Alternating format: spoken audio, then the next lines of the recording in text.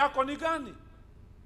Because you see, God does not look at your mouth when you pray. Mungu hatazami kinywa chako wakati unaomba. God is a heart reader. Mungu anasoma moyo. You can pray Unaweza omba for so many hours, kwa masaa mengi, but the motive lakini nia is wrong.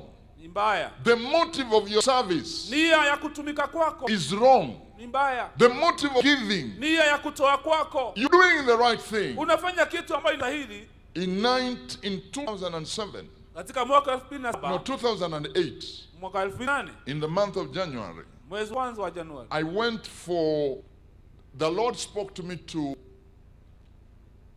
actually, every January we begin the year with 40 days of prayer and fasting. Kila mwezi wa kwanza wa Januari tunaanza kwa kufunga saumu siku 40. So, I entered into 40 days. Kaingia katika siku 40.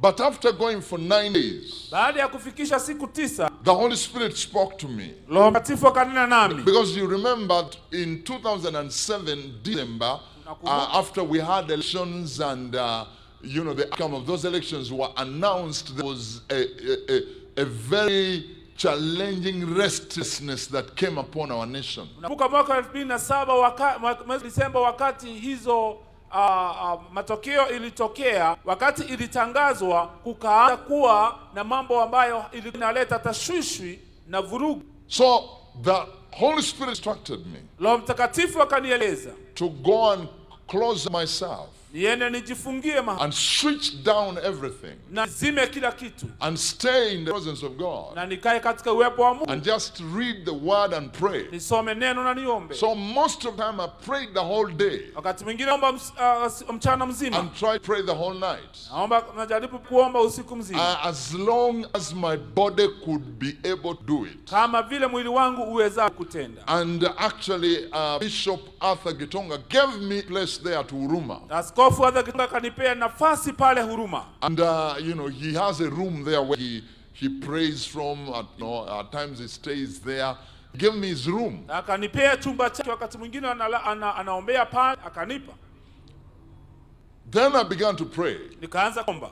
And the Lord began to rebuke me. Bwana akaanza kunikemea. And the Lord spoke to me and he told me that many things that you're doing, Akaanza kuniambia vitu nyingi ambazo unafanya, they are good things. ni mambo mazuri ndio. But the motive is not a right motive. Lakini hiyo nia ambayo uko nayo haifai. I remember I used to make a magazine. Nilikuwa ninatengeneza hizo magazine. A monthly magazine. Ambazo ni za kila mwezi. To just update some of my friends about what we are doing. Kueleza baadhi ya marafiki zangu ambacho tunafanya. And of course we would take photos and tell them the evangelism we are doing, the prayers we are doing and that kind of thing. Tunachukua picha, tunawaambia ile uinjilizi tunafanya, mikutano ambayo inakuja na vitu kama. And the Lord told me, Bwana akaniambia, to stop printing that magazine. Niachane na kutesha hizo magazine. He told me the motto of that magazine is to get money. Niambia kwamba nia ya hizo vitabu ambao unatoa ni kwa sababu ya kupata pesa. You are not just telling people about what I'm doing through your life. Your motive is to get people to give you money.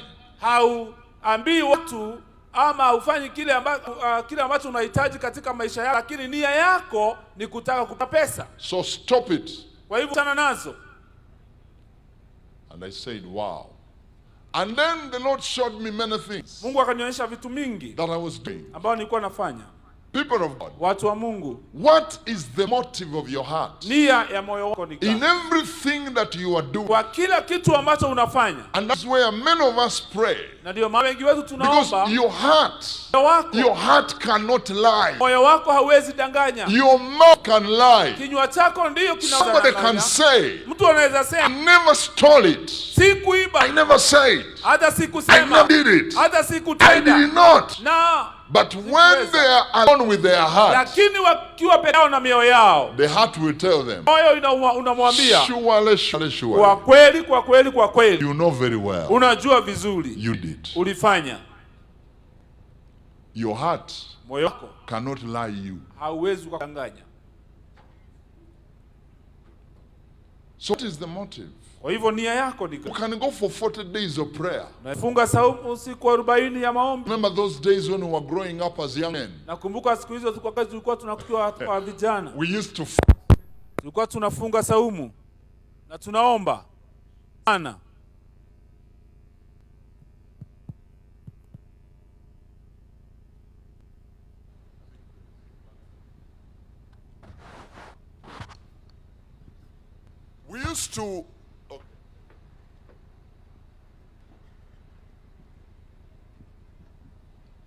We used to pray and fast. Tunaomba na kufunga saumu.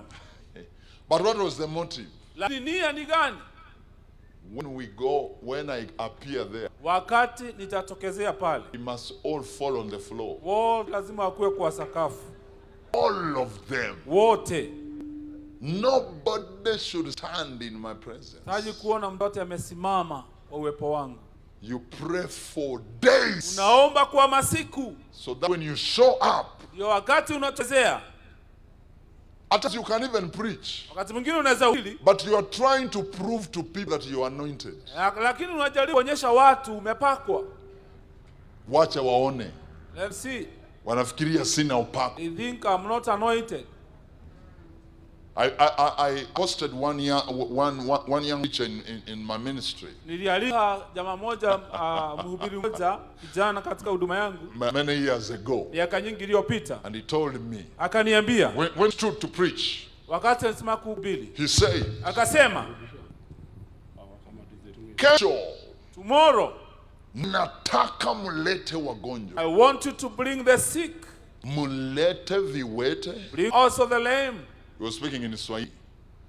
Mulete viziwi, mulete vipofu. Even the bride. Mimi ni mtume. I'm an apostle. Siombe hizi mambo kidogo kidogo. I don't for this mambo za headache, tumbo inaniuma, mgongo inaniuma.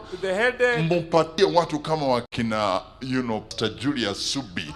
Mimi muniletee zile mambo. For me, I want big issues. I don't deal with these small demons. I said, what? Nasema hii nini? And the next day, siku iliyofuata, they put those people. Wakaleta hawa watu. And nothing happened. Hakuna kitu ilitendeka.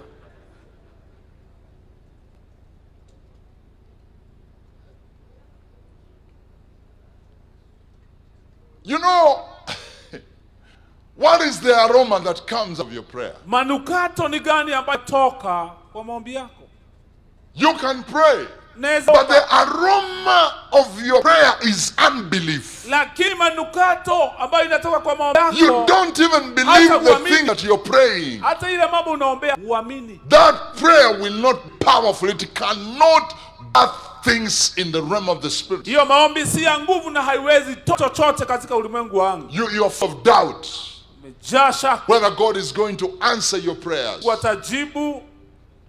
So when God smells that prayer, wakati Mungu ananusa yale maombi, actually those are the kind of prayers hayo ni yale maombi that never move from the dimension of smoke ambayo hitoki katika kile kiwango cha to becoming a fire. Ndio ikuwe moto. Because when you begin to pray, wakati unaanza kuomba, your prayers, because you are an altar, maombi yako kwa sababu wewe ni madhabahu, they begin as a smoke. Inaanza kama moto. They begin as a smoke. Inaanza kama moshi. When you light the fire, wakati unaakisha moto wa it is smoke that comes first. Ni unatoka kwanza. It is not fire. Sio moto. But as the fire continues to burn, lakini wakati unaendelea kuwaka, it translates into fire. Inageuka sasa kuwa moto wa kweli. Smoke can make you uncomfortable. Moshi inaweza kukusababisha usikuwe na rehe. But smoke never burns you. Lakini moshi haitawahi kuchoma. And there are intercessors. Na kuna waombezi wengi. Whose prayer has never transitioned to fire. Ambao maombi yao hayawahi geuka kuwa moto. I pray that in summit. Naomba katika kongamano. Because we are going deeper in the things of God. Tunaingia kilindini wa vitu za kiungu. Your prayer is going to change. Maombi yako itabadilika. Your prayer is going to become a fire. Maombi yako itageuka kuwa moto. Somebody say fire. Tuwaseme moto. Say fire. Fire. Together. Tuko pamoja. When your prayer is a smoke, Wakati maombi yako iko katika kiwango moshi, even demons can contain it. hata mapepo inaweza stahimili. What do? Unafanya nini? When the smoke comes to you, Wakati moshi unakuja, you do this. nafanya hivi. Some of you prayers at that level. Wengine maombi iko kwa hiyo kiwango. You are there praying sirikiri, sirikiri, sirikiri, sirikiri, Hapo sirikiri, sirikiri, and demons are doing this. na mapepo inafanya tu hivi.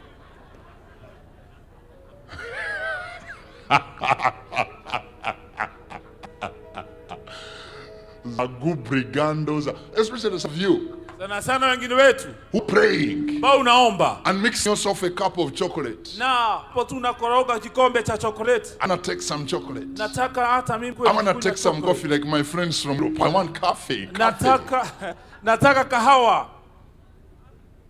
I went to one of the European countries Nilienda katika moja kule Europa. and they told me, Apostle, Kaniambia mtume, we want to pray with you overnight prayers. nataka kuomba na wewe maombi ya usiku. I said, okay, fantastic. Kasema sawa, Let us meet. wacha tukutane. And people came Watu wakaja with sleeping bags. wakiwa na mfuko ya kulalia.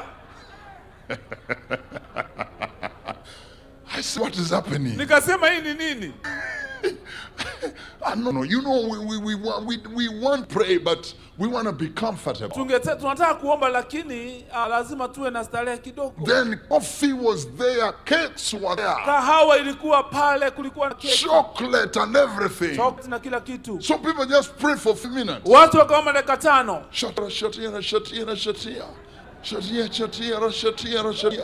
They go to the coffee station. Naenda mahali kahawa inawekwa, anakunywa. I told them, you people, Nikamwambia nyi watu, I am an African. mimi ni Mwafrika. We don't do those things. Hatufanyi hiyo mambo. Move away from the coffee. Tokeni kwa hiyo kahawa. Step on your feet. Simameni kwa miguu yenu. Now begin to pray. Azeni kuomba.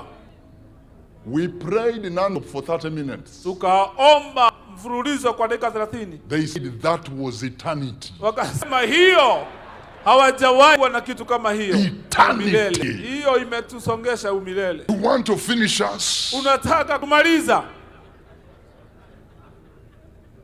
So if you are distracted, Kama umeondolewa. my goodness, and you know some of you, Na wengi wetu you have a covenant with phone. uko na agano na simu yako. Lift your phone. Inua simu yako. Say, Father, in the name of Jesus, Baba, kwa jina la Yesu, I break this covenant navunja hii maagano with my phone. na simu yangu. In the name of Jesus. Jina la Yesu.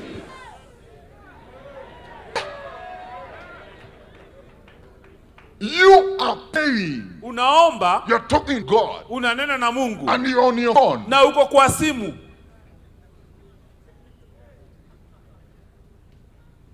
Vanangi.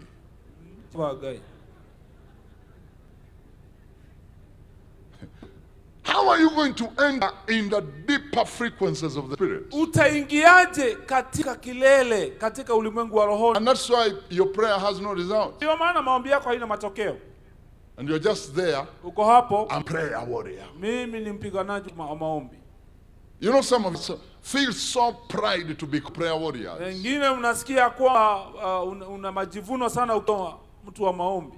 I don't want to be known as a man of prayer. Sitaji kujulikana kama mtu wa maombi. I want to be known as a man of power. Nataka kujulikana kama mtu wa nguvu. Your prayer must produce fruit. Maombi yako lazima itoe mazao. Are we together? Kwa pamoja. Okay. Sawa sawa. Point number 2. Tokezo la pili. The magnitude of the prayer. Ukubwa wa maombi yako. The magnitude of the prayer. Urefu wa maombi yako. Different problems require different magnitudes of prayer. Shida tofauti zinategemea ama zinataka maombi ya kitofauti ambayo ni kubwa. 2 Kings chapter 4 verse 31. Wafalme pili.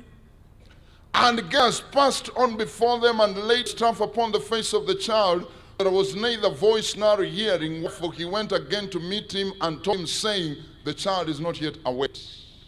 Na Gehazi akangulia No, don't interpret. I'll just share. You see, not all situations are the same. Si hali zote ambazo zinafanana. Different situations Hali tofauti require different magnitudes. inategemea ukubwa tofauti. In this story, katika historia hii, it's a whole teaching. Ni mafundisho kamili. I've written a book about this. Nimeandika kitabu kupitia hii. This Shunammite man, huyu mama Mshunemi, had a son, alikuwa amepoteza mwana, and she went to Elisha to ask him to come and resurrect the boy. Muuliza aweze kufufua huyu kijana. But when Elisha came, wakati Elisha alikuja, Elisha sent Gehazi, Elisha akatuma Gehazi, go and resurrect the child. ende afufue yule mtoto. Using a what? Using a rod. Akitumia fimbo. Using a rod. Akitumia fimbo. Now a rod, fimbo, that rod fimbo was powerful. Ilikuwa nguvu. But Gehazi brought the rod. Gehazi alileta ile fimbo, put it on the child, na akaiwelea kwa yule mtoto, and the child could not awake. Na huyo mtoto hangeamka. Why? Kwa nini? That rod, hiyo fimbo, had power. Kwa na nguvu. God must have seen Elisha perform some miracles using the rod. Gehazi labda alikuwa anaona Elisha akifanya miujiza kupitia hiyo fimbo. Because when he was told to take the rod, wakati aliambiwa aende na hiyo fimbo, he never questioned. Hakuuliza wali. You see, where did he get the thing of the rod? Na alipataje hii maneno ya fimbo? He got it from the fathers. Alitoa kutoka kwa mababa. You know, Jacob had rod. Pia Yakobo alikuwa na fimbo. It is the one that he went with. Ndiye nayo. To Laban's home. Katika nyumba ya Labani. Moses had a rod.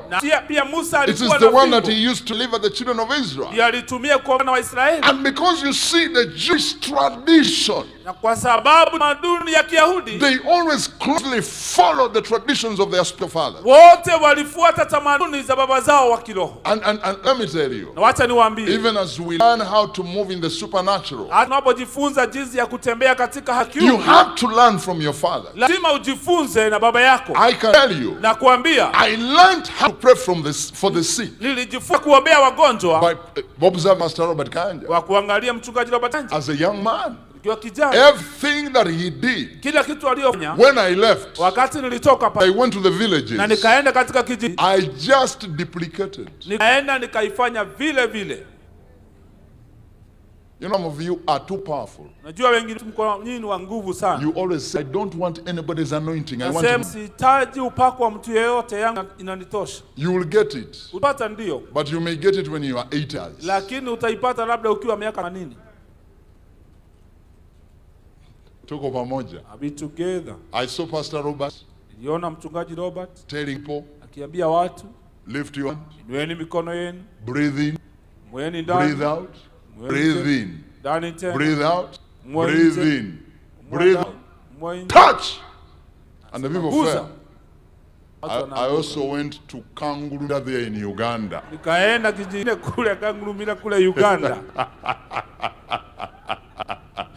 And I told the people, kaambia watu, now, sasa, lift your hands. Inueni mikono yenu. Breathe in. Mweni ndani. Breathe out. Nje. But even in my heart, lakini hata kwa moyo wangu, I'm wondering whether anything is going to happen. Ninashangaa kitu kitatendeka hapa. Breathe in. Mweni tena. Breathe out. Touch. One person fell down. I said, that's a good beginning. Nikasema hiyo ni mwanzo mzuri.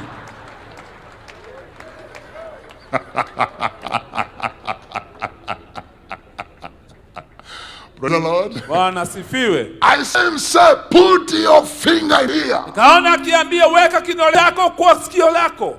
I said, okay. Nikasema ni sawa. Let me go and do it. Wacha hata mimi nijaribu. I did it about 7 times. I saw nothing. Nikafanya kama mara 7, hakuna kitu niliona. No ear open. Hakuna masikio ilifunguka. Then I began to investigate. Nikaanza Because I just thought kwa sababu nikilia it is a matter of preaching. ni kuhubiri. You know those days, we used to pick everything he has preached. Unajua siku hizo ulikuwa unaiga chukua kila kitu ambayo imehubiriwa. We were so fish that even the testimonies. Tulikuwa jinga hata ile ushuhuda alitoa.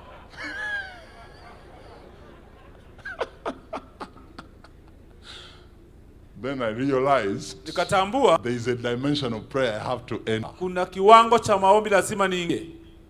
I did it about 7 times. Nifanya hivyo kama mara 7. It was the 8th time Ni mara ya 8 that I first saw a deaf ear open. baba niliona kiziwi So the thing is this. Jambo ni hili. This Lord Hii fimbo was powerful. ilikuwa na nguvu. It had done some miracles. Ilikuwa imefanya miujiza, But lakini this was a total different problem. hii ilikuwa ni shida ambayo ni ya kitofauti.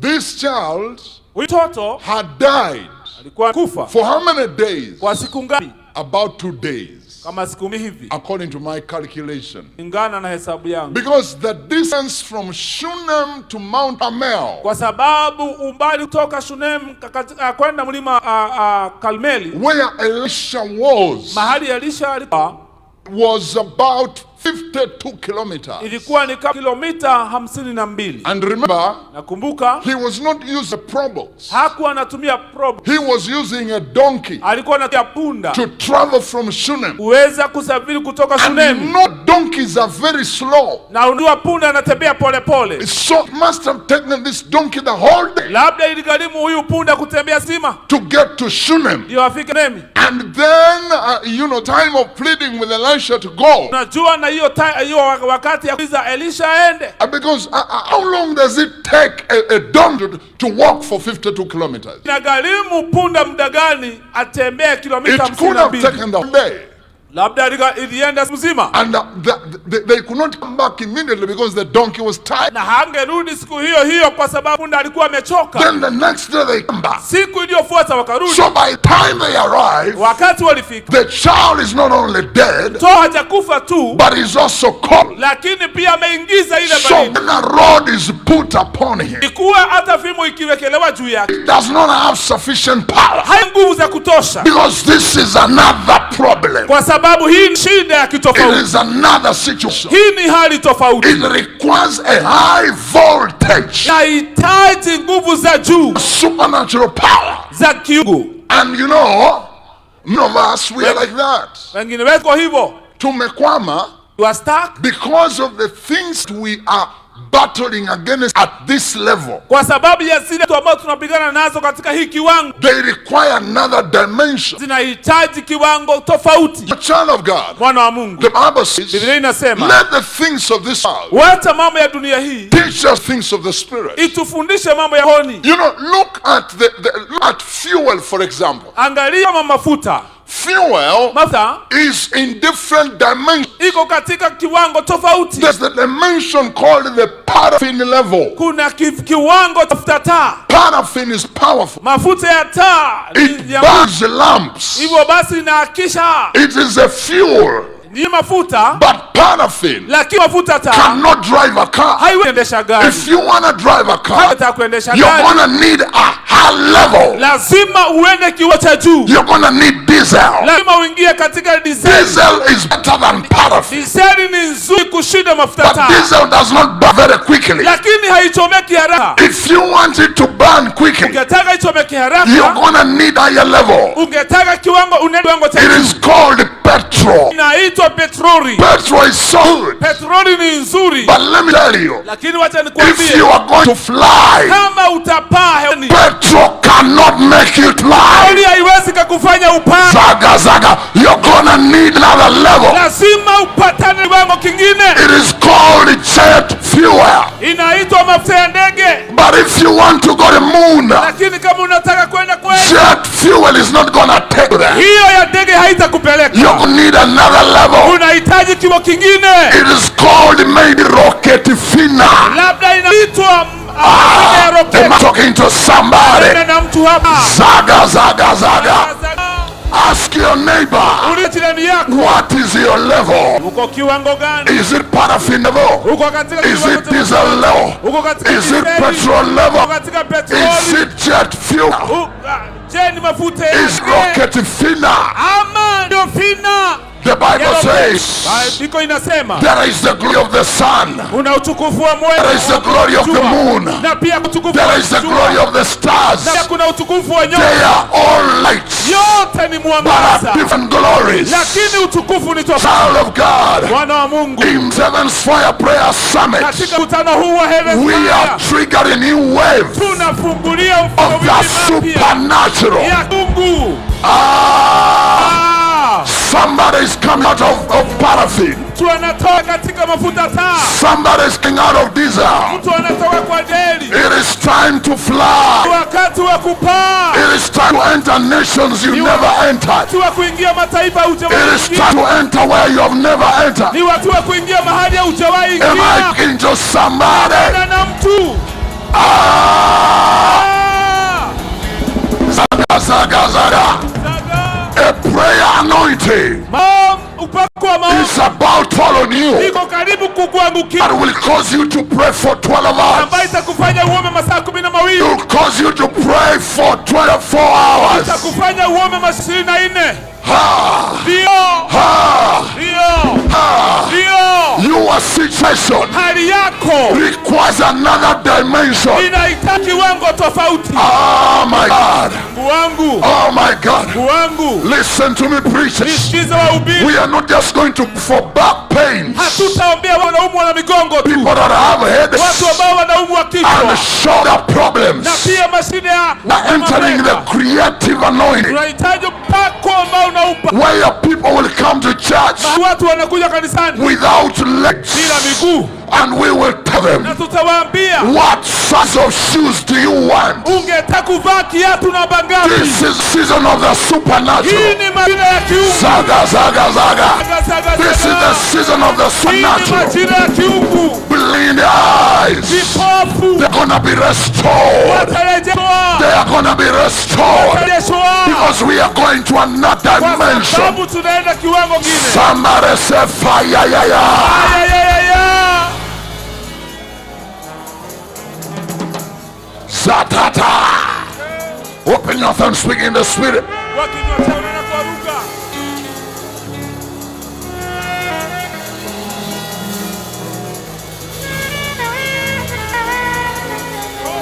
Barosata.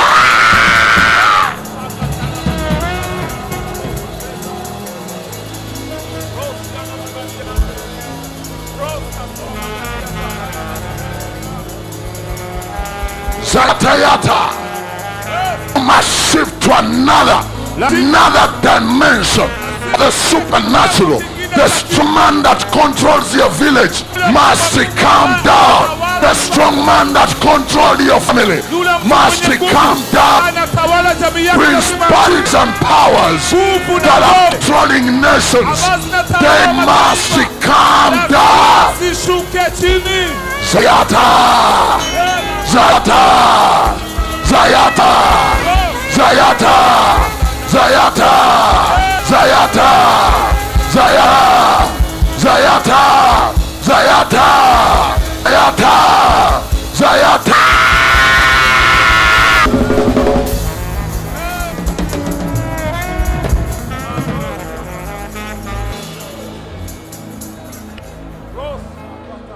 We are increasing the firepower. Tunaongeza moto na We are increasing the firepower. tunaongeza moto na nguvu In this summit, katika you mkutano. are living with the same firepower you came with. Hautatoka na ule moto ulikuja. I prophesy and declare to you, the level of your firepower is rising. Kiwango cha moto wako wa maombi Is rising. inainuka.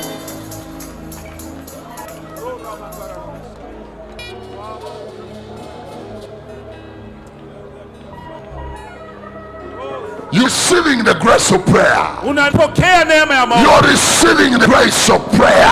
Unapokea neema ya maombi. You're receiving the grace of intercession. Unapokea neema ya maombi. It is coming upon your life. Inakuja juu ya maisha yako. My God, You're gonna be an atmosphere changer. utakuwa unabadilisha Gonna enter atmospheres and change them. utaingia mahali na unapabadilika. Makes his angel spirits and his servants flames of fire. Anafanya malaika roho na pia watumishi wake miali ya moto. Masia tula kaniata barosata zamania tulai baronda latai basia tatata baroseketeketa bania gadigadiga rosatai my zaman zananola barosataela patula mania tuzai barete keteketai bamatoza tulakaza barosata.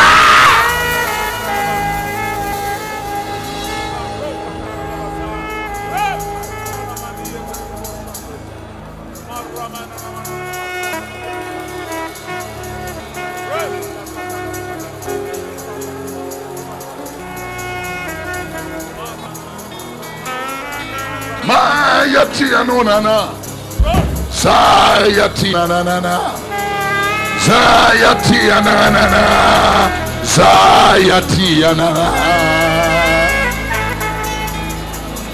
Zayati ya na na na Zayati ya na na na Zayati ya na na na Zayati ya na na na.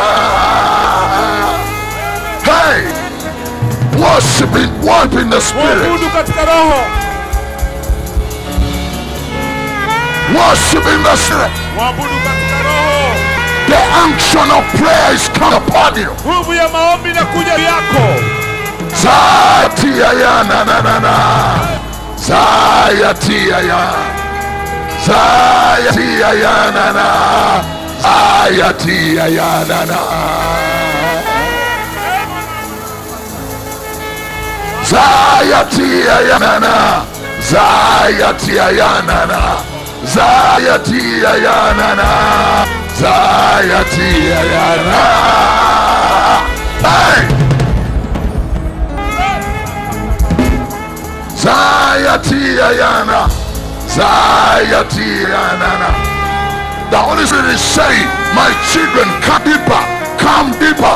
There is an invitation. Come deeper.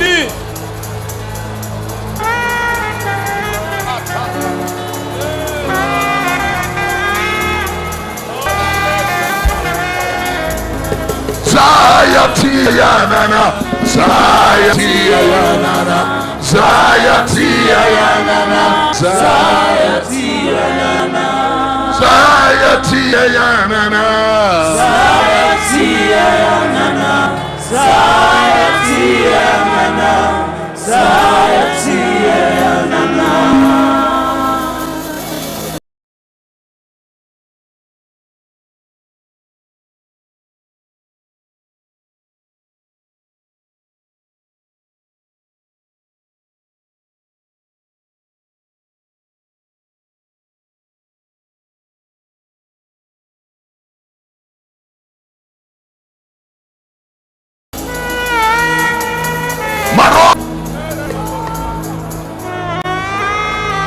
Zayatai, Barosatai, Bayataya, Bareteli, Barosatai, Bayataya, Barosata.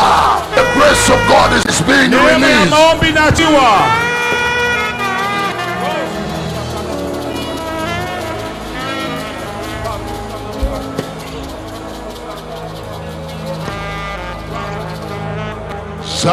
Zareteli,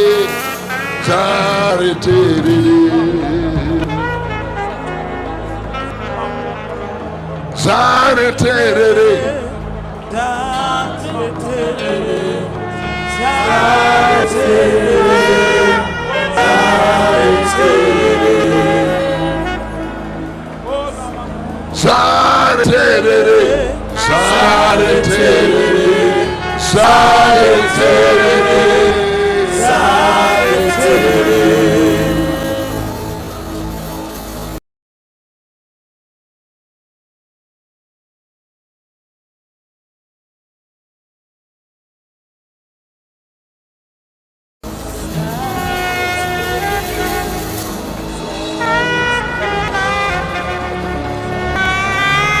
Zaterere.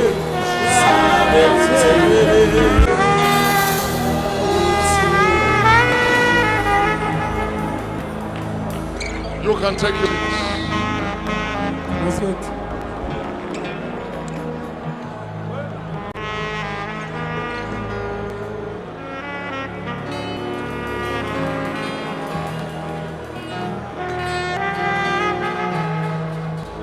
Amen. Amina. Amen. Amina. It seems people cannot stop being. Kama watu hawezi koma. There's something that is firing up people. Kuna kitu ambacho koroga watu. It is the Holy Ghost. Roho Mtakatifu. It is the Holy Ghost. Roho Mtakatifu.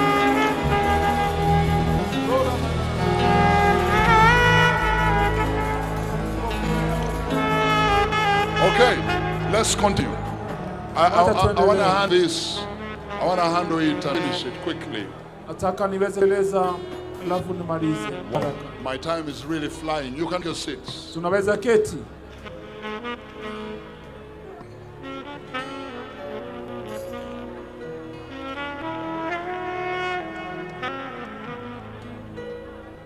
So, I'm telling you what's coming upon your life. Some of you, you're going to go back and pray for 12 hours in answer. Nawaambia kile kinakuja maishani mwako mengi, utaenda uombe masaa 12 bila kukoma. Are we together? Tuko pamoja. Listen, Sikiza. I want to mention this very quickly because that is you need to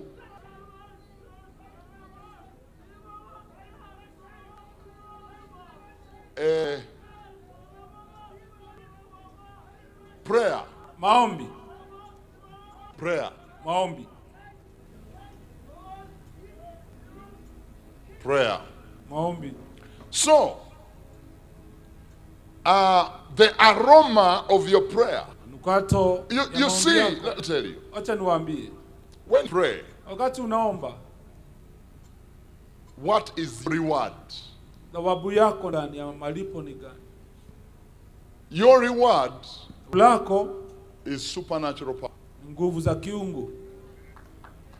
I'm telling you. Naambia, God will not give cars. Mungu hata kupea magari. You will not see houses come from heaven. Hautaona manyumba zikishuka kutoka mbinguni. And let me say this to the preacher. Wacha niambie hii kwa wahubiri. When you seek God, Wakati unatafuta Mungu, what is the reward of a preacher? basi thawabu ya mhubiri ni gani? What is your reward? Unalipwa na nini? Mpo yako ni yapi? Your reward Thawabu lako is not the houses. sio manyumba, It's not the money sio pesa and the cars na magari that you've been given. ambao unapewa. Your reward Thawabu lako are the miracles ni miujiza that God does in the people ambao Mungu anafanyia watu that you encounter, ambao unakutana na wao, in the people that come to your ministry, kwa wale watu ambao wanakuja katika the huduma people yako, that minister to. watu ambao unahudia. That is why you see a preacher, Maana unaona mhubiri when he prays for somebody, wakati anaombea mtu they are sick mgonjwa and they get healed. na pona, It is like the preacher is the one who has gotten healed. ni kama ni mhubiri yeye ndiye amepona zaidi ya wao. Isn't it? Si ni kweli? They will testify about, Watashuhudia oh my kuhusu God, wangu and this God healed. na huyu dada akapona. The things that God does through your ministry is the word. Yale mambo Mungu anakufanyia katika huduma yako, hiyo ndio malipo. The people that you encounter, Wale watu ambao unapatana nao and God uses you to transform, na Mungu anakutumia kuwageuza, is your reward. hiyo ndio thawabu lako. Now, Sasa God cannot touch people Mungu hawezi kuguza tu through you. kupitia wewe They don't bless you. na wakose kukubali.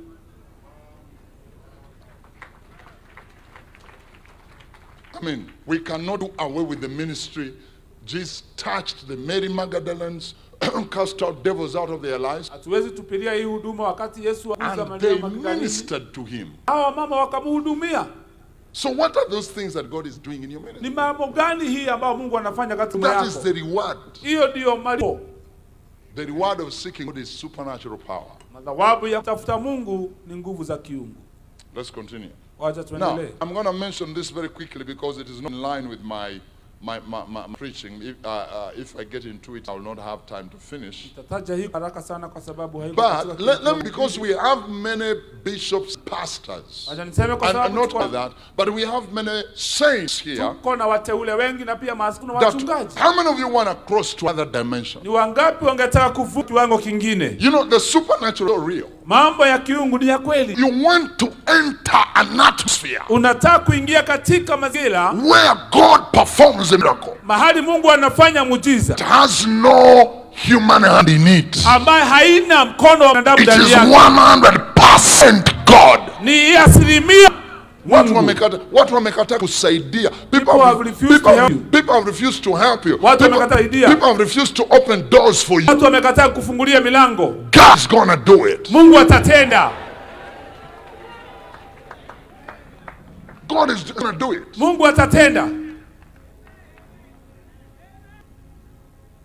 You can be there saying people can't help me. People are not helping me. People are not helping me. I am failing. Little child of God.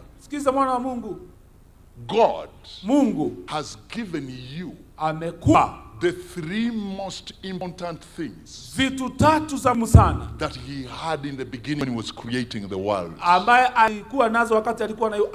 What did he have? He had word. The word was Jesus. He has given you Jesus Christ. What did he have? He had the Holy Ghost. The scripture says there was disorder, there was a void, and the Spirit of the Lord were moving upon the face of the waters. What did God have? He had faith. He spoke by faith. And the things that were created were created by faith. And the Bible says to each one of us, we have given a measure of faith. How can you fail with the three things that God in the beginning, where there was chaos? With those three things, God made everything. My dear, with those three, you can also make everything.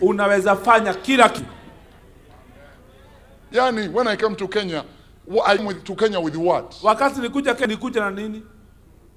I'm with the two suits. They were borrowed.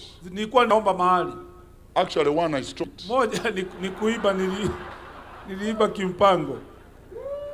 Because it belonged to my cousin. It's his suit for graduation. When he graduated, he was given a gift as a suit. And their coat belonged to a Muslim friend of mine.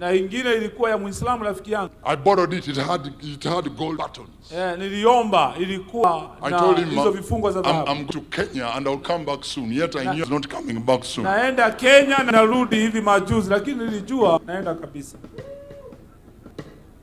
And I had a red Bible. And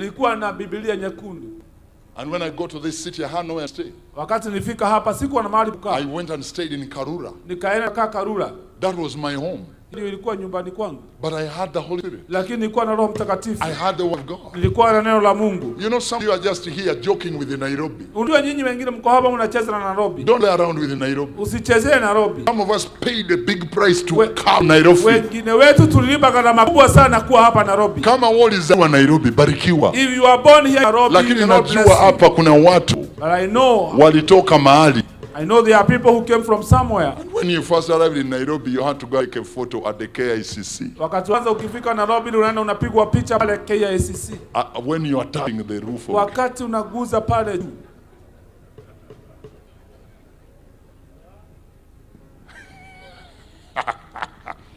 Tell your neighbor zaga zaga. Now listen, I'm just mentioning this. This will change your life. This will change your life. I have written about 5 prayer atmospheres. Nimeandika mazingara 5 ya maombi. Buy my book. Nunua kitabu hicho. If you don't want to read the rest, just go and read about the atmosphere. Kama hutaji kusoma zingine, soma hizo. I've written about the atmosphere of prayerlessness. Sema ngala hiyo ya kutoomba. What happens when you don't pray? Inatendeka nini wakati huombi? And all those things I've tried them. Na zote nimejaribu. One time I decided I'm not going to pray. Siku moja nikaamua sitaomba. I will not bless the food. Nitabariki ile maombi chakula. And let me see what will happen. Na wanione nini kitatendeka. Jesus Christ. Yesu Kristo. Even the limping demons. Hata ile mapepo inachechemea. They were king me left, right and center. Zilikuwa zinanipiga kulia kushoto. You know there are those demons you don't even need to cast out. You just need to open your eyes. They run away. Yale mapepo ambayo hata kuongea unafungua tu macho yako inapotea. I break the spirit of prayerlessness. Now vunja roho ya kutoomba. I break prayerlessness. Vunja roho ya kutoomba out of life. Kutoka kwa maisha yako. And out of nation. Na kutoka kwa taifa lako. I break prayerlessness. Na vunja kutoomba. Then the second atmosphere, the 1 hour prayer atmosphere. Ile unaomba lisali moja. That is for people that want to survive temptations. Hiyo ni ya wale watu ambao wanataka kupita majaribu.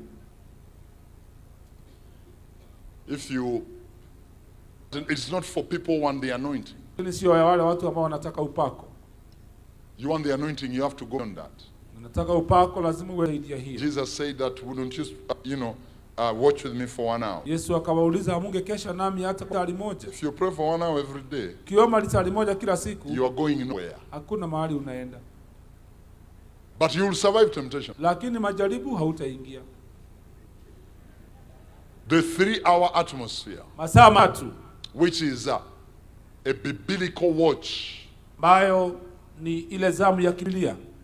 Because when Jesus was talking about watches, he spoke about 3 hours. 3 hours. Wakati Yesu alikuwa ananena kuhusu zamu, alikuwa ananena masaa matatu. The morning watch. Asubuhi. The noon watch. Saa sita. The evening watch. Jioni. The midnight watch. Ya usiku manane. They used to change people that were watching over the walls. Walikuwa wanabadilisha watu ambao walikuwa wanaweza kesha katika kuangalia zile kuta. After every 3 hours. Baada ya masaa matatu. In the Old Testament it was after 4 hours. Agano la Kale ilikuwa ni baada ya masaa 4. Why? Kwa nini?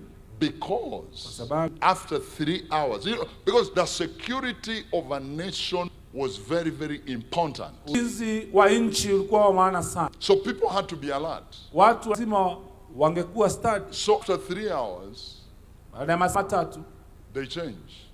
Wanawabadilisha. So the 3-hour watch, kwa hivyo ile zamu ya masaa matatu, helps you to watch in the realm of the spirit. Inakusaidia kukuwa mwangalifu katika ulimwengu wa roho. You can enter some dimension of prophetic ministry. Unaingia katika kiwango cha huduma ya kinabii. There is the 5-hour watch. Ile ya masaa matano. I mean, also, when you read the word of God, you pray for 3 hours every day. Wakati una neno la Mungu na unaomba masaa matatu kila siku, you're going to have much revelation or not. Utapata ufunuo na maarifa. The word of God, you get revelations. Utapata ufunuo. And when you pray for people, some demons will leave. Tunaombea watu, mapepo zingine zitatoka. The 5-hour watch, prayer atmosphere. Na ambalo ni masaa matano. It seems that Paul prayed for 5 hours and more. Naonekana Paulo alikuwa anaomba masaa matano na zaidi. Paul said, Paulo akasema, I thank God. Nashukuru Mungu. I speak in tongues. Nanena kwa dimi. More than all of you. Zaidi ya enyi wote. I thank God. Nashukuru Mungu. I speak in tongues. Nanena kwa dimi. More than all of you. Zaidi ya enyi wote. Now, my friend, rafiki zangu, the church in Corinth kanisa la Wakorintho was a church of prayer. Ilikuwa ni kanisa la maombi. How do I know? Najua vipi? Because there is no church. Hakuna kanisa in New Testament katika agano that was jipya so hungry ambayo ilikuwa na njaa for supernatural kwa mambo ya kiungu like the church in Corinth. Kama kanisa wa Korintho.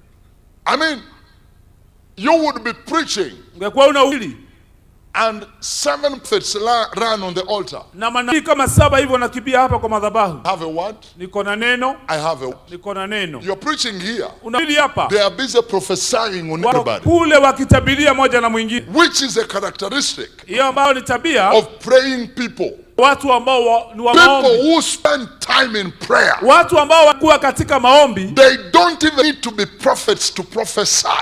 Wahitaji hata manabii waweze tabiri. Because prayer brings them in the realm of the spirit. Kwa sababu maombi inawaelekeza katika ulimwengu honi. The church in Corinth was a praying church. Kanisa la Wakorintho lilikuwa kanisa la maombi. But Paul tells. Lakini Paulo anawaambia. Now, the church in the New Testament. Kanisa la Agano Jipya. Was used to the 3-hour prayer level. Ilikuwa imezoea kiwango cha masaa 3. That was nothing them. Hiyo haikuwa kitu kwa. Could not have been praying for 4 hours. Wangeenda pia waombe masaa 4. By them he says, I thank God I speak in tongues. Wakati Paulo anafika hiyo kiwango anashukuru Mungu na nena kwa lugha. He should have done a minimum of 5 hours. Lazima kuwa kiwango cha masaa 5. I have tested.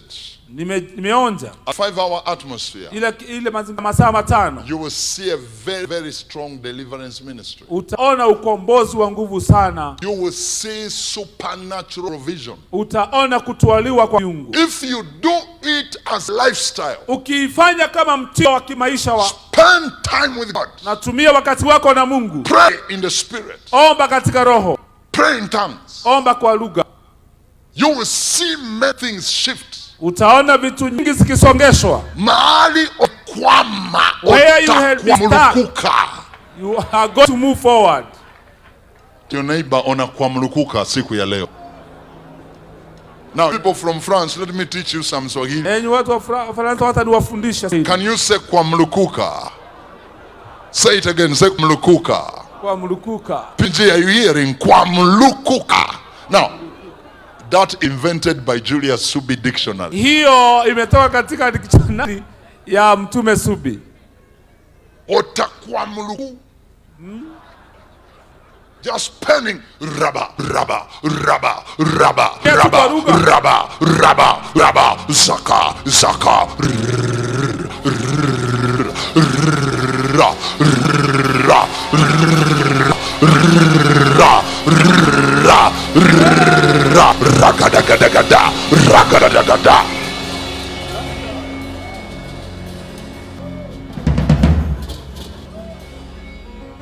You finished 1 hour. Unamaliza lisali You moja. enter the 2nd hour. Unaingia lisala pili. Batula bakatos gadondai. Amate katola paralabata.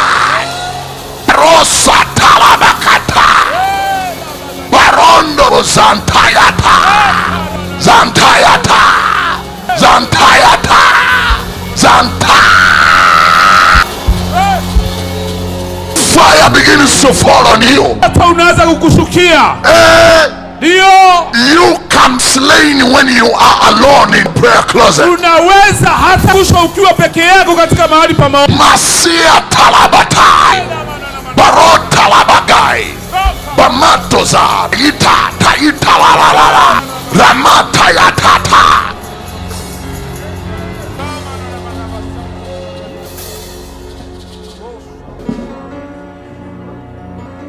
You can shift the atmosphere. Unaweza songesha mazingira yako. You can shift things. Unaweza songesha mambo. You cannot be stuck. Hauwezi kuama. Apostle William, you're welcome. Tume William umekaribishwa. With your wife. Na mke wako. Are we together? Tuko pamoja. Child of God. Mwana wa Mungu. You can trigger something supernatural. Unaweza chochea kitu cha kiungu. My wife is here. Mke wangu wako. She was working Alikuwa anafanya kazi. in Kenyatta Hospital. Alikuwa anafanya kazi Kenyatta. We had married. Tulikuwa tumeoana. I was also working for God. Hata mimi nilikuwa nafanya Mungu kazi. But I was on probation. Lakini bado sikuwa nimefika I was kulipwa. not being paid. Sikuwa nilipwa. My wife left me every morning in the house. Mke wangu niacha asubuhi kila siku. She would work. Anaenda kazini. And you know there is nothing that grieved in my spirit. Unajua hakuna tu ambayo ili muiza moyo wangu. Like my wife giving me money. Kama mke wangu kila wakati kunipea pesa. And you know she was earning a lot. Na unajua hakuwa anapata nyingi. She was earning little money. Alikuwa anapata And you pesa know my kidogo. wife is a woman of budgets. Na unajua mke wangu ni mama wa kuhakikisha kila kiko katika bajeti. One day Siku moja I wanted to eat with bananas. nilikuwa nataka kukula sweet bananas. The bananas were looking beautiful. Na hizo mandizi zilikuwa inakaa vizuri. You know we love bananas so much. Unajua tunapenda ndizi sana. I told my wife, Nikamwambia mke wangu, please, tafadhali, let's buy this a cluster of bananas. wacha tununue hii kifurushi cha She mandizi. said, how much is it? Kasema ni ngapi? 50 shillings. 50. No. Anasema hapana. No. Hiyo pana. We are giving 30 shillings. Tunakupea 30. The man refused. Jamaa akakataa. My saliva for bananas is already forming. Mate yangu ikingojea mandizi iko tayari.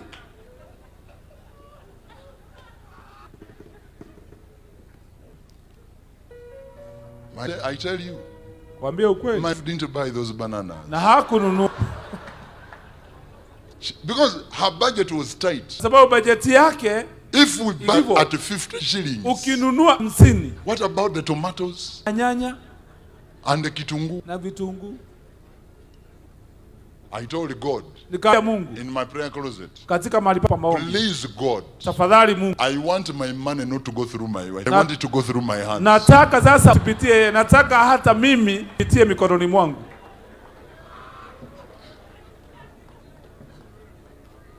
Let me tell you. Lakini wacha niwaambie.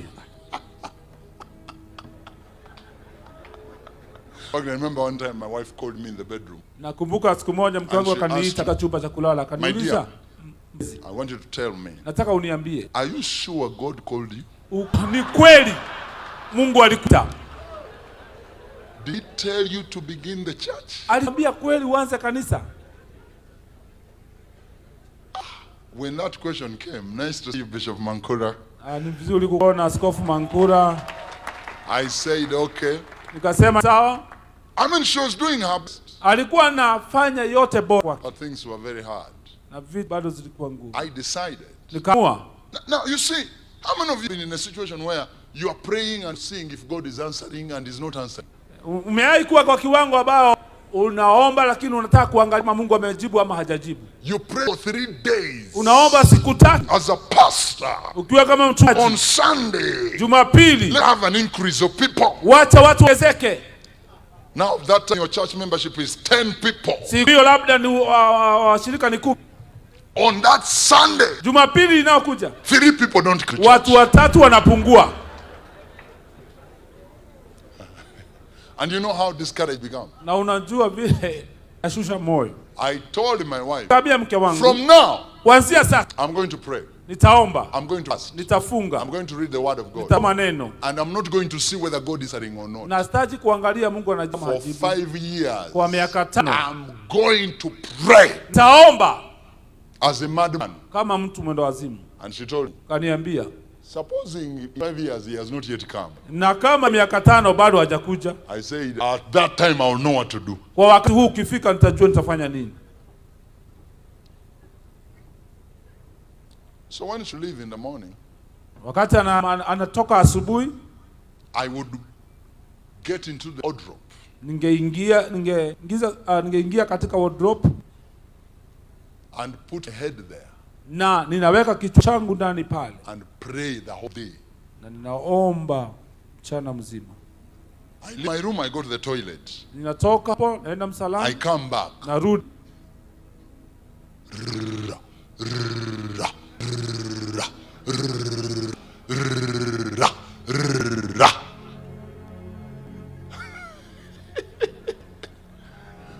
But it never took long. lakini wacha haikuenda muda mrefu, Then God came through. Mungu akakuja. God came through. Mungu akakuja. There is the 8-hour atmosphere. Kuna sasa mazingara ya masaa 8. When you pray for 8 hours every day, Wakati unaomba masaa 8 kila siku, my goodness me, wangu, that is a river. hii mto. You see, Catherine Kuhlman used to pray for 8 hours. alikuwa na masaa 8. Morris Suro I heard him speak one of the tapes. Nilisikia kinena kutoka kwa kanda ingine. He used to pray for 8 hours in tongues. Vile alikuwa naomba masaa 4 moja kwa moja kinena lugha. A man of God in Uganda called Apostle Deo Balabekubo, he went to be Lord. Tumishi wa Mungu wa Uganda ambaye anaitwa Deo.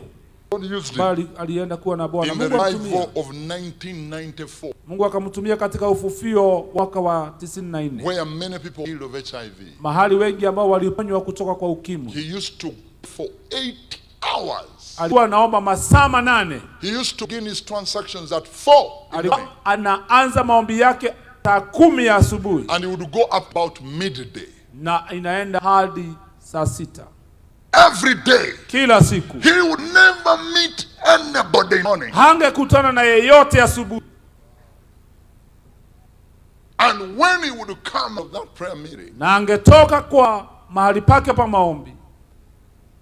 And come to the crusade. Na anakuja katika mkutano wa hadhara. The opening prayer. Maombi ya kufungua. For the crusade. Ya maombi ya hadhara. Is 1 hour. Lisali moja. Opening prayer. Yeah. There was somebody reads the word and they say, now let's pray. Mtu anasoma neno na sasa anasema wacha uombe. The whole atmosphere. Zingala nzima, maeneo mazima. People of God, fire is accumulated in your spirit. Moto unaongezewa katika roho yako. How does fire enter into your spirit? Moto unaingiaje katika roho yako? It is through your mouth. Inaingia kupitia kinywa chako. That's why the Bible says when the Holy Ghost came on the day of Pentecost, wakati Roho Mtakatifu alikuja wakati wa Pentecoste, it was not their eyes which were dancing. Sio macho yao ilikuwa inacheza. It was not their ears. Sio masikio. It was their mouth. Your mouth is the greatest gate of the entrance of the fire of the Holy Spirit inside your spirit. Kinywa chako ndicho Mungu anatumia kiweze kuingiza chochote katika roho yako. But listen, lakini sikiza, God does not anoint with so much in one day. Mungu hupaki na mengi kwa siku moja. Pana. It is little by little. Ni kidogo kidogo. Little by little. Kidogo kidogo. Until it becomes a well. Hadi inakuwa kizima. And it becomes a river. Inakuwa mto.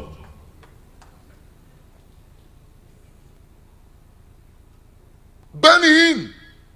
In those days when he used to have those crusades, katika hizo wakati alikuwa na hiyo mikutano yake I had him teach himself. Nilisikia yeye akifundisha. And he said for the crusade. Na akasema kabla ya kutokea kwa mkutano wa nje. For 8 hours. Kwa masaa 8. He would be in prayer. Angekuwa kwa ombi. And he would enter dimension. Angeingia katika kiwango. Where he would practically feel the Holy Ghost power in his spirit. Mahali ambapo anasikia ya kwamba Roho Mtakatifu azidisha nguvu katika roho yake. I pray for you today. Na kuombea to receive hunger. Pokea. To receive hunger. Pokea njaa. To enter in new dimensions of prayer. Ya kuingia katika kiwango kipya cha maombi. That are gonna trigger the supernatural. Ambayo itafungia mambo ya kiungu.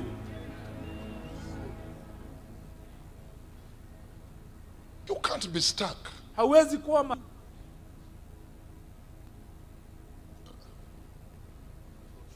What I'm telling you, kile nawaambia, I have practiced these things. Nimeifanyisha kazi. There are dimensions you enter and the voice of God is clear. Kuna kiwango unaingia na sauti Mungu inakuwa wazi kabisa kwako. How did I leave Kenya?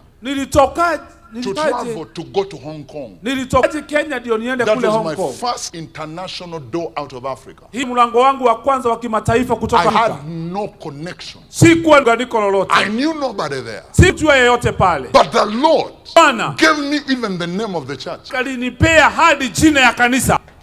And I left here. Nitoka hapa. And I got to Hong Kong. Nikafika Hong Kong. And I got to that church. Nikaenda kwa hiyo kanisa. And I preached in that church. Nahubiri. And God opened the door. Na Mungu akafungua mlango. I worked with that pastor. Nikafanya kazi na huyo mchungaji. And we established the 24/7 prayer altar. Tukaweza kuweka ile maombi saa 24 siku 7. Pastor Grace here. Stand up, Pastor Grace. Mchungaji Grace ako hapa. I went to Malaysia. Wakati nilienda Malaysia. Who did I know? Nilijua nani? There is a level. Kuna kiwango. That is totally supernatural. Ambayo ni ya kiungu. It is not the help of a man. Sio msaada wa mwanadamu. It is the hand of God. Ni mkono wa Bwana. I met her in a meeting.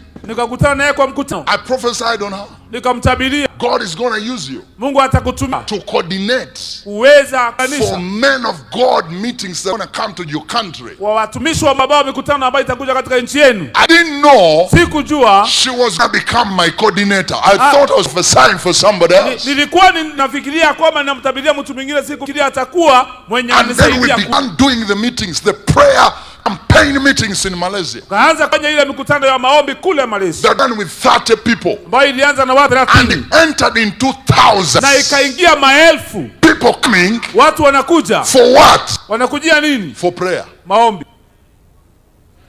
The prayer meeting used to begin at 7. Mkutano wa maombi ulikuwa unaanza saa 1. At 5 in the evening. Saa 11 jioni. People were lining up. Watu walikuwa wanapanga laini. The pastor said, "What's this?" Mchungaji akasema hii ni nini? But listen. Sikiza. He had come out of a 90-day prayer fast on liquids. Tulikuwa tumetoka kuomba siku 90 kupitia tu maji. You can trigger the supernatural. Unaweza fungulia. I pray for you, child God, na kuombea that even as you go back to your county, as you go back to your nation, unaporudi katika nchi yako, you are going with new unction of prayer. Utaenda na kiwango kipya cha maombi.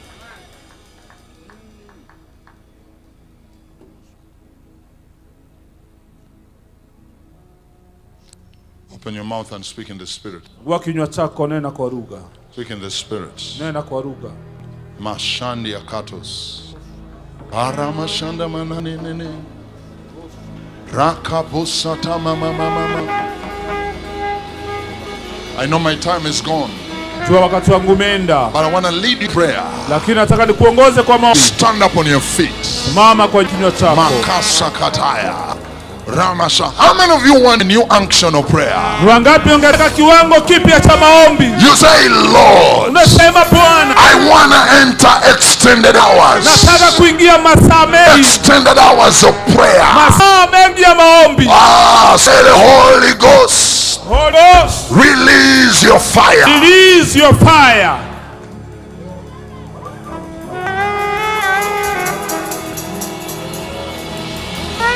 Release your fire. Achilia moto wako. Release your fire. Achilia moto. Lift your hands. Inua mikono yako. We are going to call on the fire of God 3 times. Utaita moto wa Bwana mara 3.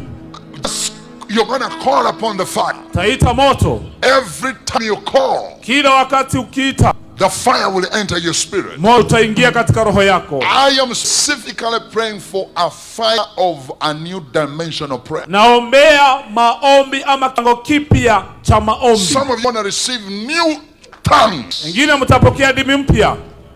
Because every time you speak in tongue, wakati wote unanena lugha mpya, it means you have shifted into another atmosphere. Inamaanisha ya kwamba umeingia katika kiwango kingine ya mazingira. You must shift where you are. Unaweza kuhamishwa kutoka mahali huko. Are we together?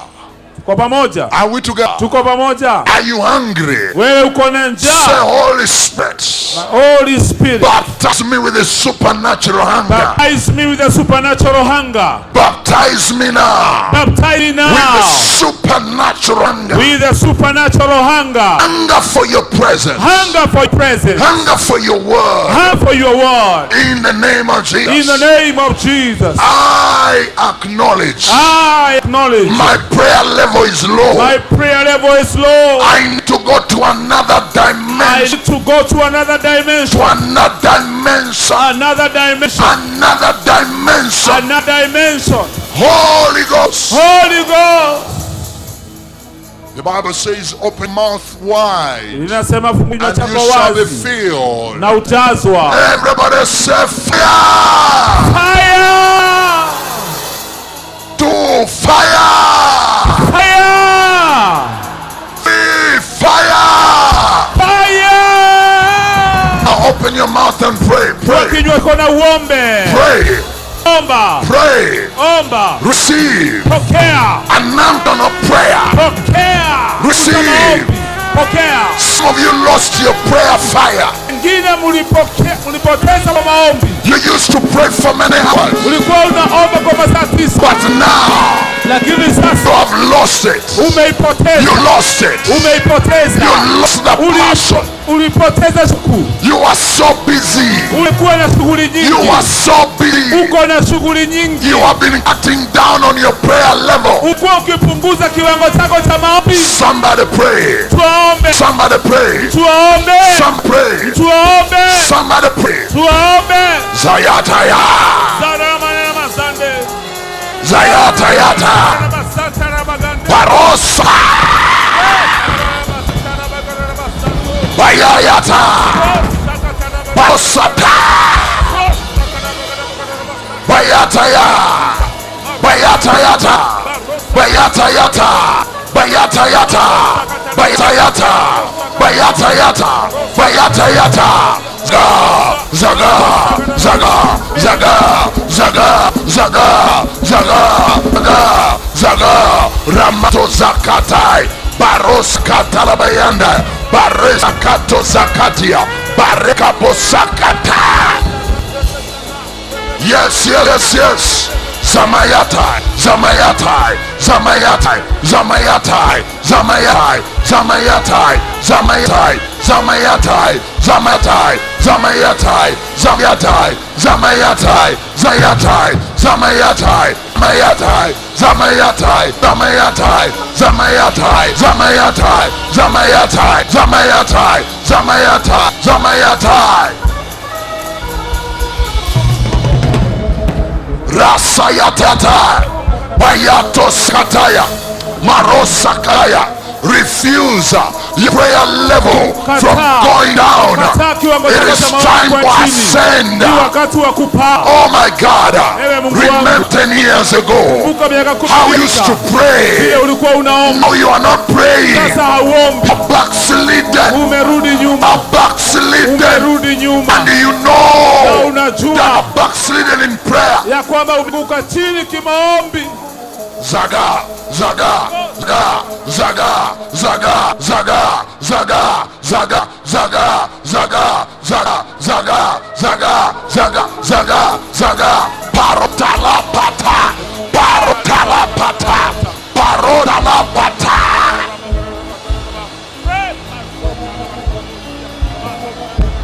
Basiatezai, Baroseketezai, Ayatayataya, Barosatai. Bandele begadia, basiatai, basiatai, basiatai, basiatai, basiatai, basiatai, basiatai.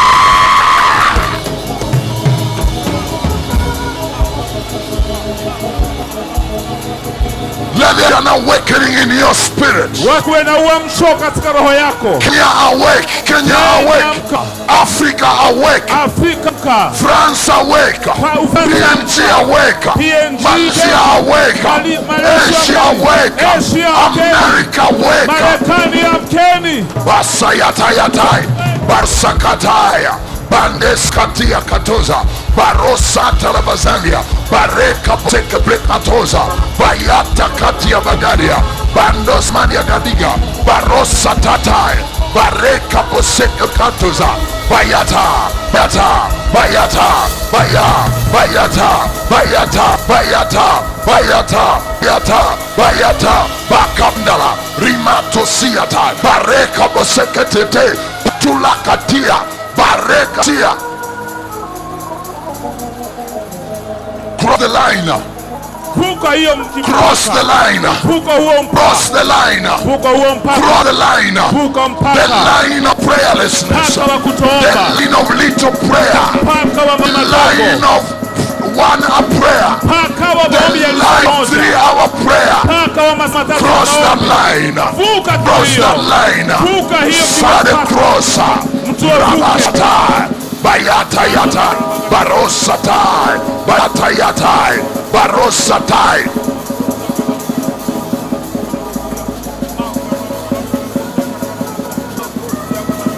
Zamani Tezai, Bakaboketitai, Parakatos Maniagadusa, Bateseteatai, Bamatos Tamayandiatai, Baroa bakato zagadi ya gadonda. Barosa kuta la bazani ya baga. Bamato sakobre to zagadai. Bareka pseke brekato zagadai.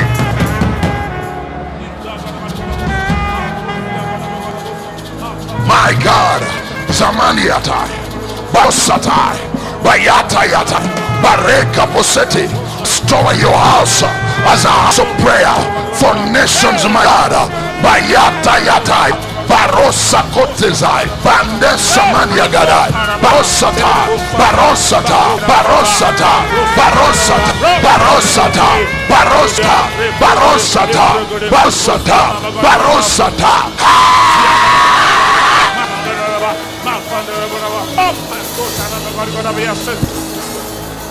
Zayatai, enter deep waters, enter the deepness of the spirit. Get out the ankle level, get out to knee level, get out of west level. Enter Eva, enter Eva. Zayata, Zayata, Zata, Zatete, Zatete, Zatete, Zatete, Zatete, Zatete, Zatete, Zatete.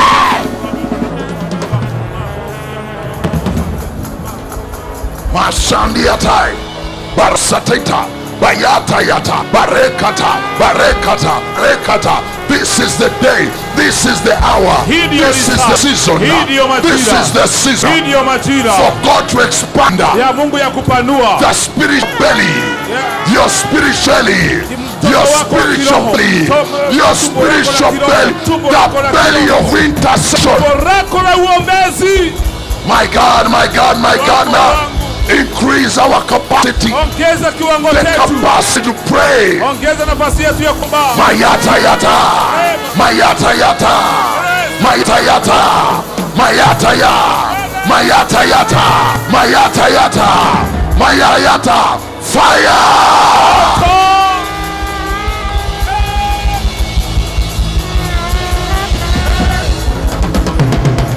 Suya tapata. Barosa tabatai, Bandesa mania katoza.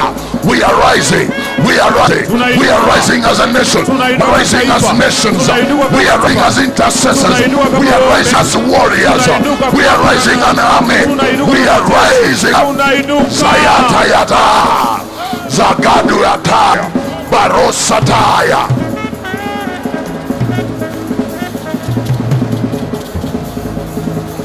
Receive a new wave, a new wave of prayer, supernatural wave of prayer. Bayayatai, you are not going back the same anointing of prayer that came with the Holy Ghost. Is releasing a new wave. Samado satayata. My God, my God, prayer in universities, prayer in primary schools, prayer in secondary schools, prayer in the matatus, prayer on the streets, prayer in the bathrooms, prayer in the restaurants, prayer everywhere, prayer in the parliament, prayer in the center, prayer in the state house, prayer everywhere, Zakabrikaza, Zayata yata yata.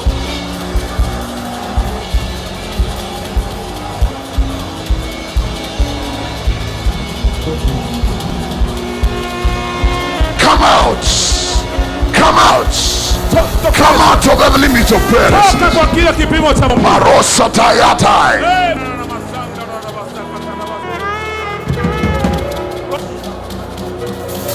Zayata yatai.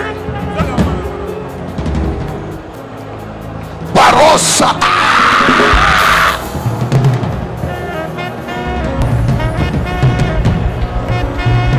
And the fire on the altar shall be kept burning. It shall be kept burning.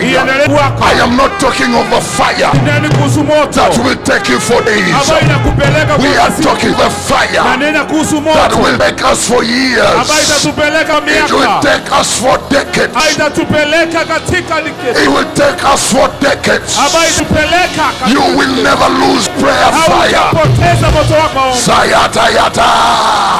Barosata, Barosata.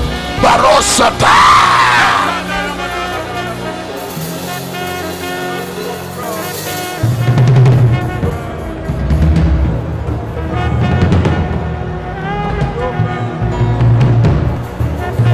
Holy Spirit, as we are praying like that, tunapoomba hivyo, I want pastors, nataka wachungaji, men of God and women of God, watumishi wa Mungu na watu wa Mungu, Masani yakata yakata. Still want a new wave of prayer, just to the front. I want to pray. I pray for the leaders. Masani abakapo zania, Ramabosekete zai, Bayat samandia kataya, Ramak prekato zamania gada, Sataya kato zamania dia, Barosa kato zania gadia, Rabato sata. You can shift. Your ministry can shift. Your life can shift. Barriers can be broken. Swords can be broken. You can enter another dimension. My God, my God, my God. Zayayataya, Baratayataya, Basatayata, Bayatayata, Barosatataya, Bayato Zagadia, Bayat Makaposataya, Barikaposekebrikatoza, Rabayata, Rabayata, Rabayata, Rabayata, Rabayata, Rayata, Rabayata, Rabayata, Rabayata. Just open your mouth, open your mouth and pray. The Holy Ghost is depositing. He's depositing the fire. Zaya, Zaya, Zaya, Zaya, Zaya, Zaya, Zaya, Zaya, Barekata, Barekata, Bareta, Barekata, Barekata, Barekata. The spirit of trumpet is coming on some of you. Bayata, Bayata, Bayata, Bayata, Bayata, Bayata, Bayata, Bayata, Bakabrekato, Bayuta, Bareke teke teke, Yato Zakatoza, Breke teke teke, Yato Zamaniata, Baosete. Bakobrekatozai, Bayatayatai, Barotai, Bandiataza, Bakabrekatoza, Bayitosagadia, Bara, Bara,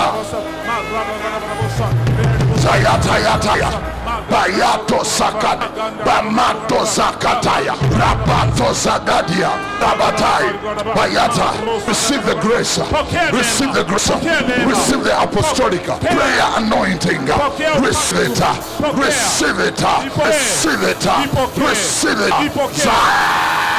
Bayata, Zabataya, Barosa Takta.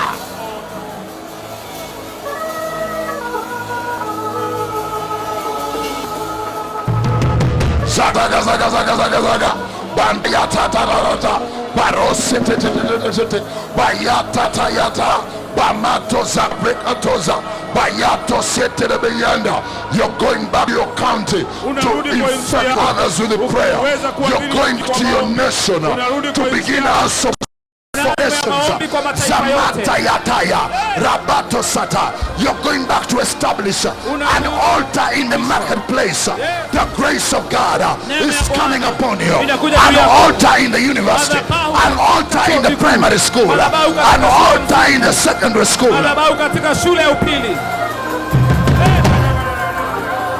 Zaga, Zaga, Zaga, Zaga, Zaga, Barota.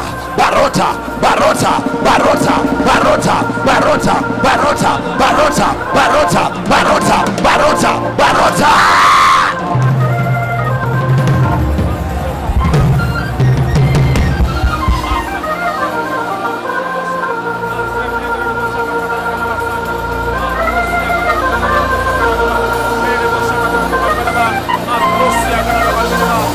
Yes, Lord.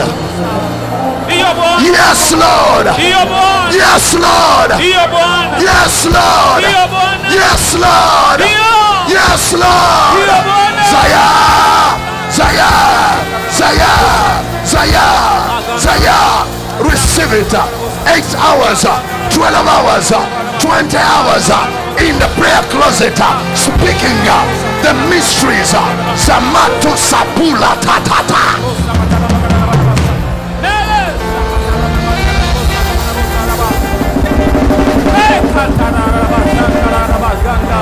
Masiatai, Paroseteza. We release on the online, everybody that is watching online, we release an impartation of the prayer anointing upon your life. Receive the fire. Where you're watching in Australia, you're watching in Britain, you're watching in Norway, you're watching in South Africa, in Botswana, in Zimbabwe, in Zambia, receive in Uganda, receive in Rwanda. Makatoza time.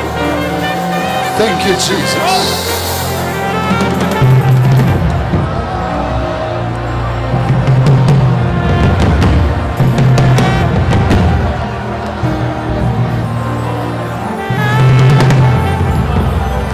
Yes, yes, yes. The fire of prayer is falling upon you. And some of you, the gifts are being activated. The gifts of miracles. The gifts of miracles. They are being activated. The gifts of prophecy to another level, to another dimension.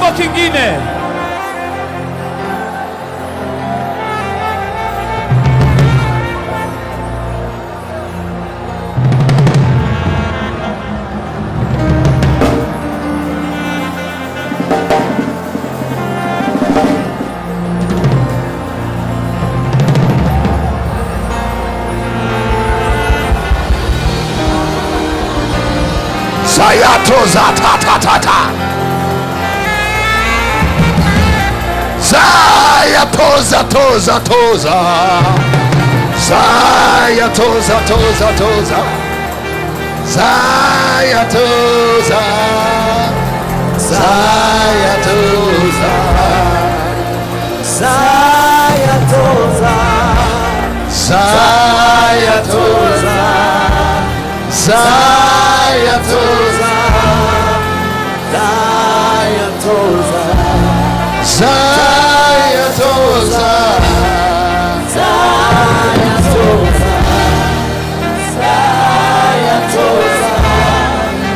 Zayatoza, Zayatoza, Zayatoza. Thank you, Jesus. Zayatoza. Zayatoza, Zayatoza, Zayatoza,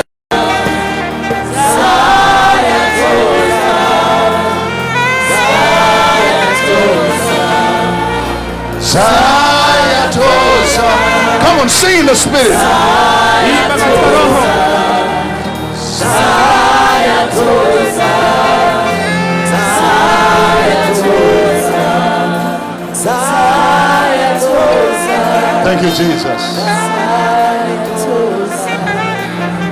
People of God, watu wa Mungu,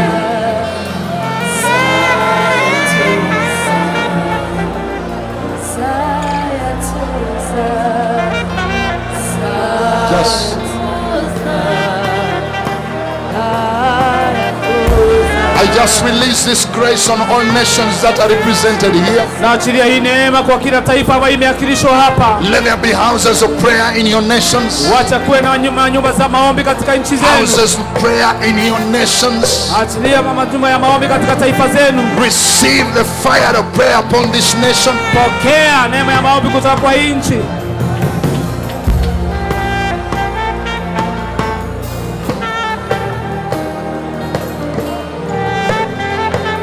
Listen, people of God.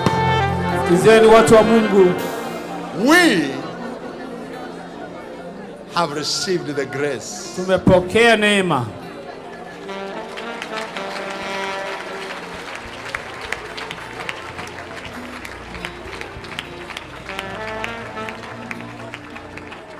We do a prayer meeting called Take the Bull by the Horn. Fanya mkutano ambao unaitwa kushika fahali kupitia pembe zake. For 8 hours or 9 hours. Mahali tunaomba masaa 8 masaa 9. There is no worship. kuna kuabudu. There is no preaching. Hakuna kuhubiri. It is just speaking in tongues. Ni kunena kwa lugha. And now the youths are doing 10 hours. Na sasa vijana wameingia kufanya masaa 10. And people pray. Na watu wanaomba. And you see atmospheres changing. Na unaona mazingira inabadilika. People get filled with the Holy Ghost when nobody is even laying hands on them. They are just praying. Tu wanajazwa na Roho hata kama hakuna mtu anawekelea mkono. Servants of God. Watumishi wa Mungu. What you have received. Kile umepokea. Go and ignite. Enda na uendelee kuyakisha. Ignite your church. Endelea kuhakisha kanisa lako. Ignite your church. Uachilie kwa kanisa lako.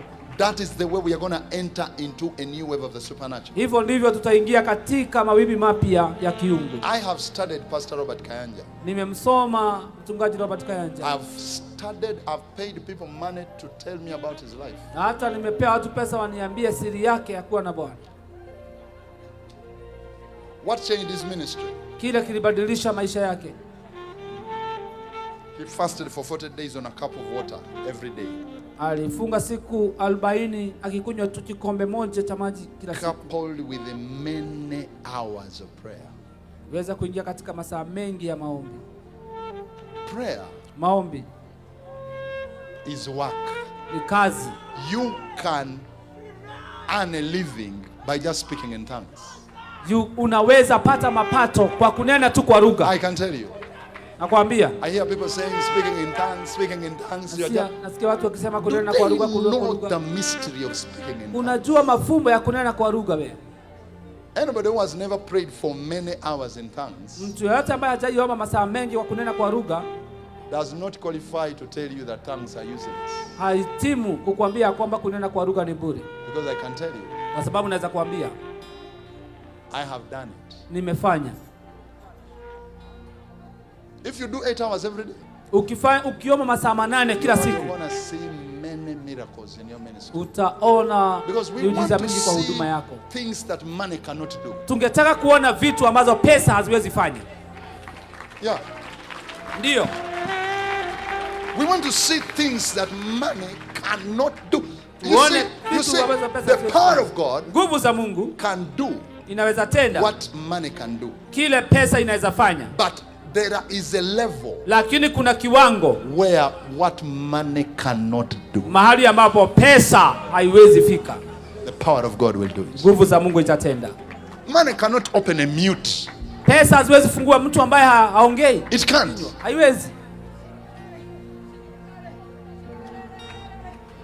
Lift your hands. Inua mikono yenu. Holy Spirit, Roho Mtakatifu, I thank you. Nakushukuru.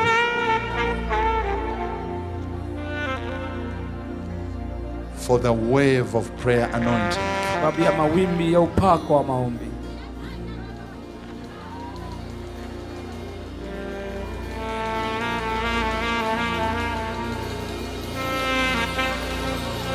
Thank you.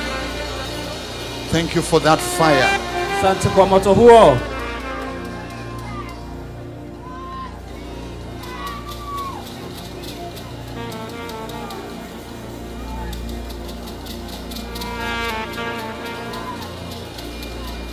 Thank you for that breath. Asante kwa sababu ya pumzi. The Holy Ghost is breathing on all of you. Roho Mtakatifu anapulizia enyi wote. Receive that breath. Pokea pumzi hiyo. He taught Jesus how to pray. Mfunza Kristo kuomba. It was the Holy Ghost. Roho Mtakatifu. He taught the apostles. Pia akafunza mitume. In Jesus' name. Kwa jina la Yesu. Let's give the Lord a hand clap of. Pigie Bwana makofi mazuri.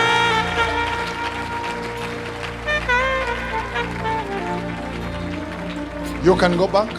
Worship team, you're going to give us one song. Kundi cha sifa mtatupea wimbo moja. And then we'll be ready for Apostle John William to come and take us to the next level. Tutakuwa tayari kupata Mtume John William atupeleke kiwango kingine. Thank you. You are here, moving in this place. worship you. I worship you. You were here.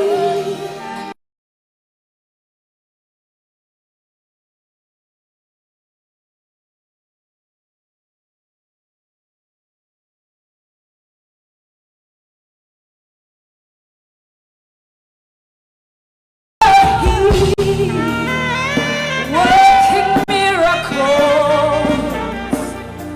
I worship you. I worship you. You were here, moving in this place. I worship you. I worship you. Yeah. Waymaker, miracle worker, promise keeper, light in the darkness. My God, that is who you are. Waymaker, miracle worker, promise keeper, light in the darkness. My God, that is who you are.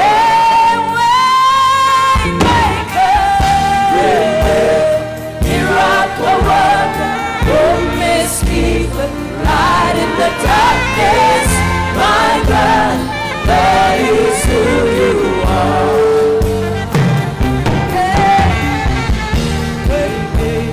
Miracle worker, promise keeper, light in the darkness, my God, that is who you are.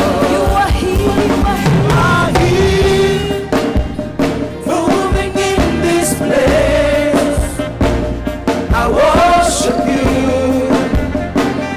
I worship you. You are here. You are here. Turning lives around. Turning lives around. I worship you.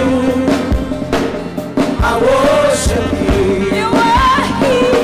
You are here. Working miracles. Working miracles. Yeah. I worship you.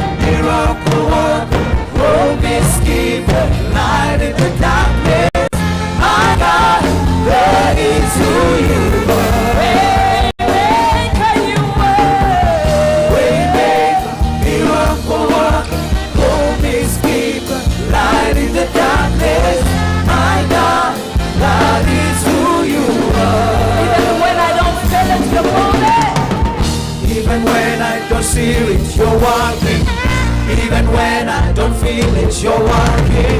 You never stop, you never stop, oh. You never stop, you never stop, oh. Even when I don't see it, you're working. Even when I don't feel it, you're working. You never stop, you never stop, oh. You never stop, you never stop, oh. Even when I don't see it, you're working. Even when I can feel it, you're working. You never stop, you never stop, you never stop, you never stop, you never stop, you never stop, you never stop, you never stop, never stop, you never stop, you never stop, you never stop, you never stop, you never stop, you never stop, you never stop, you never stop, you never stop, you never stop. Yeah. Hallelujah.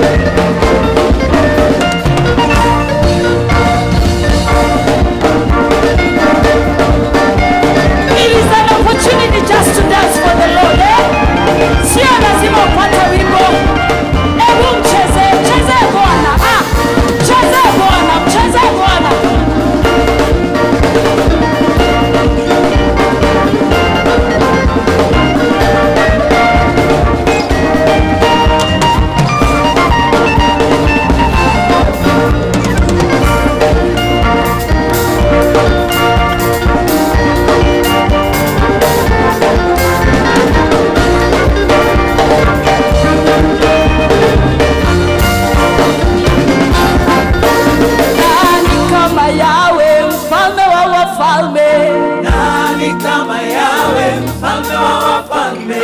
Nani kama Yahweh, kimbilio letu? Nani kama Yahweh, kimbilio letu? Nani kama Yahweh, kimbilio letu? Nani kama Yahweh, kimbilio letu? Nani kama Yahweh, mfalme wa wafalme? Nani kama Yahweh, mfalme wa wafalme? Nani kama Yahweh, mfalme wa wafalme? Nani kama Yahweh, mfalme wa wafalme? Ndiyo maana tunasema hakuna mwingine chini na juu. Hakuna mwingine kama Yahweh. Ndiyo maana tunasema hakuna mwingine chini na juu. Hakuna mwingine kama Yahweh. Ndiyo maana tunasema hakuna mwingine chini na juu. Hakuna mwingine kama Yahweh. nani kama Yahweh, mfalme wa wafalme? Nani kama Yahweh, mfalme wa wafalme? Nani kama Yahweh, Bwana wa mabwana? Nani kama Yahweh, Bwana wa mabwana? Nani kama Yahweh, uweza yote? Nani kama Yahweh? Ndiyo maana tunasema hakuna mwingine chini na juu. Hakuna mwingine kama Yahweh. ndiyo maana tunasema hakuna mwingine chini na juu. Hakuna mwingine kama Yahweh. ndiyo maana tunasifu hakuna mwingine chini na juu. Hakuna mwingine kama Yahweh. ndiyo maana tunacheza hakuna mwingine chini na juu. Hakuna mwingine kama Yahweh. ndiyo maana tunasema hakuna mwingine chini na juu. Hakuna mwingine kama Yahweh. Yesu Yesu Yesu Yesu Yesu Yesu Yesu Yesu Yesu Yesu Yesu Yesu Yesu Yesu Yesu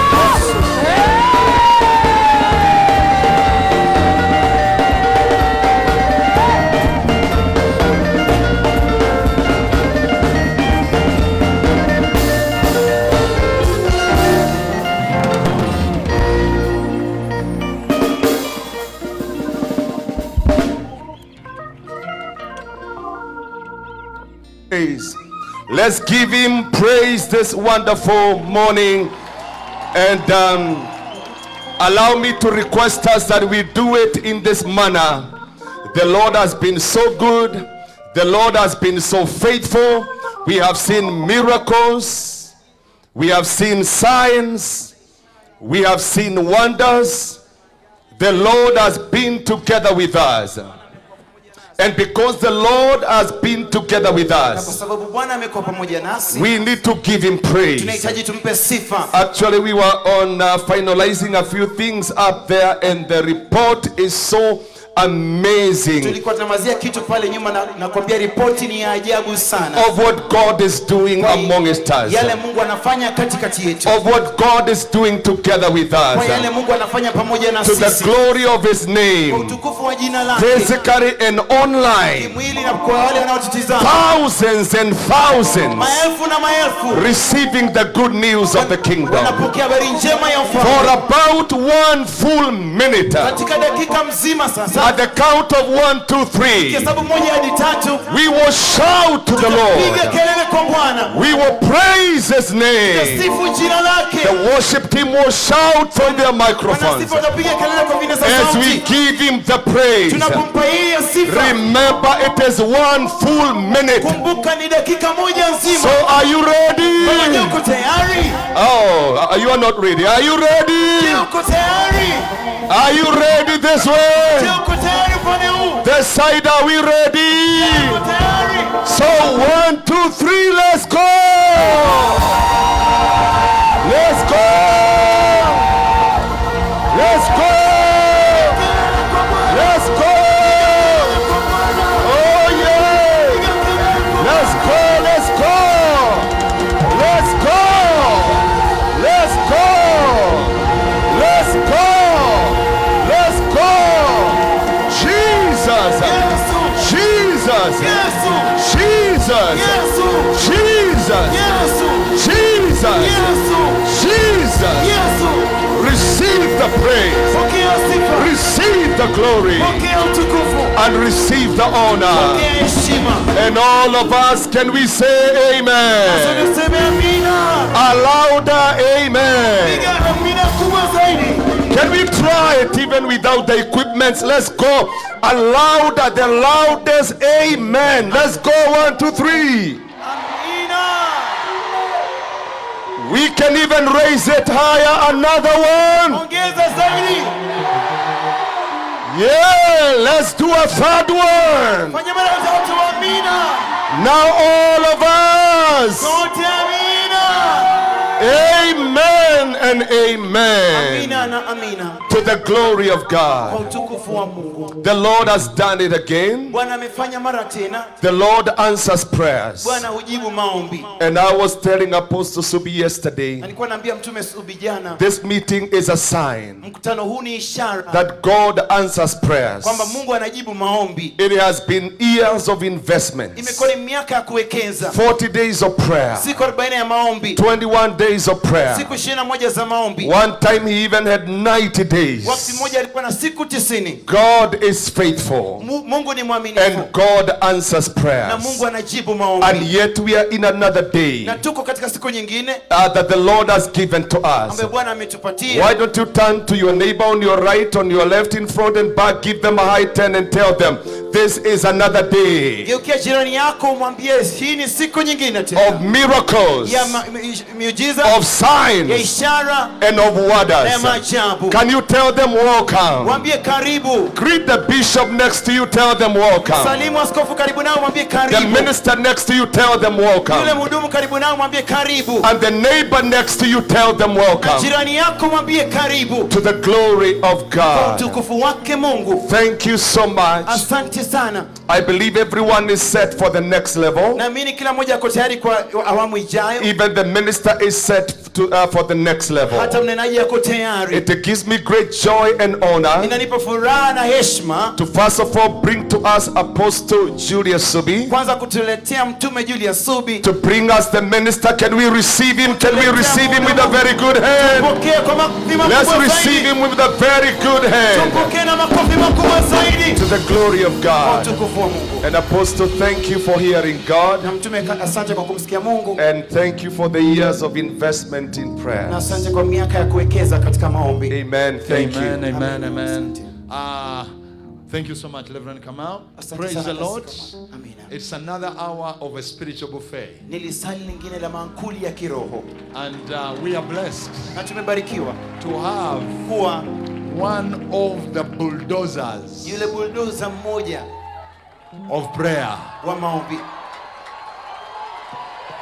of the bulldozers of prayer. You can see the results of prayer when you look at his ministry. Siku moja akaandikia Mungu barua akasema, Mungu, sasa pesa zako kama umeninyima kuwa nazo. One day he wrote a letter to God and told him, if God, you've denied me your money, remain with them. But he sought God. And God has graced him to build the biggest prayer center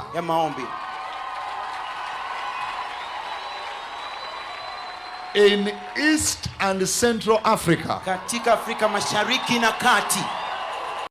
I have some people say in Kenya. Who told you in Kenya? East and Central Africa. I wish I came to Kenya when Apostle Kumani had built. We were in Karura those days. And his ministry is growing very fast. Because of the prayer. God is giving him speed. And is having a lot of impact in our nation. And in the nations of the earth. And I'm glad that we have Apostle John William Kimani in the house.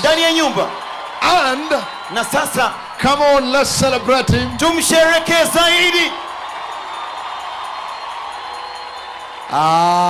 Let's not celebrate. Celebrate. And please, Na tafadhali Mama Naomi, I want you to come here and say hi to us. Let's celebrate her. ningependa uje useme tu hi. Just come and greet us. Njoo tu ukatusalimu.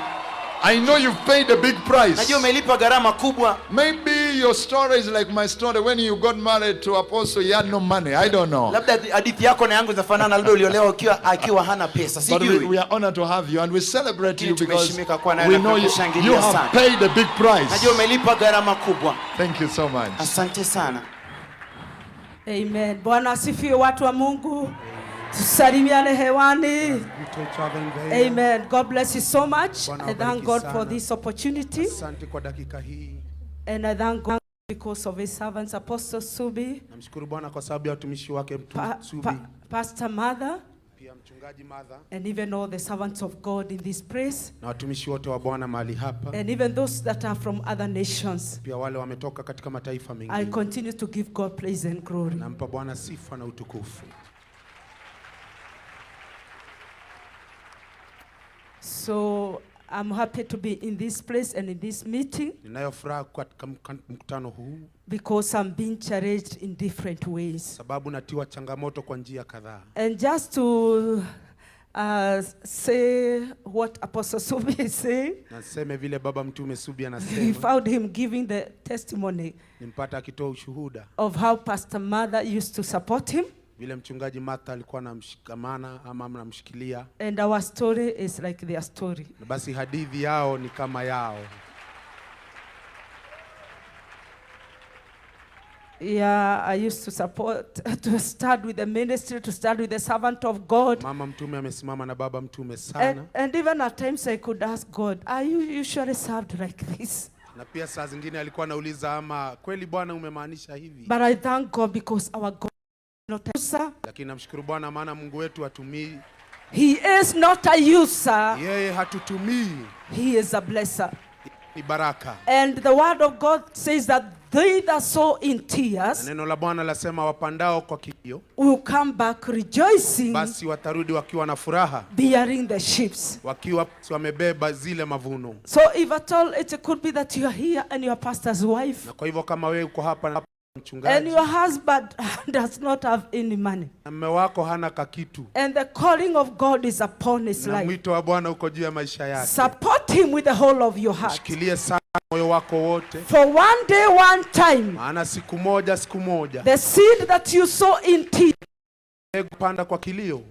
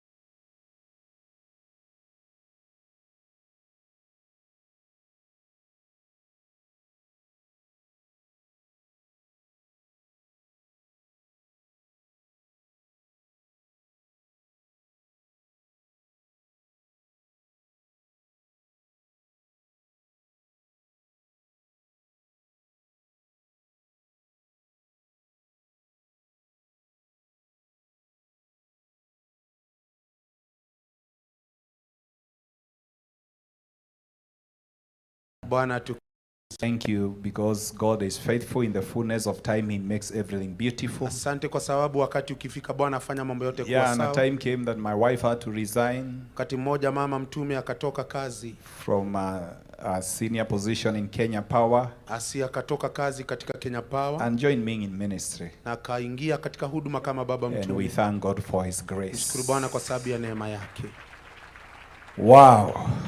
Ajabu. It is in the morning and I can see the tent is almost full. Ni asubuhi naona tumejaa tuenda kufikisha And kileleni people are kabisa. still streaming in. Na bado tuwaona wengine wakitembea It wakijiandikisha. is revival Ni time. wakati wa ufufuo In Jesus' name. kwa jina la Yesu. The devil cannot be able to stop what God has begun to do. Shetani hata simamisha kile This Mungu is anaanza going to kufanya. grow bigger Itaendelea kuwa kuu and better pia nzuri. and greater Itakuwa kuu zaidi. and glorious Itakuwa utukufu in sana. Jesus' name. Kwa jina la Yesu. Expect even in your church, Tarajia katika kanisa lako, even in your conferences, hata katika washa to zenu, see a great move of God kuona mwondoko mkuu wa in Mungu Jesus' name. kwa jina la Yesu. So once again, thank you so much, Apostle Julius Subi, Mara tena asante sana Baba Mtume for Subi paying the price for this vision, sababu ya kulipa gharama ya maono for haya, us to be here. ya kwamba tuwe hapa. And thank you once again for the opportunity to minister. Asante sana kwa kunipa nafasi ya Thank you so kuhubiri. much, Pastor Mother. Asante mchungaji Martha. We know Najua that this man of God could not have stood ya kwamba huyu mtumishi wa Bwana hangesimama if you did not stand with him. kama wewe haungesimama na And I yeye. want to encourage especially the young people who are not married. Na nitie moyo wale sana sana vijana ambao hawajaoa. If you have a call, Kama una mwito, don't just marry for pressure, for sex. usioe kwa sababu tu ya tendo la ndoa. Marry to fulfill the purpose of God in your Basi life. ukaoe kwa sababu unataka kutimiza timizo la Bwana And maisha. that is an area where many are trapped and destroyed. Na hiyo ni mahali watu wengi basi wamemalizwa na You kuharibiwa. have to pray to God to give you the right person to help you to accomplish the dream and the vision that God has given unto you. Muombe Bwana ya kwamba ushikamane na mtu ambaye mtatimiza timizo la Mungu naye. I appreciate my wife. Basi tutasema asante kwa mama mtume, mke wa baba And I mtume, thank God because she has been a great blessing to me. na amekuwa baraka kwa maisha yake. I want to appreciate all the servants of God who are here. Na watumbua watumishi wote wa Bwana waliopo. Bishop Ileli, our chair. Baba Askofu Ileli mwenyekiti wetu. Thank you so much and God bless you. Asante sana Baba I can Askofu. see our father of prayer, Bishop Mamboleo. Naona Baba Mambo leo amefika pia. Asante Baba. Asante sana. Asante sana Baba kukuja. He started praying before we were born. Alianza kuomba hata kabla tuzaliwe. And he is still praying. Na bado anaomba. So if you are tired and you have been praying for the last 3, 4, 5 years, Kwa hivyo kama umechoka na umeomba miaka 5 imepita, imagine tazama somebody who has been praying for the last 60 years mtu ameomba miaka 60 imepita and still on his knees praying. na bado apiga magoti akiomba I katika need such a uzeeni. grace in Jesus' name. Tamani basi nipate neema kama hii. So all the bishops in the house, I see our friend Bishop Mbogwa. Askofu wote, Baba Askofu Mbogwa. Thank you. Bishop Asante. Rutha, Bishop Mankura, and all Mama the bishops in the Askofu, house. Baba Askofu Mangura Bishop nyote. Gashara, may God bless all of Baba you. Askofu Gashara, asante. And all the I've seen we have so many servants of God in Na the house. watumishi wote wa Bwana, asante. It's a blessing Ni baraka for us to be able to come together. kuja pamoja.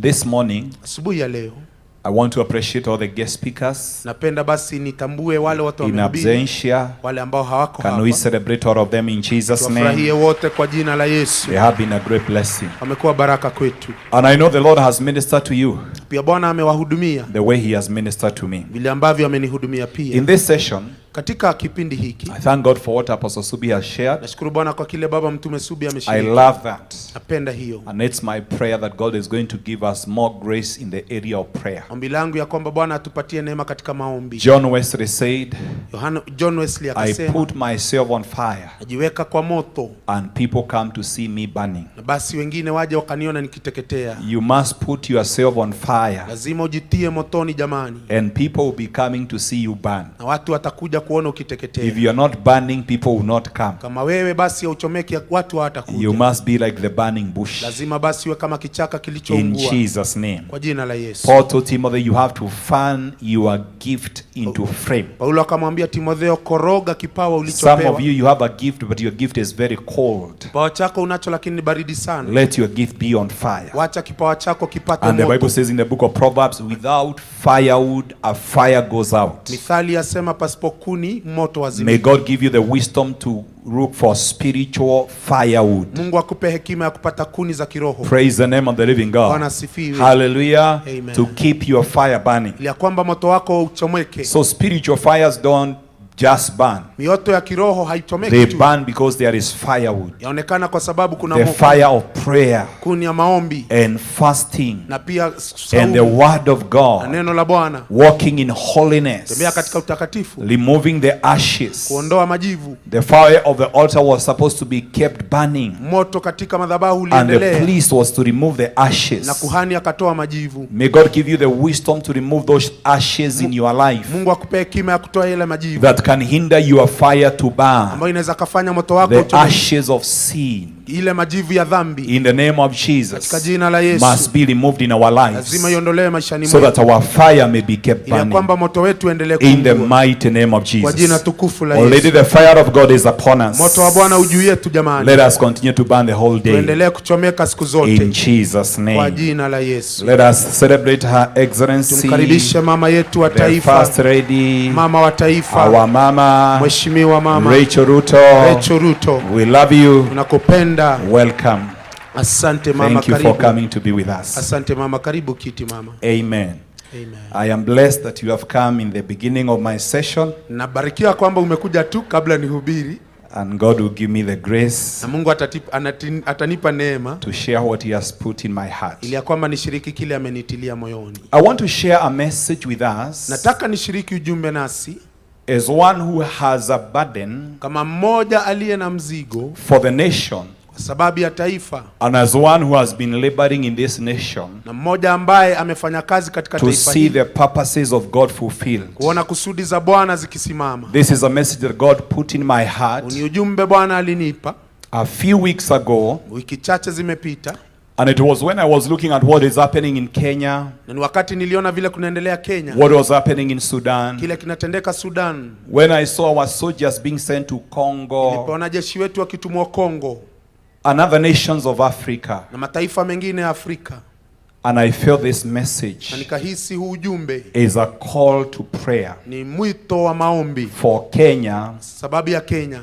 and for Africa. na pia kwa sababu ya Afrika. I want to speak on a message entitled The Curse of Leadership. Nataka niongee kuhusu ujumbe wa maanisha basi laana ya uongozi. The curse of leadership. Laana ya uongozi. We know that Jesus became a curse for us. Najua Yesu alikuwa laana kwetu. And maybe we have been able by the grace of God to address many curses in our lives and have been able to break them by the power of the blood and by the power of the Holy Spirit. Na kwa neema ya Bwana tumevunja laana mingi kwa nguvu za Roho na nguvu za damu ya Yesu. Maybe you have addressed curses in your family. Umeshughulikia laana katika familia Those yako. evil patterns and cycles. Miumbo basi ilikuwa katika familia yako. Sometimes we address the curse in the land, Tutashughulikia laana katika as nchi. it was in the land of Jericho. Kama vile ilikuwa kule Yeriko. When Jericho was unproductive, Wakati Yeriko haikuzaa. and that curse was broken by Elisha, the man of God. Ile laana ikavunjwa na Elisha mtu wa Mungu. But today I want to speak to us Lakini leo nataka niongee on the curse of leadership. kuhusu laana ya uongozi. Leadership Uongozi can be a curse naweza ukawa laana or a blessing. ama baraka. Praise the name of the living Bwana God. Yesu asifiwe. I repeat again. Narudia tena. Leadership Uongozi can be a naweza curse ukawa laana or a blessing. ama ukawa baraka. The Bible says when the righteous are in authority, Maandiko inasema wakati wenye haki wanatawala, people rejoice. watu wafurahia. But when the wicked rule, Lakini waovu wakitawala, people will groan. watu watakuwa na kilio. That is why the Bible encourages us Maandiko basi yatutia moyo that we need to pray for those who are in leadership, tuombee wale ambao wako katika so that we uongozi may live in peace ili ya kwamba tuishi kwa amani and in holiness. na pia katika utakatifu. That means leadership can determine the kind of life you live. Yamaanisha ya kwamba uongozi inaweza ikaelekeza maisha yako. There are people I prayed for in my church, Kuna watu niliowaombea pale kanisani, breaking every curse, kivunja kila laana, and their lives never changed. lakini maisha yao ikubadilika. But when they left Kenya, Walipotoka Kenya, went in places like US, wakaenda Marekani, today when I go and find them there, ikiwapata kule I wonder how they are able to drive in US. Najiuliza namna gani wakaendesha gari. Whereas in Kenya they did not even own a bicycle. Na hapa Kenya hata ile baiskeli hawakuwa nayo. And we are trying to break every curse. Na tulijaribu kuvunja kila laana. That means there are things that are determined by leadership. Kuna vitu vitafanyika na itagharimu uongozi. The Bible says in the book of Joshua chapter 1 and verse 6. Maandiko inasema katika Yoshua 1:6. God spoke to Joshua. Mungu akamnenea Joshua. And he told Joshua, na akamwambia Joshua, you must be strong. Basi lazima and uwe courageous. Na uwe mwenye nguvu. Because you are the one who is going to cause these people. Kwa sababu wewe ndio utafanya watu hawa to inherit the land. Waingie na wateke nyara ile that I promised to them. Ambao niliwaahidia. Just imagine. Tazama. God Mungu promising akaahidi a blessing baraka to his people kwa watu wake, but going to a man lakini akaenda kwa mtu and telling the man, na akamwambia, you Joshua, wewe Yoshua, I've given my people a promise, nimewapatia watu wangu ahadi, but without you, lakini pasipo wewe, they cannot inherit hawawezi wakatawala the promise ile nchi I have promised to them. Ambao nimewaahidia. That's how important leadership is. Basi hivyo ndivyo ya maana uongozi. That God uses those who are in leadership ya kwamba Mungu atumia wale wako katika to become a blessing to you. Kuwa baraka kwako. But the devil can turn those who are in leadership lakini shetani anaweza akawageuza viongozi to become a curse. Wakawa laana. And cause people to suffer. Bado watu wakateseka. And cause people to grow. Wafanya watu wakalia sana. The problems of Africa shida za Afrika are not challenges of resources. Sio changamoto ya rasilimali. We have the best resources, including natural resources. Tuna rasilimali bora sana. Just imagine even our weather. Hata pia anga yetu. No extreme winters and summer. Hakuna baridi ya kupigia sana. Imagine our arable land. Tazama kule katika nchi yetu. Where we can be able to do farming. Mahali tunaweza tukafanya ukulima. But look at the challenges we are facing. Lakini tazama changamoto tunazo. Even in this century. Hata katika wakati huu. What is our problem? Shida yetu ni nini? Our problem shida yetu is a problem of leadership. Shida ya uongozi. Because everything rises. Maana kila kitu chainuka. And falls. Pia changuka. In the hands katika mikono of leadership. Ya viongozi. Leadership is very important. Uongozi ni muhimu sana. God values leadership. Mungu anadhamini uongozi. The same way God is the author of marriage. Vile ndio alianza ndoa. God is the author of leadership. Na pia yeye ndiye mwanzilishi wa uongozi. Praise the name of the living God. Bwana asifiwe. Hallelujah. Hallelujah. And he desires na anatamani to give his people leaders. Patia watu wake uongozi. Not only political leaders. Sio tu wa kisiasa. But even spiritual leaders. Lakini pia viongozi wa kiroho. When you read the book of Matthew chapter 15 and verse 13. Ukisoma kitabu cha Mathayo 13. When Jesus said, wakati Yesu alisema, every plant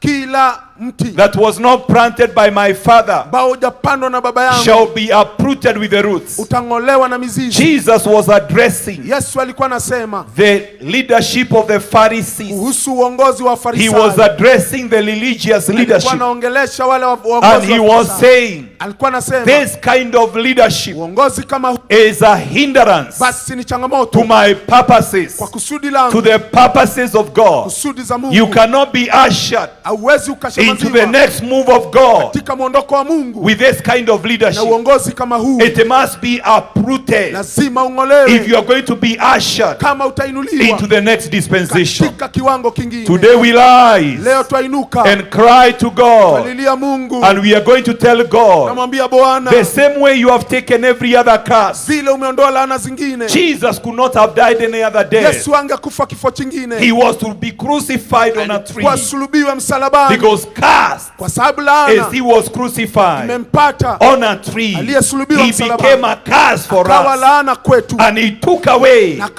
every curse. Kila laana. May God take away the curse Mungu aondoe laana of leadership uongozi in the mighty name of Jesus. Jina la Yesu. And give us today tupatie leo the right leadership. Uongozi in the mighty name of Jesus. Out our deliverers. God raises deliverers. Mungu anainua wakombozi. When people cry, watu wakilia, when people groan, watu wakilia, He will always raise a leader kila wakati atainua kiongozi who can be able to help his people. ambaye anaweza akasaidia watu wake. And even now, Na hata sasa there is a lot of groaning and kuna cry. kilio kingi sana. May God raise deliverers Mungu ainua in wakombozi every mountain. katika kila The mlima. Bible says in the book of Judges chapter 5 and verse 6 Andiko asema katika Waamuzi 5:6 that in those days of Shamgar son of Anas siku zile za Shamga mwana wa and Anani in the days of Jael, na siku za Jaeli, the people avoided the main roads watu walitoka katika njia and panda travelers stayed on winding pathways. na wasafiri wakaingia njia ndogo. There were few people left Wachache waliachwa in the villages katika vijiji of Israel ya Israeli until mpaka Deborah arose Dibora akainuka as a mother kama mama for Israel. kwa sababu ya Israeli. Praise the name of the living God. Bwana asifiwe. The Bible says people had left the highways Maandiko inasema watu walitoka njia panda and they were using the small route, panya route, na wakatumia tu njia za mguu, winding paths, njia za kuingilia because of the fear kwa sababu ya uoga and the intimidation na pia uoga of their enemy. ya madui wao. They were so intimidated. The Bible says Maandiko inasema in that time siku zile when village life ceased, kati maisha ya God kijiji raised a woman, kainua mwanamke a leader kiongozi in Israel. Israeli. Leaders are a blessing. Kiongozi wamebarikiwa, They can cause you uwezo wakakufanya wewe to fulfill kutimiza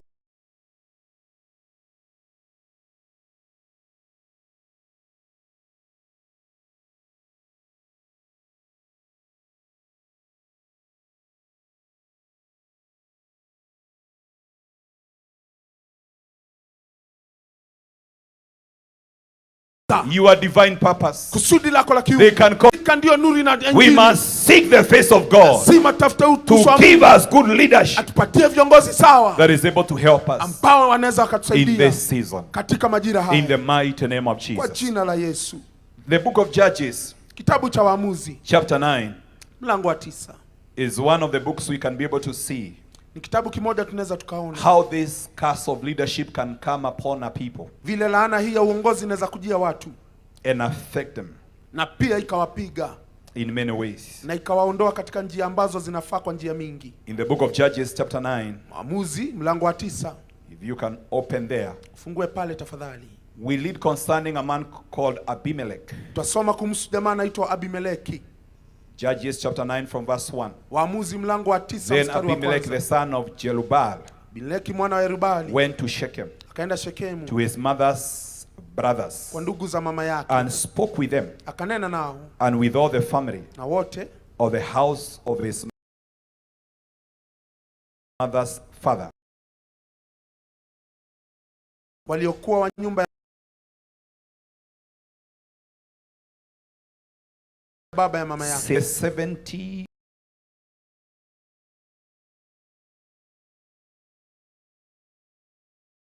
of the sons of Jerubbaal. Remember that I'm your own flesh Kumbuka nyinyi mimi ni wenu and bone. na pia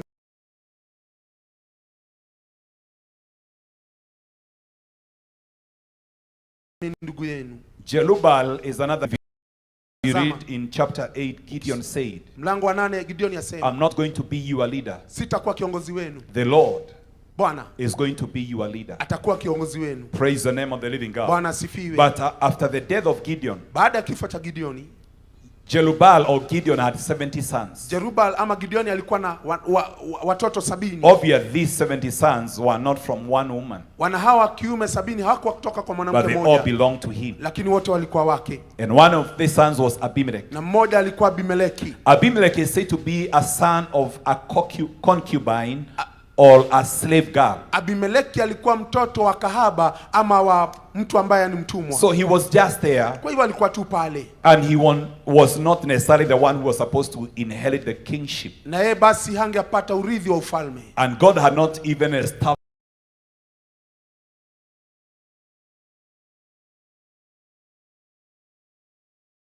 a monarchy in Israel. Na Bwanao anachukua uongozi. So it was not obvious that one of the sons of Gideon must become the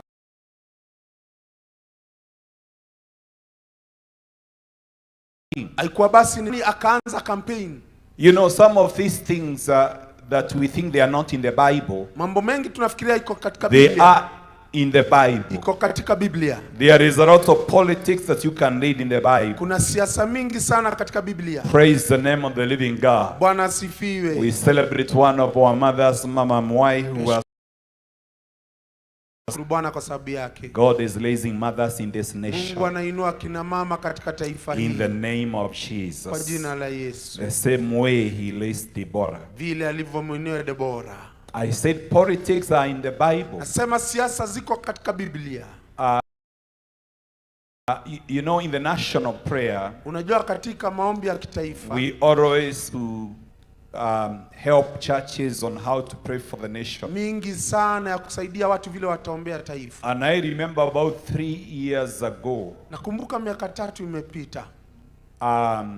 The area of prayer was the 7 mountains of influence. Mahali ya maombi ilikuwa tuombea milima 7 ya ufanisi. And when we were praying for the 7 mountains, na wakati tulikuwa tunaombea ile milima 7, I tried to do a research. Nikajaribu basi kufanya utafiti. Why do we have mega churches in Africa? Kwa nini tuna makanisa makuu katika Afrika? But there are still challenges of poverty, corruption and all these challenges that we have. Lakini kuna changamoto za umaskini na changamoto zote tunaona. You can do the biggest crusade in Africa. Kwamba unaweza ukahubiri mkutano wa hadhara mkubwa sana. We have recorded crusades of 1 million people. Tuna rekodi ya watu wa milioni 1 wakaja mkutano wa nje. In Africa. Hapa Afrika. Nowhere else you can do such gathering. Hakuna mahali pengine unaweza ukafanya mkutano kama huo ya ibada. But why do we suffer? Lakini kwa nini tunateseka? And I found one of the reasons ndio sababu moja is because the church has occupied the mountain of faith. Ni kwa sababu kanisa limechukua ule mlima wa imani. But we are less concerned. Lakini hatuangalii about other mountains. Kuhusu milima mingine. We don't even invest in prayer. Hata hatuweki hazina yetu ya kimaombi. In other mountains. Katika milima mingine. Thank God that this nation has been able to rise and to pray for the mountain of governance. Abarikiwe Bwana ya kwamba tumeweza kuinuka tukaombea mlima wa utawala. And we can see what God is doing. Na tunaona vile Bwana anafanya. We need to raise prayers. Lazima tuinue maombi. In the mountain of business. Katika mlima wa biashara. There are evil altars. Kuna madhabahu maovu. That control businesses. Ambayo inatawala biashara za watu. And resources. Na pia rasilimali. And if you are going to see believers rising. Yona basi wakinuka watu. In the marketplace. Katika mahali kwa there must be an investment. Lazima pawe na kuweka of people who are praying. Ya watu ambao wanaomba. I have seen people who came to the church with a bicycle. Niliona watu walikuja kanisani na baiskeli. Not even their own boda boda. Hata sio boda boda yao. But today they own a fleet of vehicles, they have their own big companies. Lakini leo wana magari na pia kampuni kuu. God can establish people in the mountain of business. Anaweza akapanda imara katika biashara. If we are intentional. Kama tutafanya kazi. As a church. Kama kanisa. Look at what we are doing now. Tazama kile tunafanya sasa. In the mountain of media. Katika mlima wa media. A few years ago. Miaka chache imepita. We only had one TV station. Tulikuwa tuna runinga moja. Look at what God is doing. Tazama vile Bwana anafanya. Because the mountain of media. Mlima wa media. Is influential. Basi unaleta ushawishi. Sometimes when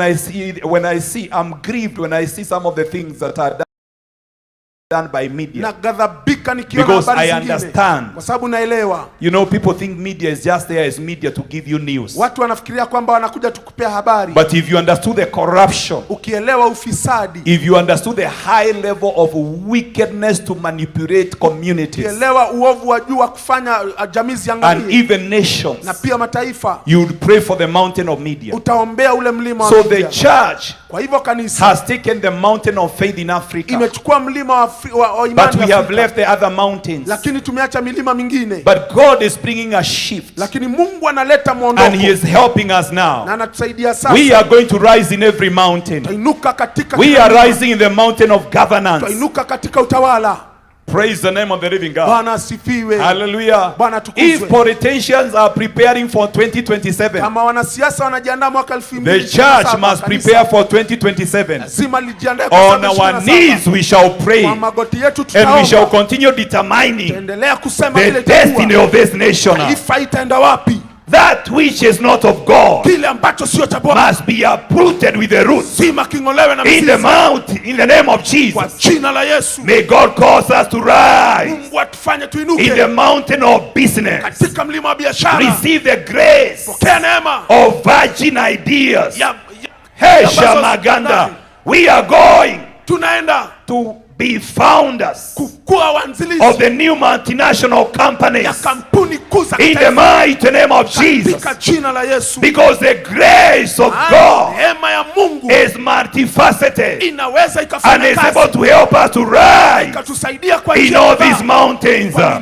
We are rising in the mountain of education. kwa mlima The church began schools, ikaanza mashule but we have left them ambao tumekia to the government kwa serikali and to other private pia investors. kwa watu wengine ambao The church must go back kanisa irudi and invest in education hazina katika shule more than ever before, kuliko mbele, so that some of these wicked policies ili ya kwamba hizi that are being introduced, ambazo tunapeana we can do away with them weza tukaziondoa and raise a generation nuwe kizazi for God cha Mungu in the mighty name of Jesus. jina tukufu la Because Yesu. when we have our own schools, maana tukiwa na shule we zetu can also determine pia tuweza tukasema Shamaganda, the foundation ile msingi of those schools. wa hiyo shule. May you receive the grace to begin a school. Pokea neema ya kuanza shule. May churches go back kanisa irudi and begin schools. na ianze shule.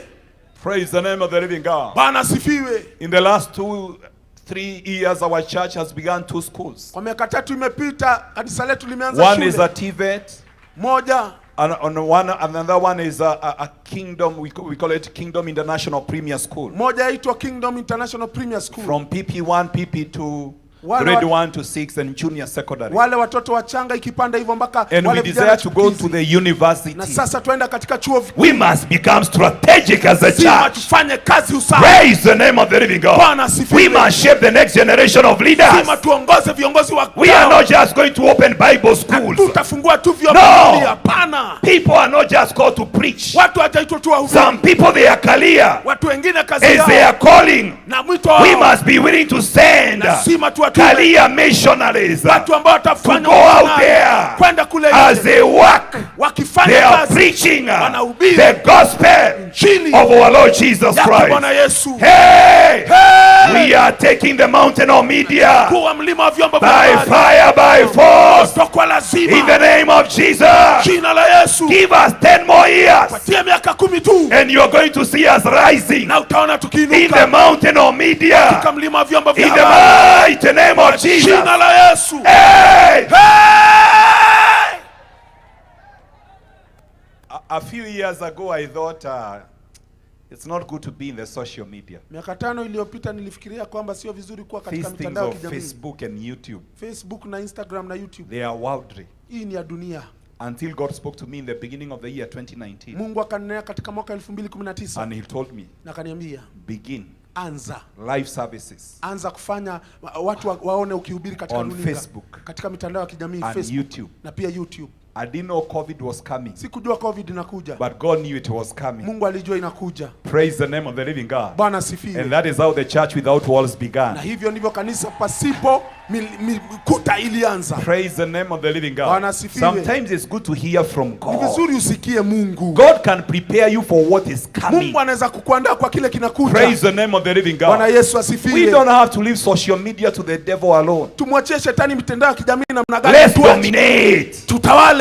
Create your own account. Wewe kuwa na account yako. Send Bible verses. Tuma Biblia pale. Record yourself. Rekodi mwenyewe. Preach a sermon for 3 minutes. Upiri kwa dakika 3. Let people know they are young people. Wacha watu wajue kuna vijana who are passionate. Power na who are in love. Power na motisha na moto. With Jesus. Na Yesu. Yes. Ndio. Why should we watch other people? Tutazame watu wengine sending their beliefs and their wicked things. Wakienda kusema mambo yao ambayo wanaamini sio nzuri. And these platforms are free. Na hii yote ni bure. Praise the name of the living God. Bwana sifiwe. We need to invade them. Lazima tuingilie. Hey, Shamaganda. A holy invasion. Taifa takatifu. Praise the name of the living God. Bwana sifiwe. When COVID came, ati COVID ilifika, God put in a prayer in my heart. Mungu akaniwekea moyoni with a liberation na ufunuo that every name of our God, ya kwamba kila jina la Mungu he was given in a time of crisis. Alipewa wakati wa shida. And so in a crisis, na kwa hivyo kwa shida, you can give God a new name. Unaweza ukampatia Mungu jina mpya. Praise the name of the living God. Bwana sifiwe. And what was the name? Na jina ilikuwa gani? God spoke to me Mungu akanenea that you can pray in this time of crisis. Ya kwamba unaweza ukaomba katika maombi haya wakati wa shida. And I can heal people online. Na uponye watu wakitazama katika mtandao. I can fill people with the Holy Ghost. Ni wajaze na roho. Praise the name of the living God. Bwana asifiwe. I have seen people throwing their crutches online. Nimeona watu wakitupa vijiti zao za kutembea. Praise the name of the living God. Online. God is not limited in what he can do. Mungu hajapimwa kwa kile atafanya. I say God is not limited. Sema Mungu hajapimwa. In our time, katika siku zetu, we can give God a new name. Tunaweza tukampa Mungu in the coming revival, katika ufufuo ujao, we will be preaching to nations. Pili kwa mataifa. Praise the name of the living God. Bwana asifiwe. Hallelujah. Hallelujah. And people will be receiving their miracles wherever they are. Na watu watapokea bright eyes opening. Sasa hivi imefunguka. People coming out of their beds. Watu wanatoka katika online wakiwa wanatazama kwa runinga. Praise the name of the living God. Bwana asifiwe. One time I had some time to watch World Cup. Wakati mmoja nikatazama ule mchezo wa mpira wa mataifa. I'm not very good in football. Na mimi mpira hapana. I can't remember even which team won. Hata sikumbuki ni timu gani ilipiga ingine. But I receive a lot of inspiration. Lakini nikapokea tu motisha from people who have been able to manifest their potential. Kwa watu ambao wamedhihirisha ile vile wanaweza wakatenda and they are able to maximize on their gifts and their talent. Whatever they do, it doesn't matter. Chochote wanafanya haijalishi kile wanafanya. But when I look at them, nilipowatazama, I'm inspired. Basi nikatiwa motisha. That if this man, this woman can do this, huyu jamaa anaweza akafanya hivi. Why can't I believe God? I was not created empty. Si kuzaliwa hivyo. The Bible says every man has his own gift from God. Kila mtu ana karama yake kutoka kwa Mungu. Why can't I manifest? Kwa nini mimi nisidhihirishe what God deposited in me? Kwa kile Bwana alinitilia. You know, at the end of the World Cup, na mwisho wa World Cup, I really cried. Nikalia sana. When I saw nations gathered in stadium watching giant screens. Wakati niliona watu wakikusanyika katika viwanja wakitazama mpira. Different parts of the world. Mataifa kote. And I said, na nikasema, I wish na mimi pia natamani they were watching the gospel. Wangetazama injili. Praise the name of the living God. Bwana asifiwe. That time is coming. Hiyo wakati inafika. Where nations wakati mataifa will have giant screens. Kuwa tuna runinga watching wakitazama the wonders of God. Vile Bwana anafanya. And what God is going to do. Ishara kubwa za Mungu. In our generation. Katika kizazi chetu. Praise the name of the living God. Bwana tukuzwe. So we need the church to go back with new strategies na hii mikakati on how we can take all the mountains for Jesus. Ya vile tunaweza tukamiliki milima yote kwa Yesu. Praise the name of the living God. Bwana asifiwe. We are a lamp on a hill. Sisi ni taa mlimani. Praise the name of the living God. Bwana the asifiwe. mountain of the Lord's temple will be lifted. Mlima wa Bwana utainuliwa. God is lifting his people in every mountain. Bwana anainua watu wake katika kila mlima, sio wahubiri tu. Praise the name of the living God. Bwana asifiwe. We'll have political leaders who speak in tongues. Tutakuwa na viongozi wa kisiasa wanena kwa lugha. In parliament. Katika bunge. They love the Lord. Wanampenda Bwana. Praise the name of the living God. Asifiwe. Hallelujah. Hallelujah. We'll have marathoners who are born again. Wana ambao wameokolewa. Wearing t-shirts. Wanavaa t-shirts. Not doing publicity for any other company. Sio kufanya wanasema makampuni mengine. Doing publicity for Jesus. Lakini wanatangaza Yesu. They are running. Wakikimbia. Their t-shirt is written Jesus is Lord. T-shirt yao imeandikwa Yesu. And the whole world is watching. Nia yote inatazama. Because God is able to lift. Maana Mungu anaweza akainua his people in every mountain. Watu wake katika kila mlima. Even in the mountain of art and sports. Hata katika mlima wa michezo. So we see here. Kwa hivyo tuwaona hapa. Gideon went to his people. Gideon akaenda kwa watu wake. Especially to his mother's house in Shechem. Katika nyumba ya mama yake kule Shechem. And do you see what he told them? Na unaona vile aliwaambia? He said, akasema that in verse 2 the last portion says, remember, mstari wa pili anasema kumbuka, that I am your own flesh and bone. Ya kwamba mimi basi ni wenu. This is how politicians come. Hivi ndivyo wanasiasa wanakuja. They always tell us, you know, natuambia unajua, I'm your tribe. Mimi ni wa kabila lako. I'm your clan. Mimi ni wa kwenu. Fight for me. Nipiganieni. Die for me.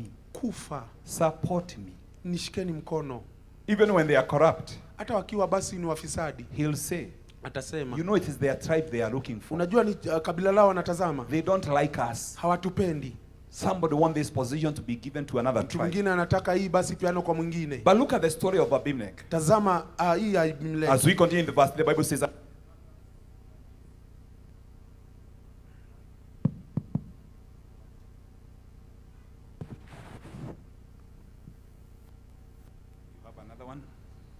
Yeah, maybe the batteries have gone off.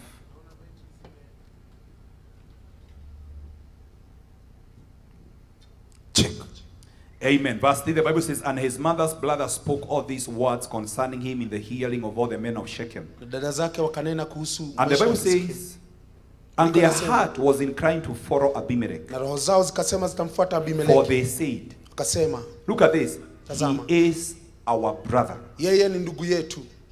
The Bible says, so they gave him 70 shekels of silver. I'm not sure if 70 shekel is 70 shillings. Could be more. It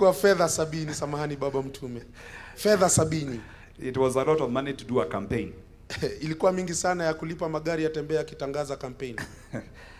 Yeah, so the Bible says, so they gave him 70 shekels of silver. But where did they come from? From the temple of Baal-Belith,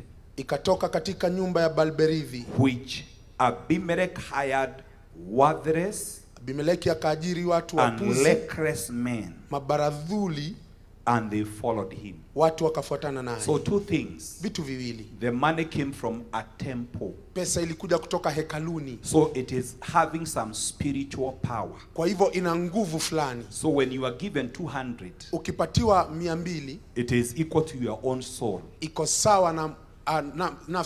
You are ready to die. Number two, the people who are hired, the Bible says they were lecherous men. And they were also worthless. Yani people who have nothing to lose. The Bible falls short of calling them hired murderers. Does it happen anywhere in Africa? Praise the name of the living God. When they followed him, what did they do? Verse 5. Then he went to his father's house in Ophrah and killed his brothers, the 70 sons of Jerubbaal, on one stone. But Jotham, the youngest of Jerubbaal, was left because he hid himself. Look at this kind of wickedness. This is what I'm calling the curse of leadership. Abimelech is doing a campaign. And he is telling his own clan, choose me. I am your own blood. I belong to you. And when they supported him, and they even gave him money from an altar, demonic altar. The Bible says the first mission, when he hired these murderers, they killed 70 of his brothers. Only the youngest, I think he was fast enough, praise the name of the living God, to run away.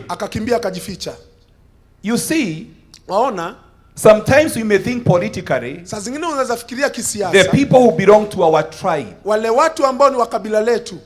people who can help us. This is deception. Because Abimelech was not interested even in his own brothers. He killed all of them. He destroyed all of them. Why? Because he wanted to become a leader. This is a curse of Africa that must be broken. Where men rise in leadership through the blood of their own brothers. We must face this demonic force, and it must be destroyed in Jesus' name, without fear or favor. Because even if you say, oh, you know Abimelech is my brother, my clan, my tribe. Abimelech does not care who you are. He can kill you even if you are his brother. He is a man on a mission. His mission, he is not interested with you. Even if you are his own brother, he wants to rise to leadership no matter the cost. It's so painful. How many lives have we lost today in Sudan? Congo, the one of the least nation in Africa. Why are we suffering? can this curse of leadership be broken? Si laana ya uongozi For Africa to rise fika inuke and become the light na iwe nuru to the nations. kwa mataifa. Praise the name of the living God. Bwana We don't have the shortage of resources. Si ya kwamba tuna rasilimali, We just need good leadership. tunahitaji tu uongozi. Bwana asifiwe sana. Bwana tukuzwe. The Bible says, Maandiko inasema, then, alafu verse 6, and all the men of Shechem gathered together watu wa at Shekemu Beth Milo. wakakutana. After he killed his brothers, the men gathered and made him Abimelech king beside the terebinth tree at the pillar that was in Shechem. Wakamfanya akawa mtawala yule mfalme karibu na huo na ngadi ulio karibu You na know, ngome iliyo the katika. way Abimelech is rising into leadership, Vile Abimeleki anainuka katika uongozi, you can tell unaweza ukasema from the money he is using ile pesa anatumia to the strategies he has used, kwa mikakati anatumia, he will not help anybody. hakuna mtu atasaidia. He is not interested Yeye hana kuangalia with anyone. mtu yote. The Bible says, Maandiko inasema, now when they told Jotham, na wakati he walienda went and stood on the top of Mount Gerizim akasimama juu ya and mlima lifted his voice and cried out. na akaita jina And he akamtii. said to them, Na akasema, listen to me, men of Shechem, angalia watu wa that Shekemu, God may reason to you. kwamba Bwana wasikie. The trees went to anoint a king over them.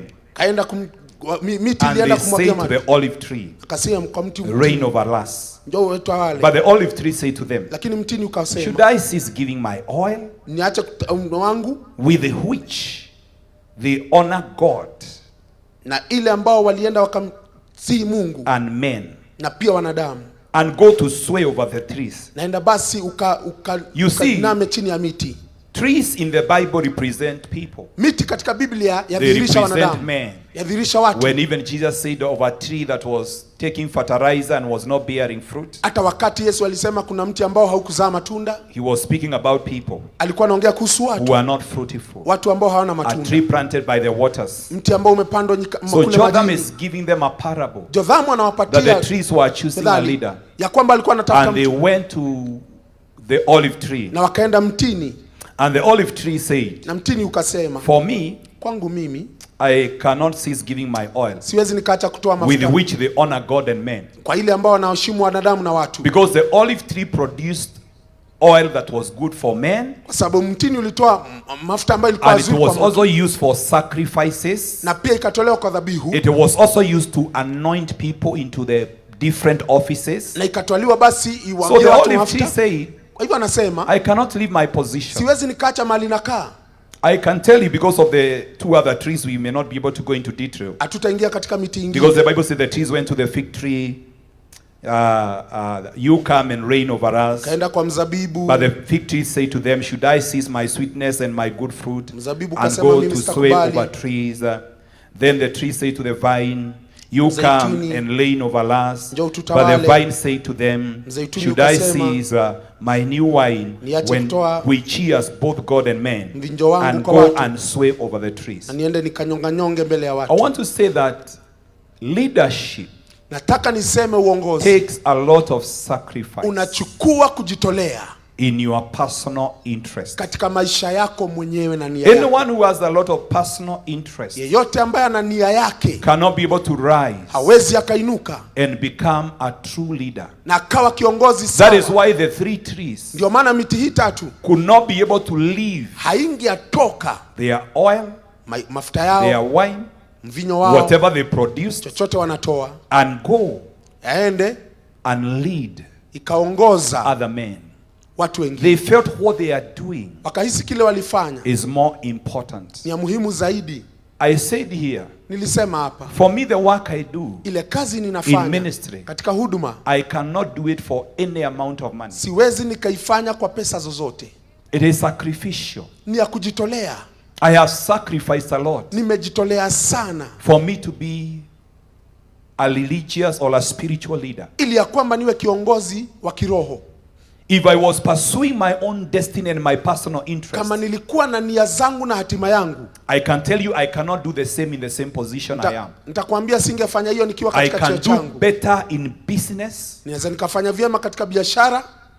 You had a prophecy that I was a business when I was less than 10 years. Ulisikia kwamba mimi nilikuwa mwanabiashara nilikuwa miaka 10 tu. I was wired that way. Nilifunzwa I hivyo. can pursue Naweza business nikafuata biashara But you see, leadership lakini uongozi is you to put aside your personal ni interest wewe uweke nia zako mbali and say, I want to serve God's people. na useme nataka nimtumikie Mungu. That is why Jesus said, Ndio maana Yesu akasema, whoever want to be great, anayetaka kuwa mkuu he must become a servant. lazima awe mtumwa. God kind of leadership Ule uongozi wa Mungu is servant leadership, ni uongozi wa kutumika, whereby you become a servant of the people. mahali unakuwa mtumwa wa watu. And this is what we lack. Na hii ndio tunakosa. We lack people Tunakosa watu who have set aside their personal interests. ambao wameweka nia zao kando. And I can tell you it is not just in politics. Nikwambia kwamba sio tu katika Even siasa, in the church, hata katika kanisa we have so many of us, tuna watu wengi sana, but we pursue ministry lakini twafuata huduma for personal gain. kwa sababu tupate kile tutapata. And you know, God can see your heart, Na unajua Mungu anaona moyo wako, that your heart is not right. ya kwamba moyo wako hauko sawa. Praise the name of the living God. Na Yesu asifiwe. Hallelujah. Hallelujah. The measure of your servant leadership Vile ambavyo unatumika is how you treat ni vile ambavyo unafanya even those who rise against you. hata wale ambao wanainuka kinyume na wewe. Abimelech didn't have to kill Abimeleki sio lazima angeua his own brothers, ndugu zake, even though he knew maybe they could not wholly support him. ijapokuwa ya kwamba alijua hawataenda na yeye. Why kill them? Kwa nini uwaue? Servant leadership Uongozi wa is utumwa sacrificial. ni ya kujitolea. You don't have to kill anyone. Sio lazima uwe watu. Sometimes I'm surprised even as pastors, Saa zingine hata wachungaji mimi the anishangaza. way we curse people, Vile ambavyo tunalaani watu. the way we destroy people's lives Tunamaliza maisha ya watu. when they leave our churches, Wakitoka makanisa yetu, when they leave our ministries. wakitoka katika huduma zetu, We tell them words tunawaambia maneno that are going to destroy. ambayo itawamaliza. And you know, Na unajua the authority that God gives you, ile mamlaka Mungu every amekupea. leader is given a sword. Kila kiongozi amepewa upanga. Praise the name of the living God. Bwana asifiwe. And you can do with the sword. Na unaweza ukaua na ule upanga. The sword is not just the one handed over to the president in the day of inauguration. Upanga tu kupewa rais kwa alitawazwa. Even you as a spiritual leader, Hata wewe kama kiongozi wa God has placed in your hands Mungu ameweka a spiritual sword. mkononi wako upanga wa And kiroho. this sword is not supposed to be used Na upanga usitumike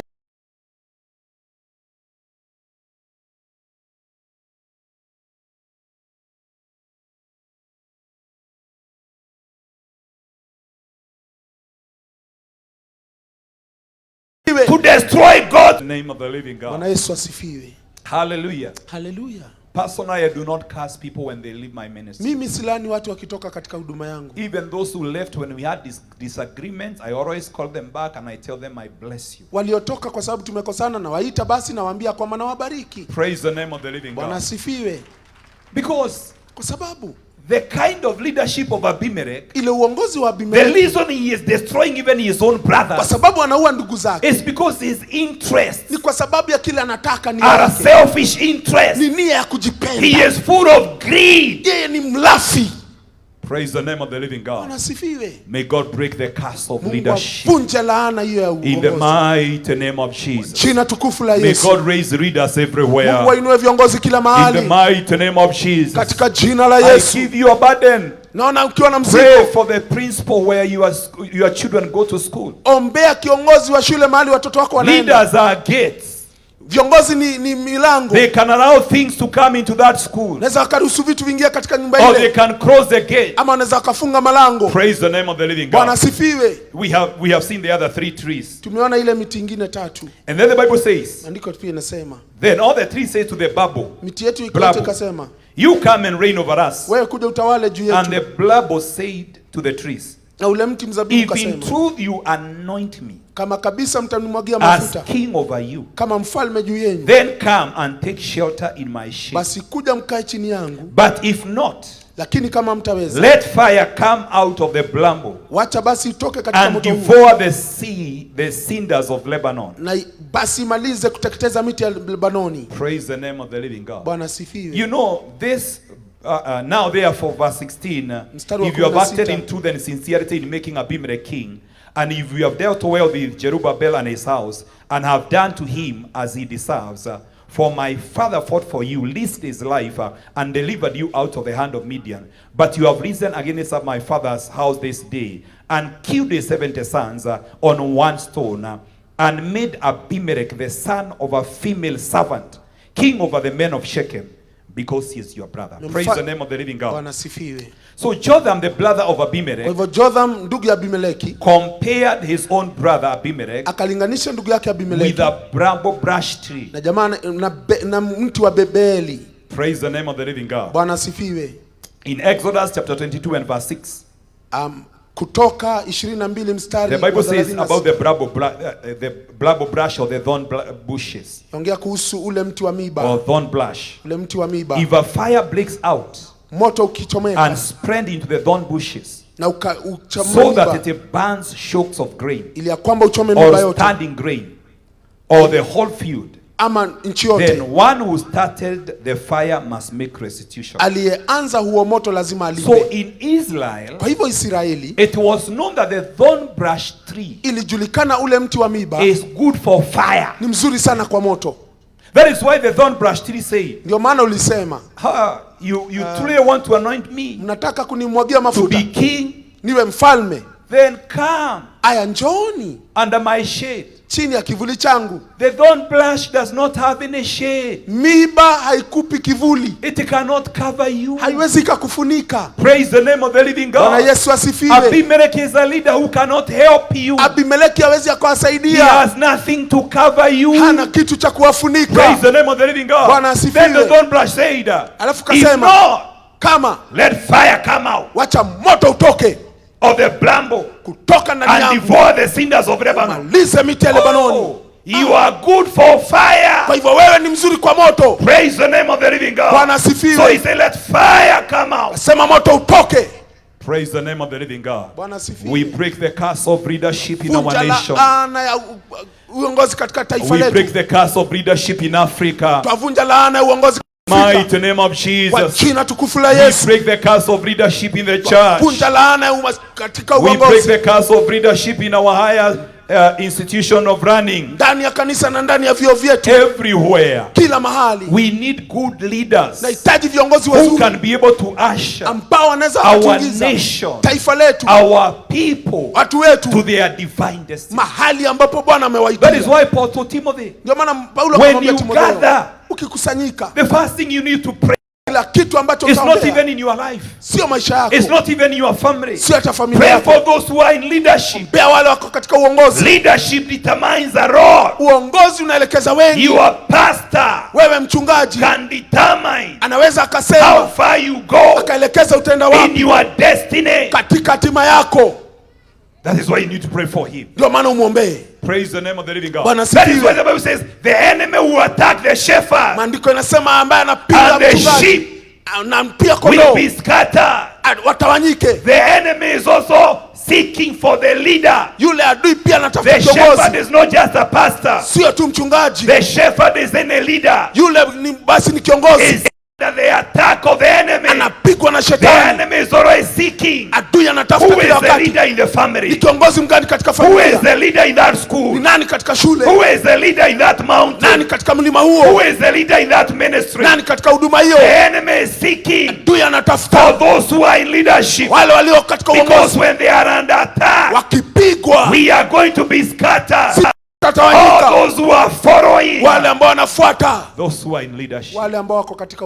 Praise the name of the living God. The devil is very strategic in planting wrong leaders in places of authority. Praise the name of the living God. That is why the Bible says when men slept, tares. These tares represent men who can be planted by the enemy. They can be planted in a school. They can be planted in a hospital, in a theater, where their work is to make sure that human sacrifices madhabihu ya watu are offered every day imetwaliwa kila siku in that theater. katika hiyo theater. And we neglect to pray for our Na hospitals. tunakosa kuombea mahospitali And yetu. people die who are not supposed to die. Na watu wanakufa wale hawakuomba. Somebody is walking as they go for an Mtu operation. anatembea akiingia katika mahali pa kufanya And upasuaji. you wonder how they come out of the Na operation. unauliza namna gani hawakutoka. You live to say it is better they did not go for the Sema operation. ni afadhali hawangeingia. It is because you don't know Kwa sababu haujui that the devil possessions people kwamba ameweka watu everywhere kila mahali to bring destruction. kuleta kuharibu. That is why we need to pray Ndio maana tuombe for those who are in leadership, wale wako katika uongozi, for those who had different positions. wale ambao katika uongozi They need a prayer cover. wanahitaji waombewe, And those who are not of God, wale ambao sio wa they Mungu need to be uprooted olewe with the roots, na mizizi that they may die ya kwamba waende in the name waondoke of Jesus. kwa jina la From Yesu. their roots in the mighty name of Kwa Jesus. jina la Yesu. Esha magandama. Arosaka Don't you baga. remember the dream of Nebuchadnezzar? Ndoto ya That Nebukadneza this decree kwamba has tangazo been made imetwaliwa by the watchers. na wale ambao watazamaji. This decree has Tangazo been made imetolewa from heaven kutoka that you mbinguni must be cut. kwamba You ikatwe. are a great tree Wewe ni mti mkuu, reaching to the heavens, fika mbinguni, touching all the nations. guza mataifa But yote. now, Lakini your leadership sasa uongozi must wako be brought to an lazima end. ukatwe. There are trees Na miti that must be cut. ikatwe. And one of the trees Moja that must be lazima cut ukatwe, is a thorn brush. ule wa A kuomoto, tree huo mti that has no shade. ambao una A kivuli, tree mti that is good for fire. ambao ni wa moto, That is good for ambao destruction. unaweza These ukachomwa. trees Huo mti must be lazima cut uchomwe in the season. katika majira In the haya, name of Jesus. jina la Yesu. Shela baganda babo shanda baganda. Mekahata baganda bashanda. Rebahanda rabashanda baganda ribahanda. Rebahanda rabashanda baganda. Reka baganda rabashanda. What the blabber brush was promising was ridiculous. Ule mti wa miba ulivyosema ni kama tu puzi, Because it is a low thorny bushy tree. maana huu ni mti wa miba tu na umekauka, No shade hauna kivuli, and good for fire. na huo uchomwe. The problem is we Shida don't ni- discover Hatujagundua when we are being deceived or manipulated wakati tunadanganywa by the thorn blush, na ule mti ambao ni wa by miba, the blabber blush. na ule mti wa miba. May God open our eyes. Mungu afungue macho yetu. How did they choose Abimelech to be their leader? Walichukua na Abimeleki namna gani awe kiongozi wao? How did they follow Abimelech when he had killed his own brothers Walifuata Abimeleki namna gani baada ya kuua ndugu zake to become a leader? awe kiongozi wao? It is because the hearts of the people can be stolen. Ni kwa sababu roho za watu zinaweza The zikaibiwa. way Abimelech stole the hearts of the people. Vile Abimeleki aliiba roho za watu. Praise the name of the living God. Bwana asifiwe. Hallelujah. Bwana But the asifiwe. Bible says in Biblia verse inasema, 22, katika mstari wa after 22, Abimelech had reigned over Israel 3 years, baada ya Abimeleki kutawala miaka mitatu, God sent a spirit of ill will Mungu akapeleka roho mbaya between Abimelech and the men of Shechem. kati ya Abimeleki na watu wa Shekemu. And the men of Shechem dealt treacherously with Na him. watu wa Shekemu wakamtembea Abimeleki That the udanganyifu. crime done to the 70th son of Jerubbaal Udhalimu aliowatendea wale might be 70 settled, and their blood be laid on Abimelech their brother, who killed them, and on the men of Shechem, who aided him in killing of his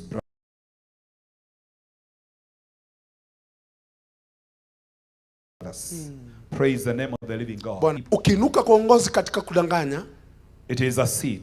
ni mbegu. That seed came back to Abimelech. Hiyo mbegu ilimrejea And the Bible Abimeleki. says that God sent a spirit of ill will. Na maandiko inasema ya kwamba akatumiwa roho mbaya. Whatever Abimelech had done, Kile Abimeleki alikuwa it amefanya turned around against him. ikamgeuka.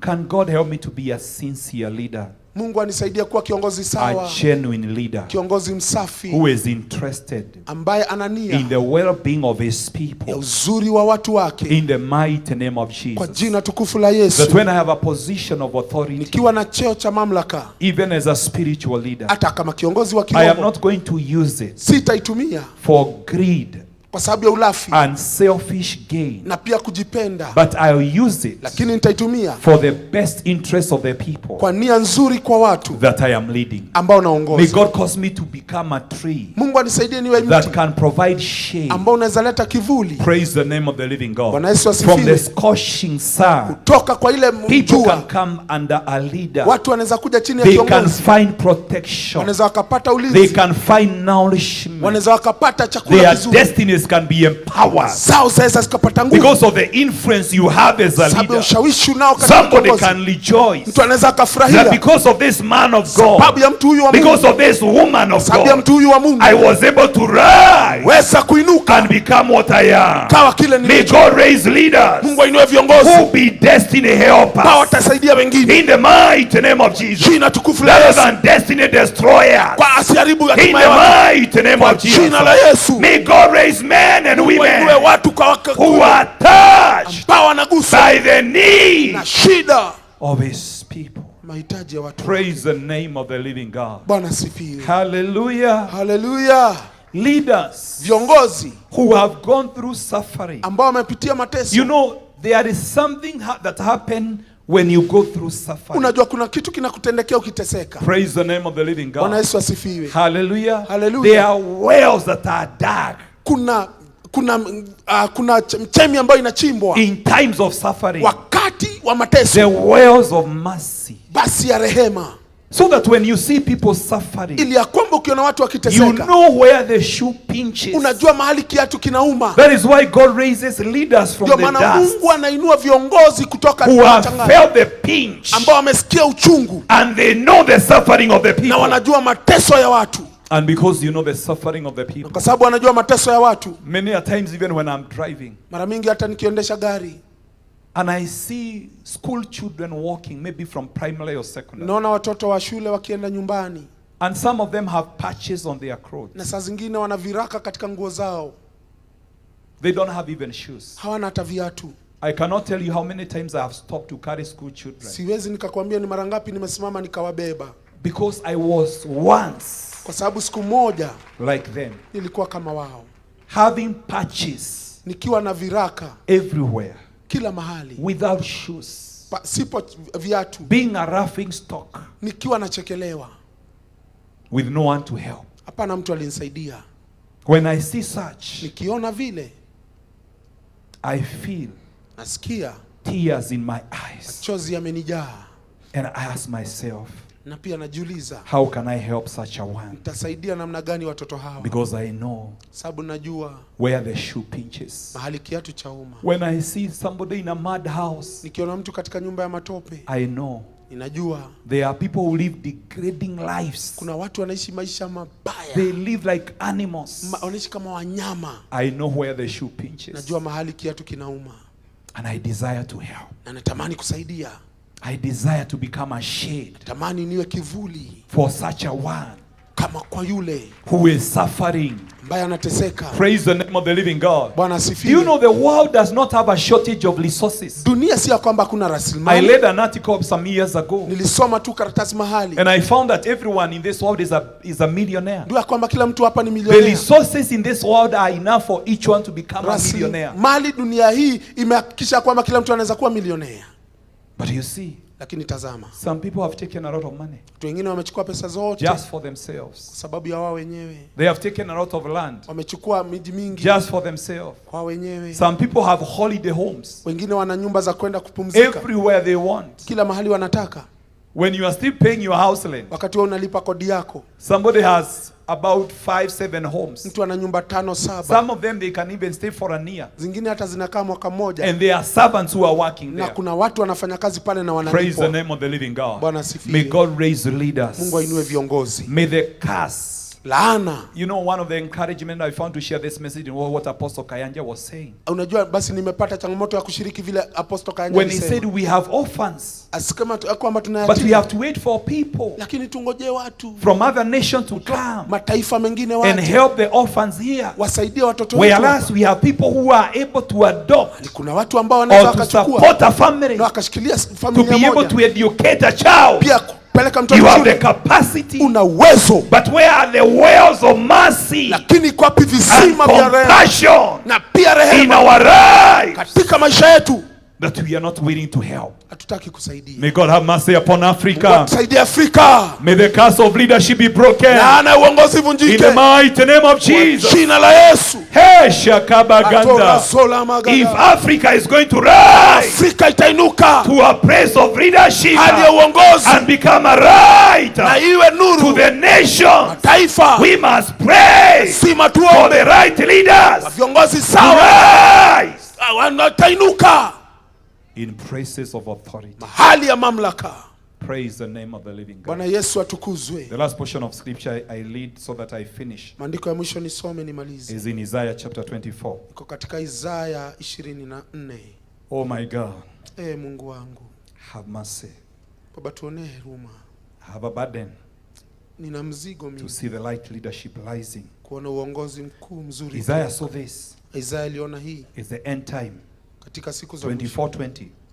24 ya The Isaya 20. earth shall reel to and fro like a drunkard, Dunia italewalewa kama mlevi and shall be removed like a cottage, na itayawayawa kama and the machela. transgression thereof shall be heavy upon it, Mzigo wa dhambi zake and it shall ulitailemea fall and not rise na again. itaanguka wala haitainuka tena. So Isaiah saw the end time. Isaya akaona siku za mwisho. You know, prophecy Unajua unabii is God lifting you ni Mungu and akikuinua showing you what is in the na future. akakuonyesha kile It can be kitatendeka. 1 year, 10 years, Kwa mwaka 1,000 moja, years. miaka 10, miaka 1000. So you must also be able to seek Lazima pia utafute when God is giving you that prophetic word, hilo neno so litatimia that siku you gani, don't go before time kwamba usiende mbele ya or you wakati are not late. na usichelewe. Verse 21, Mstari wa 21 the Bible says, maandiko inasema, and it shall come to pass na itatendeka that in that day kwamba siku ile the Lord shall punish the host of the high ones Bwana atayadhibu jeshi that la are in on high, mahali palipo juu and the kings of the earth upon the earth. na wafalme wa dunia katika So dunia. when Isaiah saw the end time, Isaya alipoona siku za the mwisho earth leading like a drunkard dunia ikiwa because yawaya of sin and kwa sababu ya wickedness, kulemewa na dhambi, he saw something else, akaona kitu that it kingine shall come to pass in that day kuja siku zile that the Lord shall punish the host of the high ones Bwana atapiga wale that are on wakuu high. walio juu. These are principalities Hizi ni ngome and rulers of darkness pia watawala wa giza and the kings of the earth na wafalme wa dunia upon the earth. katika dunia. Why is God punishing the rulers and the authorities Kwa nini Mungu anapiga and the viongozi kings here on earth? na pia hapa duniani? It is because Satan Kwa sababu shetani is a spirit ni roho and he can only operate na pia anaweza afanya tu through kazi human beings. kupitia The wanadamu. same way God operates through us, Vile Mungu anafanya kazi kupitia sisi, even the devil operates through men. shetani pia afanya kazi So kupitia God is wanadamu. saying, Kwa hivyo vile anasema in the end times, siku za mwisho, for me to pave way for revival, ili ya kwamba there are powers kuna nguvu that must be judged, ambazo lazima and zihukumiwe. there are representatives here on earth. Pia hapa wakilishi wao hapa duniani They must be judged. lazima pia wahukumiwe, They must be removed of the lazima way. waondolewe njiani. That is the will of God, Hiyo ndio mapenzi ya to Mungu, pave way for revival kuondoa ufuo in uje the mighty name of kwa Jesus. jina tukufu la Let me Yesu. tell you what God is just about to do. Nikwambia kile Bwana anaenda It is kufanya unstoppable. na haiwezi You ikasimamishwa. cannot stand on his way. Huwezi ukasimama njiani. You better give way to the Lord, Ondoka or you are going to be swept ama utamalizwa by the fire. na utapigwa na gharika. Praise the name of the living Bwana God. asifiwe. You know, what God is just about to do, it doesn't matter even your church. Kile Mungu anaenda kufanya hata kanisa kwako haijalishi. It doesn't matter if you believe in the power of the Holy Ghost or you don't. Uamini roho yupo hayupo. One of these Sundays, Jumapili moja ijao God is going to sweep over that church. Mungu ataingia hiyo kanisa hiyo. Praise the name of the living God. Bwana asifiwe.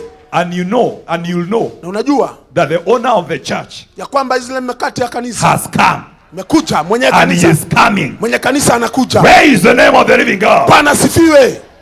Authorities in the spirit realm, Mamlaka ya kiroho, principalities and powers nguvu na ngome of religion ya dini that hinder the move of God, ambayo ilipinga Mungu they atembee, must be brought on their knees. lazima ipige They must magoti, be uprooted lazima ing'olewe in the mighty name of Jesus. jina tukufu la And Yesu. even the men Na pia wale that fight for them wakilishi to wao hinder God pinga Mungu to fulfill his purpose, bisa kusudi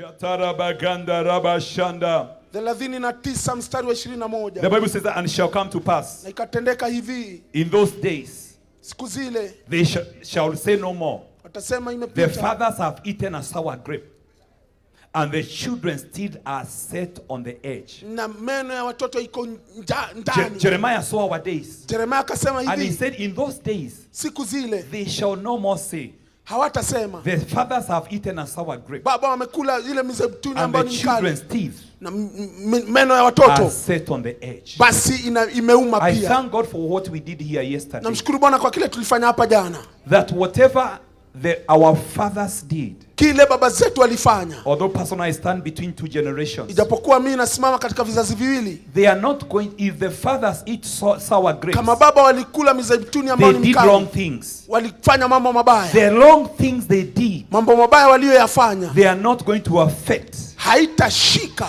the teeth meno of the children. ya watoto. We have a generation Tuna kizazi that have never seen a revival. akijawahi ona Thank God ufufuo. for so the revival of 80s and 90s. Abarikiwe Bwana kwa ule ufufuo wa But we have 90 na 25 80. years, 30 years people who Kuna have watu not seen a move of God miaka in this 25 nation. hawajaona Mungu akiondoka hapa katika taifa. A time has come Wakati that they are umefika, not going to be affected by hawatapigwa the compromises na ile of kugairi the fathers. ya baba zao. God Mungu is doing away anaondoa with evil foundation, yale mabaya, even politically, hata katika evil siasa, covenant magano of mabaya devil worship ya kuabudu in shetani our nation katika taifa have been broken inaondolewa in the name of Jesus. jina la Yesu. Yes.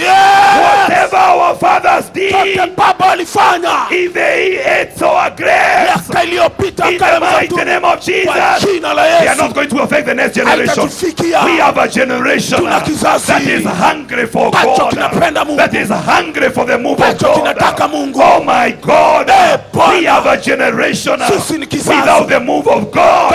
Mwendo They kwa will be Mungu. destroyed. Tabalizwa. Without the move of God, mwendo kwa they will be overwhelmed. Tutashindwa. They are going to be swept Wataondolewa. by the flood Gharika. of LGBTQ. They are going to be swept Wataondolewa. by the flood moto of the enemy. ya adui. But God Lakini Bwana is raising Ainua. a new generation Kizazi kipya. of leaders, Viongozi. servant leaders, Viongozi wana. people Watu. who are willing wanatamani. to sacrifice Kujitoa. and serve Tumike God Mungu with all their heart. roho zao.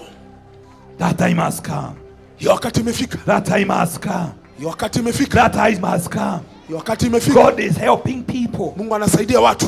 Like what has happened in this conference. Kama vile kimetendeka katika God is ushahidi. raising men and women of Mungu wisdom anainua watu wa so that they can deal with whatever the fathers have done. kwamba washughulikie kile baba Even the fathers of the nation, hata mababa wa even taifa, the fathers of the land, mababa wa nchi, whatever has been done in the kile land, kimefanyika nchini, whatever has been raised in the kile land, kimeinuliwa and nchini, it is an abomination, sasa ni dhambi. hindering the presence of God. Shinda Bwana It songe. is being cut off, like the time of Gideon. Siku ya It Gideoni. is being destroyed Malizwe. in the name of Jesus. Jina la Yesu. Yes, Ndio. there is a generation Kuna kizazi that is rising, ambayo kinainuka hungry for God, na njaa ya Mungu, thirsty for God, kiu ya Mungu, saying, oh God, taka Mungu. we desire a new move Tamani uondoke of Bwana. your spirit. Bwana usonge kati There yetu. is a generation that is rising. Na kizazi They kinainuka. don't belong to your tribe. Sio ya kabila lako. No, Hapana. they don't even speak your Hata language. waongei lugha My yako. children, Watoto wangu they don't know how to speak Kikuyu. kuongea Kikuyu. They are another generation Kizazi who kingine don't care about your clan. hawajali kuhusu They kabila don't care lako. about your tribe. Hawajali kuhusu That is kabila why lako. we have intermarriages Ndio maana everywhere. wanaoana huku na They kule. can marry whoever they love. Hawa yule wanataka. Hey! Hey! They are of a different Ni culture. kabila They lingine. are rising. Wanainuka. Yes. Hey! They are rising. Wanainuka. They don't care about your denomination. Sani kusirebu They yako. don't care about your Sani church. kanisa yako. What do I have to do with your Fanya church? nini kanisani If lako? your church Kama kanisa cannot lako give me the presence of Pati God, uwepo wa Bwana. if your church Kama kanisa lako cannot show me the wonders of Yes, God, upendo ya they are Mungu. not looking for a church. Tafuti kanisa. They are looking for God. Wanatafuta They Bwana. are hungry for God. Wanataka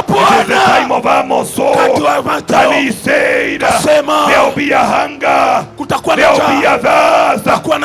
hear the word. Oh my God, of the living God. The Bible says, even the young men and the lovely women, they shall move from sea to sea.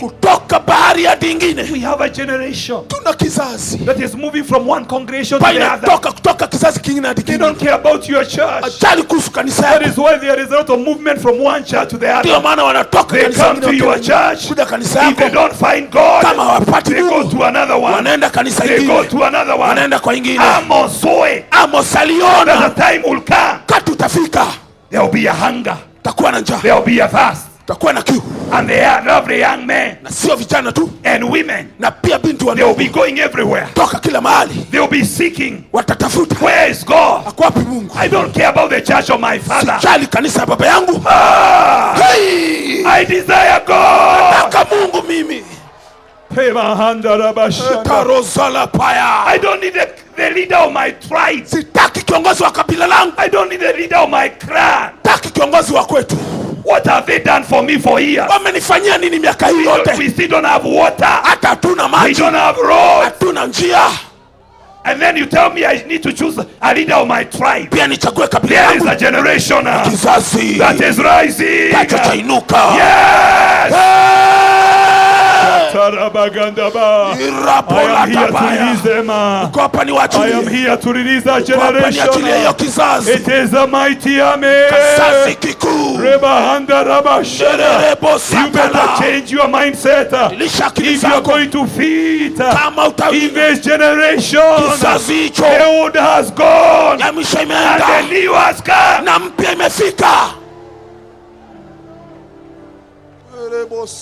How many churches and denominations do you think they are here now? Praise the name of the living God. Do they even care which church has organized? Some of them, they don't know Apostle Subi. If they know Apostle Subi, they cannot even be able to mention the name of his church. Because you know about the church now. People are hungry. People are thirsty. They are asking, where is the God of wonders? Where is the God of miracles? Give us God. Give us God. Don't give us your religion. Give us God.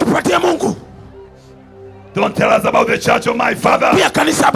No. I saw my mother dying of sickness. I have seen my family being tormented by the powers of darkness. How did my church help me? The patterns of darkness, demonic cycles. How has my church helped me? I'm not seeking for a church. That is why I understand. When I hear there are people who are not going to the church, we are in a state of desperation. Pastors, we must rise. God is preparing us.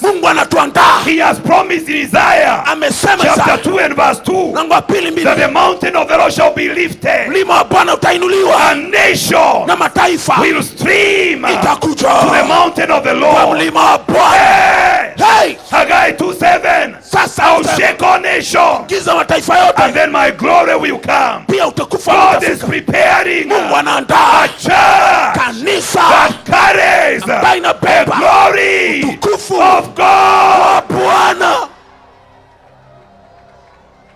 And let me tell you, for you to carry the glory of God, even as a church leader, you must be authentic. You will be tested. This is not for Gehazi. The glory of God is not for merchandise. It's not for making money. No.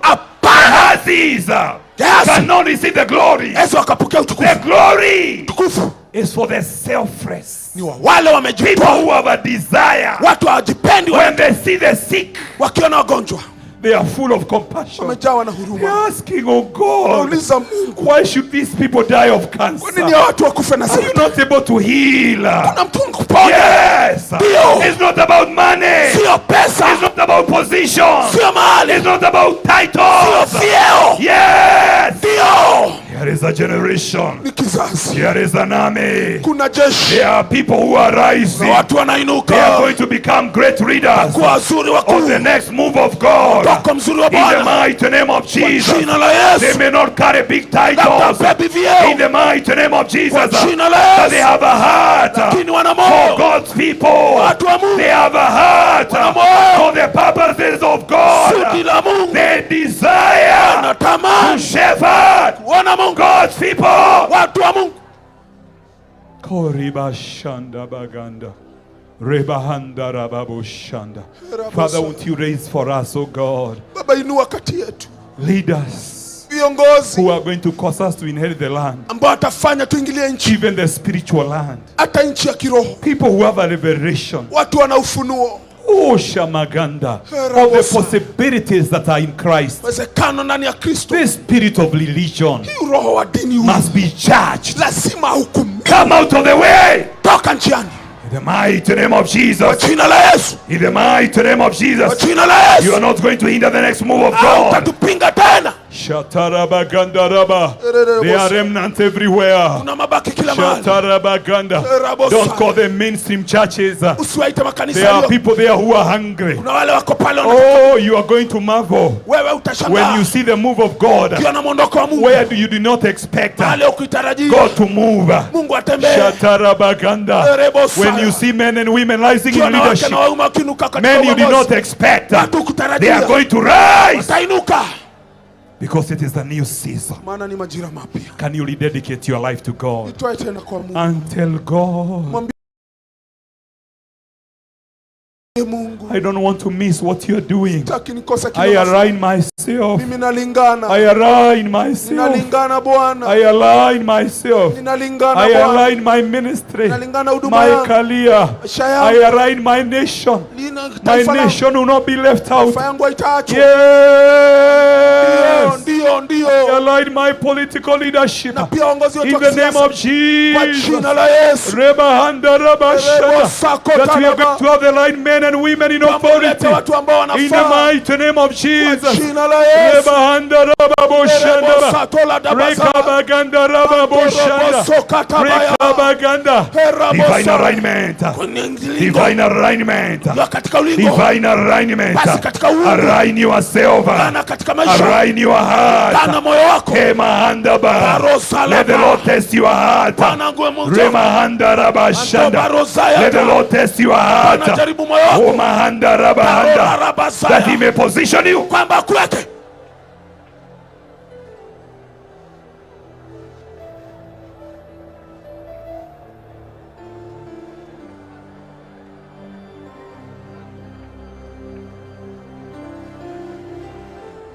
Father, I thank you Baba nakushukuru.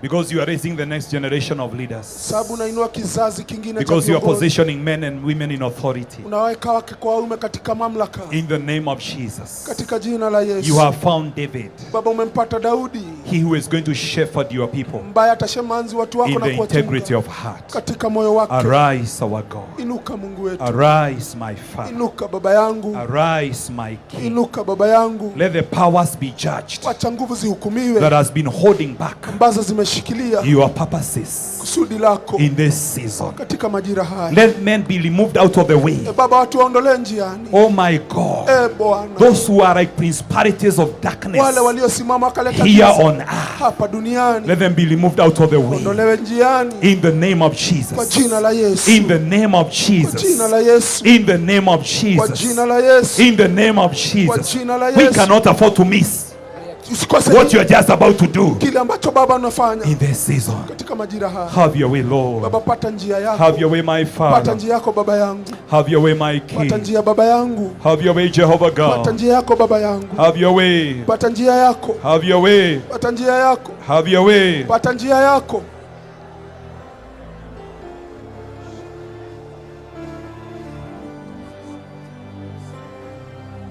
What a blessing. What a blessing. Yes, yes, yes. Let's continue. Let's continue to pray. Let's continue to pray. Let's continue to pray. Let's continue to tell the Lord, yes, Lord, have your way. Yes, Lord, have your way. Yes, Lord, have your way. Yes, Lord, have your way. One more minute. Yes, Lord, have your way. In the mighty name of Jesus. Why don't you lift up those hands up high? Yes.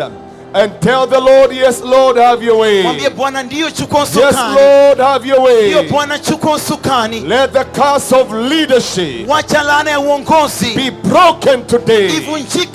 Be broken today in both the political and the spiritual circles. In the mighty name of Jesus. Father, we thank you today.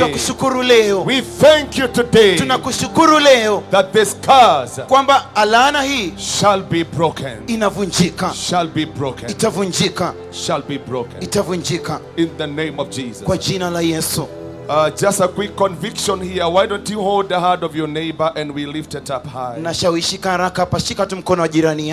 Oh yes, if you can. And if it is possible, depending with where you are, lift it up high. Yes. Judges chapter 9 is a very key chapter. And thank you, Apostle Williams, for bringing it forth. Father, we thank you this precious afternoon. And we agree together.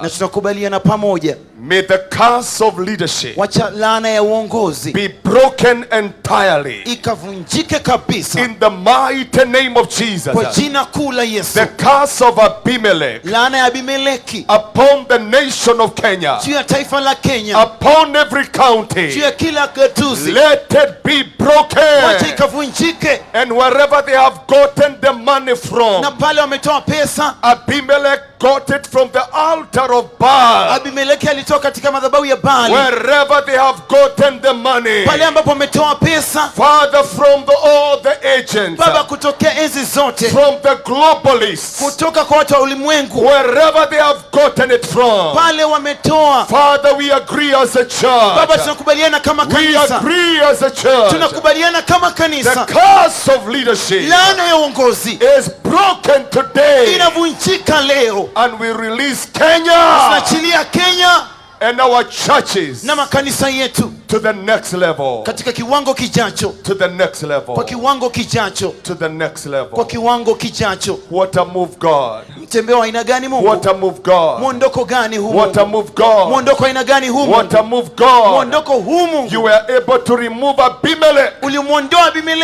Father, we ask you to move your hand and remove all the Abimelechs of the day. In Jesus' mighty name. Why don't we do this again? Let's give the Lord praise. Let's give the Lord praise. Let's give the Lord praise. Let's give the Lord praise. Let's give the Lord praise. Wish to bring the worship team on the altar. But not before I ask us to put our hands together and celebrate Apostle John Williams Kimani. That is very powerful. That is very powerful. We look forward for a great leadership, politically and spiritually. We are also honored to have our first lady in the house, Her Excellency Mama Rachel Ruto. Welcome, Mom, so much. We are privileged to have you in this wonderful meeting. And all the other ministers of the gospel that are together with us as the worship team is climbing on the altar. Why don't we celebrate them with a very, very, very good hand? Very, very good hand. to the glory of kwa God. utukufu wa Mungu wetu. I can see a contingent of fathers and spiritual leaders in the nation. Naona kina baba wa taifa wamejaa hapa. Let's celebrate all the fathers in the nation with a very good Hebu hand. tuwashangilie mababa zetu wa taifa. I know later na najua baadaye our chairman will be able to do a better job acknowledging them. Mwenyekiti wetu atafanya kazi nzuri. So why don't we put our hands together? Mbona tusiweke mikono pamoja and receive the praise and worship na team tupokee kundi la sifa na ibada for some two praises before the Lord, kwa ajili ya sifa mbili kwa Bwana, so that we can dance for the Lord, ili tuweze kumchezea Bwana, and our God shall be glorified. Na Mungu wetu atatukuzwa. I can see, like Apostle William say, the tent is filled up. We thank God for the extra chairs at the back. Naona hata viti vimeongezwa pale. Let's continue doing our best. The ushers that are at the far back over there. Waelekezi muendelee kufanya kazi nzuri pale. Thank you. Asante sana. Praise and worship team again. Let's welcome them again. Hebu tuwapongeze tena, tuwakaribishe again. As we have some praises before the Lord in Jesus' name. Tuwe na sifa kwake Bwana. Thank you, and the Lord bless us. Asante na Bwana awabariki. Amen. Amina. Seems there are few at this time. Thank you. The way you want to do it, welcome, and the Lord bless you. Bwana awabariki.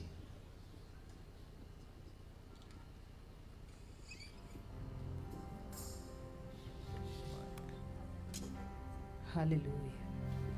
Hallelujah. Are you excited to be in the presence of the Lord this afternoon? If you know and you know, why don't you give him a Holy Ghost crazy noise in the room? You can do better than that. Give him a shout of victory. Hallelujah. Celebrate Jesus, celebrate Jesus. Celebrate Jesus, celebrate Jesus. Celebrate Jesus, celebrate Jesus. Celebrate Jesus, celebrate Jesus. Celebrate Jesus, celebrate Jesus. Celebrate Jesus, celebrate Jesus. Celebrate Jesus,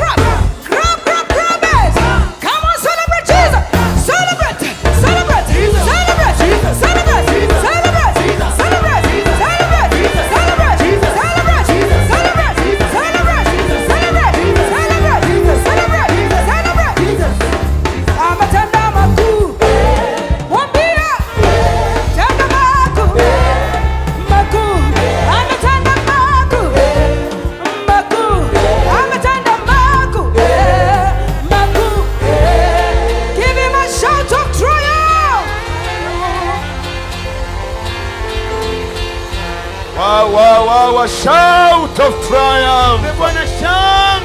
A shout of triumph to the Lord God Almighty. We are so grateful. Thank you, wonderful team. The Lord bless you. As we are standing like that, it gives me great joy and honor before the Lord to bring us our chairman that has been helping us in organizing and preparing for this great conference, Bishop Ireri. Let's put our hands together for Bishop Ireri as he leads us on from here and even brings us on the next speaker of the day. Don't get tired of putting your hands together for Bishop Ireri. Please, let's do that. Let's do that. A man who have labored so much together with this team for this to be a reality.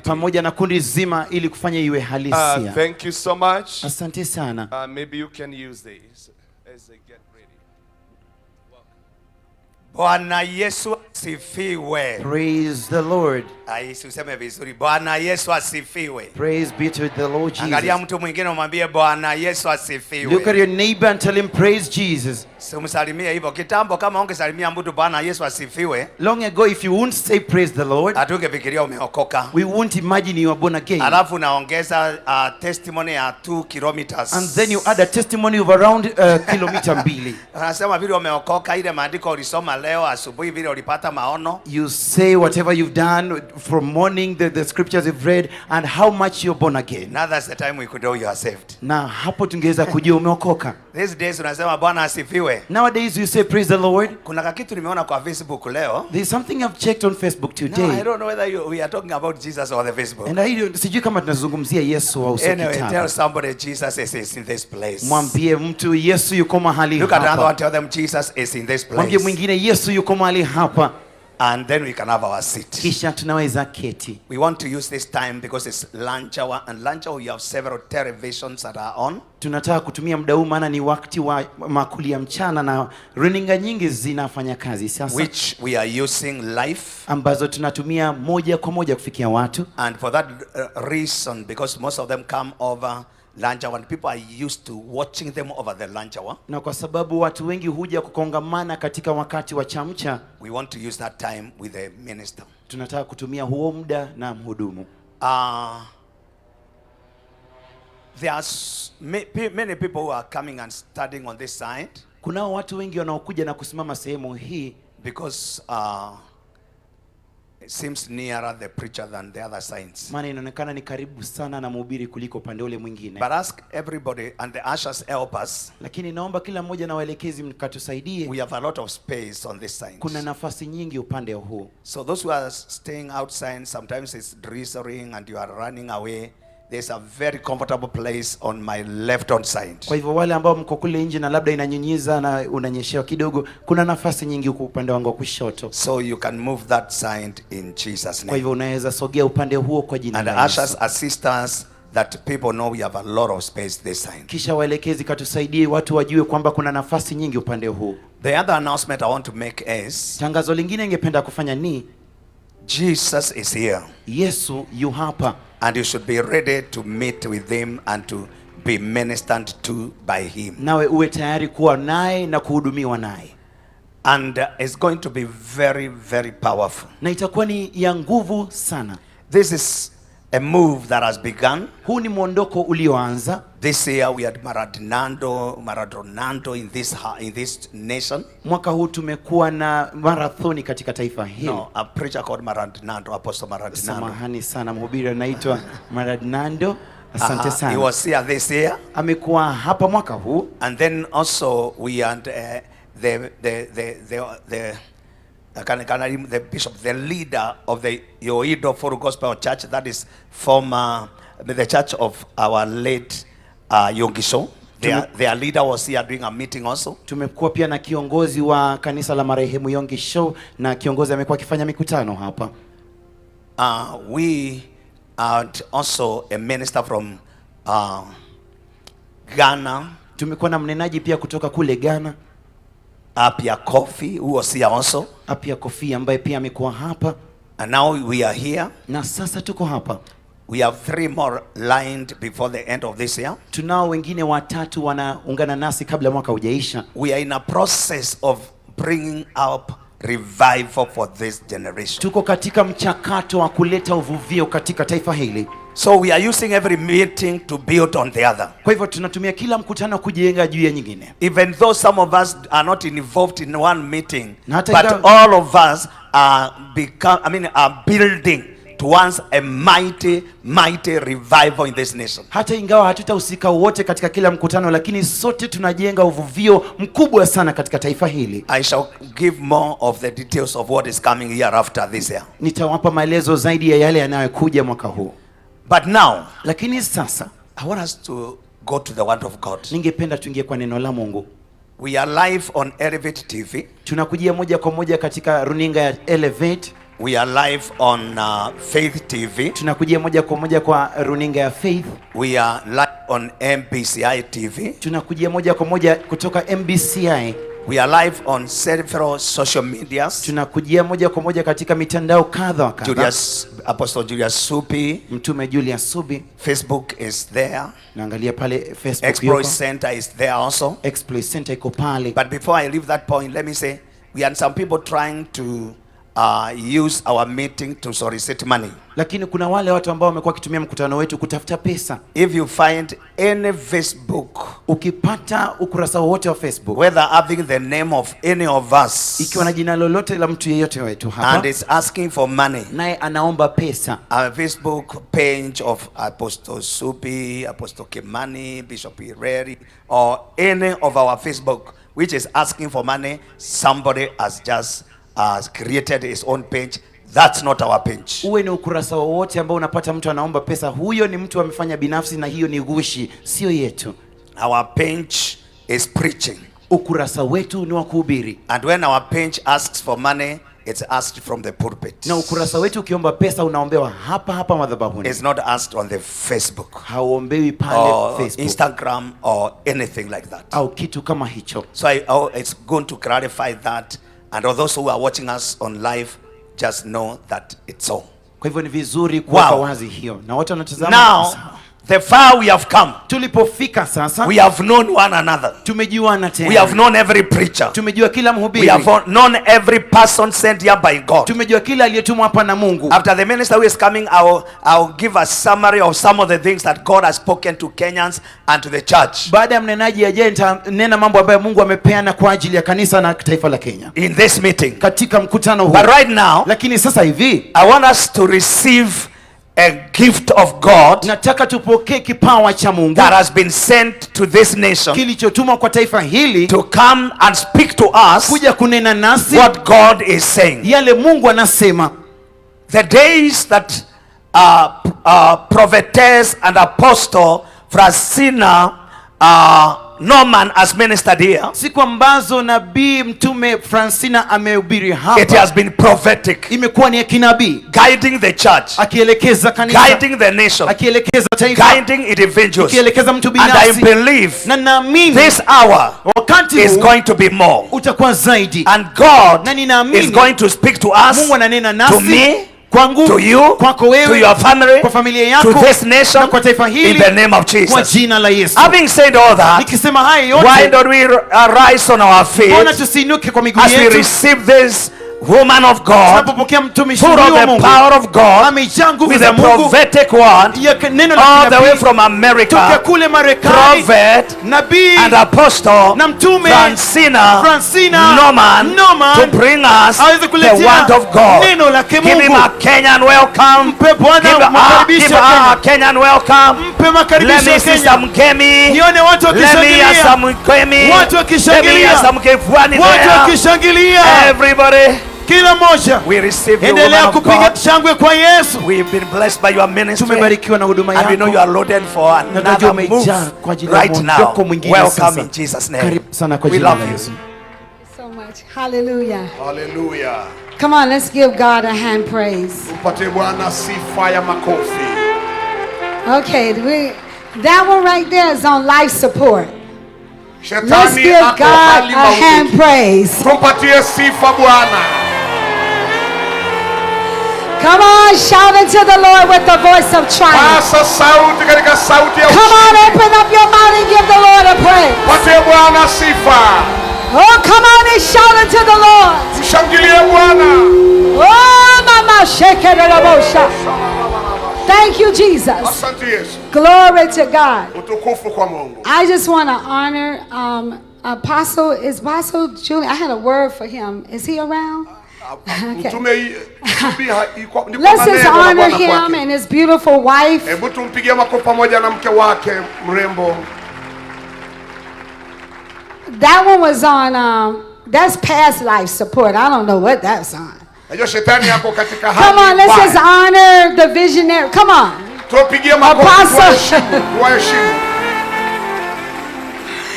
And I am so honored to have my friend nimeshimika kuwa na rafiki yangu and your first lady ambaye ni mama wetu wa taifa and the only lady na ni yule of this nation katika taifa hili. Come on, let's honor. Come on, Her Excellency.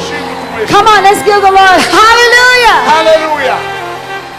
Amen. Amina. And then I want to honor the ministers and Pastor. I'm calling you Pastor, but Mike, Jake, you know, Cindy and Mike. That's how we do it, right? Mike and Cindy. Kuheshimu watumishi na mchungaji. Yote nimuite mchungaji Mike pamoja na Cindy.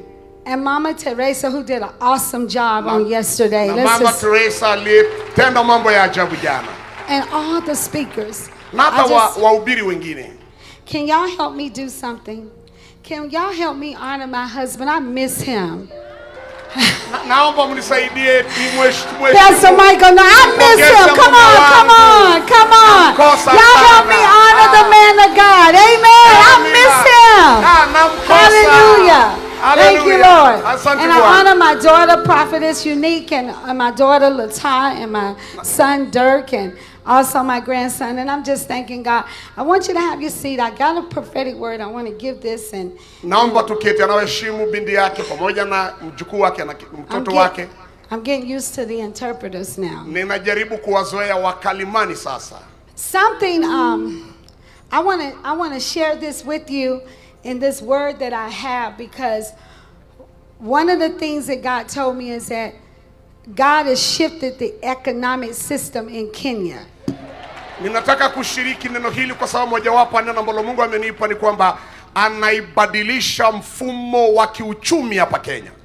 And with the economic system shifting, he's going all the way to the villages, all the way to the city, and something significant has happened in the economic system in Kenya. Na anapobadilisha mifumo hiyo, anarudi katika vijiji, anakuja kwenye miji, kwa sababu anabadilisha mifumo ya kiuchumi hapa Kenya. Piga makofi. And the Lord spoke something to me early this morning as I was praying. Bwana akanisungumzia asubuhi ya leo mapema nilipokuwa nikiomba. And he gave me a couple of scriptures to give you, and I want to really bring this home to you, because we've been having so many of the prophets and apostles pour into us. Na akanipa maandiko kadha ambayo natazungumza nanyi na nataka iwafikie kwa sababu tumekuwa na manabii na mitume ambao wamekuwa kiwazungumzia. Proverbs 13:22 says, Kitabu ni Mithali 13:22 inasema, a good man leaveth an inheritance to his children's children. Kwamba mtu mwema huachia wana wa wanawe urithi, and the wealth of the sinner is laid up for the just. Na mali ya mkosaji huwa akiba kwa mwenye haki. So I want to get it into the Message Bible. Nataka kutumia tafsiri la Message Bible. And the Lord said this to me. He's talking about a good man, a good person leaves an inheritance for his children's children. Na amekuwa akinizungumzia kwamba mtu mwema huachia urithi wana na wana wake. About 2 months ago, miezi 2 iliyopita, the Lord spoke to me. Bwana akanizungumzia. He says, I need you to tell the people of God. Akaniambia na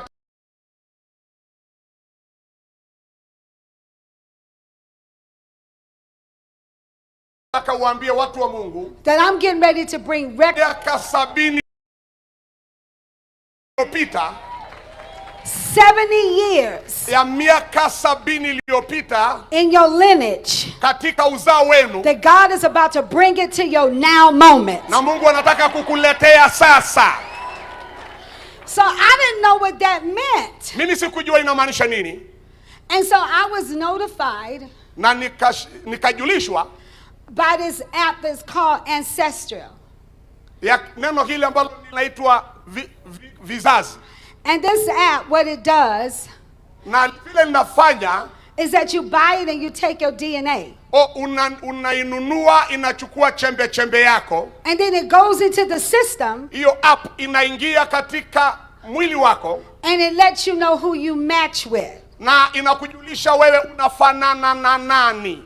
And this young man contacted me. Huyu kijana akaja kwangu. And he said to me, na akaniambia, your numbers are high like mine. Wewe ni chemchemi yako, chembe chembe zako ni kama zangu. And he said, you must be my relative. Lazima wewe na mimi tuko ukoo. So we start doing our research. Tukaanza kufanya utafiti. And then we started talking. Na hapo tukaanza mazungumzo. And come to find out, na nikakuja kujua that my father's last name kwamba jina la mwisho la baba yangu was not really his last name. Haikuwa ni hilo jina tunalolijua. That he was adopted. Kwamba yeye alichukuliwa. As a result. Na kwa hiyo ikatokea of an affair. Ilitokea katika hali ya kimapenzi, walifanya kimapenzi. That his father was Caucasian. Lakini baba yake akachukuliwa. And his mom was from Africa. Na mama yake, baba yake anatoka kwingine, mama anatoka Afrika. And they were in Louisiana. Na tukujua. And they could not get married. He was in love with her. Alimpenda lakini hakuweza kuoana. So they birthed my son, my father. Wakamzaa baba yangu. And they put him up for adoption. Wakampeana. And then they said, but we need to speak with you. Wakasema tunataka kuongea na wewe. So I went and met with them along with my other daughter. Nilichukua mmoja wapo wa binti zangu tukaenda kukutana naye. Now I want to remind you. Nataka niwakumbushe. That God says I'm going to go back all the way 70 years. Bwana anasema nitarejea kwenye kizazi chako cha miaka 70. So when I got there, nilipowapata, I met my real aunts and uncles and cousins. Nikawapata on my father's side. Wajomba wangu, binamu zangu katika upande mwingine. And then they took me to this plantation. Na wakanipeleka katika kilimo fulani. With over 400 acres of land. Eka 400, shamba la ekari 400. And they said that your great grandparents, they were slaves on this plantation. Wakasema babu na babu ya babu zako walikuwa watumwa katika shamba hili. And the original plantation was still standing on the land. Na bado shamba hilo liko mahali pale. They said your great grandparents took water from the creek and mud and made bricks and built this plantation. Akasema kwamba babu na babu zako walikuwa wanachota maji hapa na kutengeneza tofali katika shamba hili. And so it was a huge plantation. Kwa ilikuwa ni shamba kubwa sana. On 400 acres of land. Karibu eka 400 shamba kubwa. And I was thinking, why are you telling me this? Nikauliza kwa nini mnanihadithia haya? And they said to me, wakaniambia, we brought you here. Tulikuleta hapa because we bought this plantation. Maana tumenunua shamba hili. Where my family was slaves on the plantation. Wakati wazazi wangu walikuwa watumwa katika shamba hilo. Now they own the plantation. Sasa shamba ni lao. Can I tell you something? Wacha niwaambie jambo. Those things that have been robbed from you in your lineage, you're getting ready to get it back. Vitu ambavyo vilichukuliwa katika uzao tarejeshewa. And they said, we brought you here. Akasema tumekuleta hapa. Because your father, maana baba yako, this is part of his inheritance. Ni mojawapo ya urithi yake. So we need you to sign the paper. Nataka uweke sahihi hapa. Because you now own this plantation. Maana hata wewe utapata urithi hapa. Come on and give the Lord a praise. Pigeni Bwana sifa. And so I got a chance to get to see all of my relatives on that side. Nikapata kuwaona watu wa ukoo wangu ambao natoka sehemu hiyo. And then when God began to speak to me, na Bwana akaanza kunisungumzia, I saw something on this morning. Nikaona jambo asubuhi ya leo that God said to tell you. ambaye Mungu ameniambia niwaambie. He says has begun. He has begun. Akaniambia niwaambie ameshaanzisha a transfer in a wealth. Kupea sasa kuwapatia in your nation. Katika taifa lenu. I said there's been a transfer in a wealth. Kuna kubadilishiwa mali in your nation. Katika taifa lenu. A transfer in a wealth. Kubadilishiwa mali in your nation. Katika taifa lenu. Now something, when God spoke this to me, He said to me, akaniambia, He says there's been such a great transfer in the wealth that's taken place in this nation. Kwamba kunayo imekuwa ikifanyika hiyo kubadilishwa mali katika ulimwengu. He's bringing such recompense. Na akasema atafanya marejesho. So when he said in Proverbs 13:22, ndio amesema pale tumesoma katika Mithali hiyo, a good person leaves an inheritance for their children's children. Kwamba mtu mwema huachia uzao wake urithi. But a sinner's wealth lakini mali ya wenye dhambi is stored up for the righteous. Huwa imewekewa akiba mwenye haki. Couple of things God spoke. Vitu vingi Mungu aliongea. He says to tell you today. Akaniambia niwaambie leo. Don't panic. Find that word. Don't panic. Usiwe na shaka. Don't panic. Usiwe na shaka. Provision.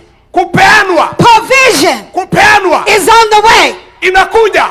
Provision. Anapeana. Is on the way. Inakuja. Provision. Bwana is on the way. Ipo njiani. Then he said. Akasema tena. Part of the blessing is wealth and provision. Mojawapo baraka ambayo anapeana ni mali. And the Lord said, na Bwana akasema, this provision hii kupeanwa is coming inakuja with abundance na utele of financial prosperity. Ya ufanisi wa kifedha. Then he said to me, na tena kaniambia, he says to tell the people, waambia watu wangu, to get ready wawe tayari for the great transferring. Kwa sababu kuna uhamisho. God says it is important to him. Mungu anasema ni kitu cha muhimu kwake. That you leave in a legacy. Kwamba muweke hatma. This is going to include ambayo sasa itaenda kuonyesha land that you never had. Mtapata ardhi ambayo hujaipata. Money that you never had. Fedha ambayo hujaipata. It is including this. Hiyo iko ndani yake. This is part of your inheritance, said the Lord. Ndio mojawapo ya urithi wenu, asema Bwana. I want to go to Deuteronomy. Nataka tuangalie kitabu cha Kumbukumbu. The 15th chapter. 15. And the 6th verse. Na mstari wa 6. For the Lord thy God. Baba Mungu wenu. Blessed thee. As he promised thee, thou shalt lend unto many nations, but thou shalt not borrow. And thou shalt reign over many nations, but they shall not reign over thee. Kwani Bwana Mungu wako the Lord says to tell you this. Bwana ameniambia niwaambie hivi. Today, leo, he's making you the bank. Anakufanya uwe benki. I said today, leo, he's making you the bank. Anakufanya uwe benki. You will be a lender. Utakuwa kupeana. And not a borrower. Na si wa kukopa. You will lend utakopesha to many nations. Taifa mengi. The great transfer of wealth. Kuna uhamisho wa mali. Inatendeka. In your nation, said the Lord. Taifa lenu, sema Bwana. Oh, come on and give God a praise for pige Bwana makofi. Now I need to read it from the Message Bible. Sasa ninasoma katika tafsiri la Message. God will lavish you with good things, children from your womb, offsprings from your animals, crops from your land, the land that God promised your ancestors that he would give you. God will throw open the doors of the sky vaults and pour rain on your land on schedule and bless the work you take in hand. You will lend to many nations, but you yourself won't have to take out a loan. God will make you the head and not the tail.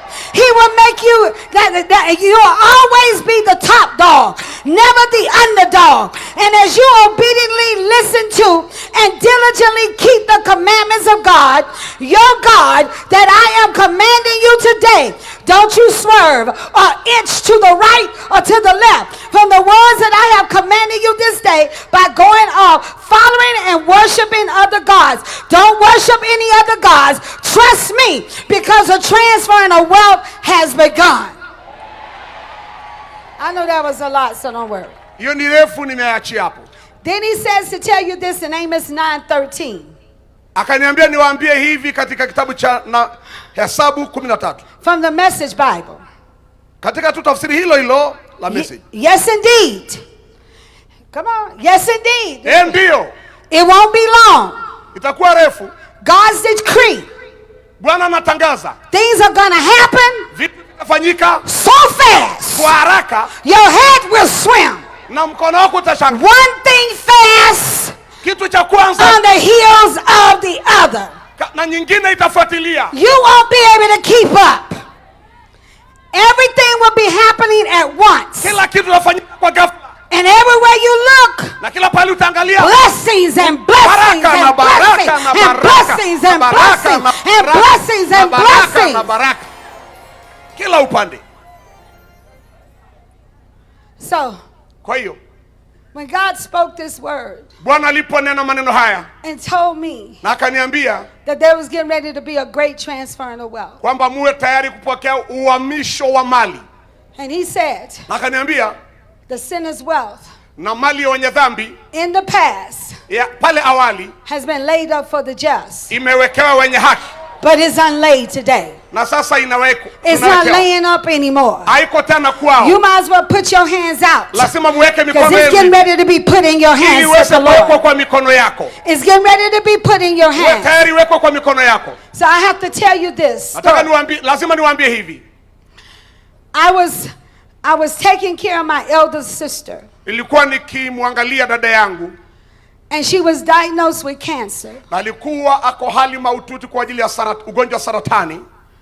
And she told me she didn't have any money. Akaniambia ameishiwa na hela. And the Lord spoke to me. Na Bwana akanisungumzia. And said, take care of her. Akaniambia nataka umshughulikie. Pay all of her bills. Lipa gharama zake zote. My daughter was getting ready to go into law school. Na binti yangu alikuwa anaingia katika shule ya sheria.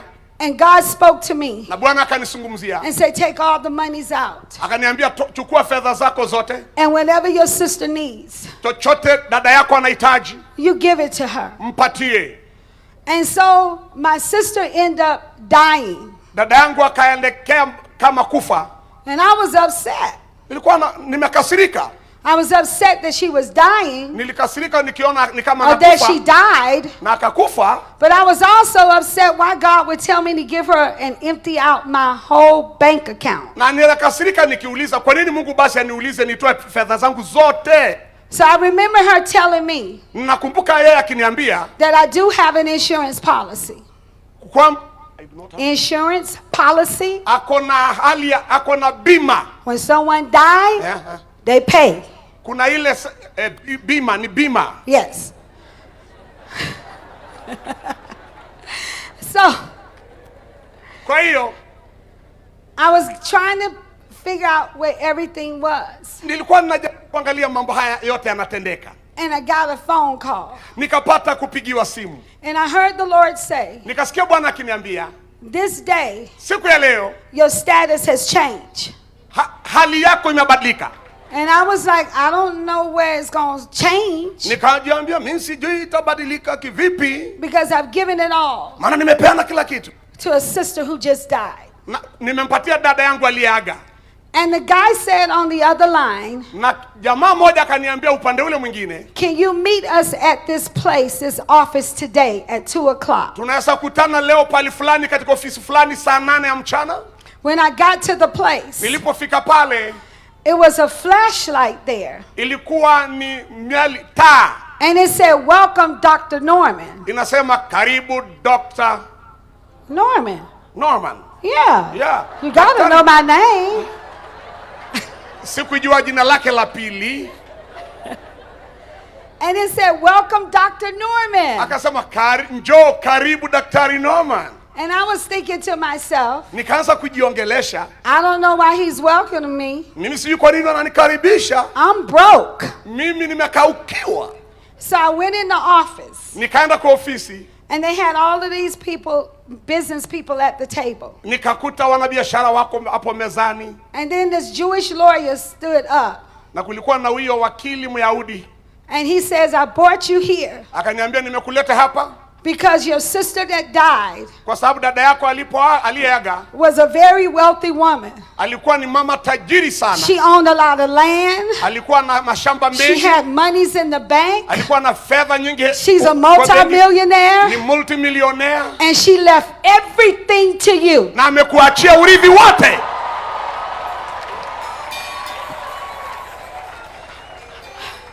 Y'all got to get this. I said I went in there poor. Nikasema nikaingia ndani yao. I went in there broke. Nilienda pale nikiwa sina kitu. And it wasn't by the time I left out of there. Nilipotoka kwa hiyo ofisi. I was a multi-millionaire. Mimi ni tajiri kupita kiasi. Can I tell you today? There's a release of financial blessings that's coming to you. You're going home one way and you're waking up at a different status. Unawachiliwa wa hali ya kifedha, utaenda ukiwa tofauti na ukirudi utakuwa mtu mwingine. But I need to read this to you. Nataka niwasomee hii. As God spoke to me and said provision vile Mungu alivyonizungumzia akaniambia kukutana mahitaji was coming to this nation. Nilikuwa nakuja katika nchi hii. One of the problems that we've had in the past, mojawapo wa shida ambazo tumekuwa nayo pale awali, if you never had that much money, kama hujawahi kuwa na hela nyingi, most likely you wouldn't know what to do with it. Unaweza shindwa ukipata hela nyingi utafanyia aje. But in the will it said, lakini vile ilivyosemwa, I know my sister give all the money away to the church. Mimi nilijua kama dada yangu alipeana hela zote kanisani. So I don't want her to get the monies right away. Na nilitaka tu apate hiyo hela. I want her to go to classes, go to school. Aende shule.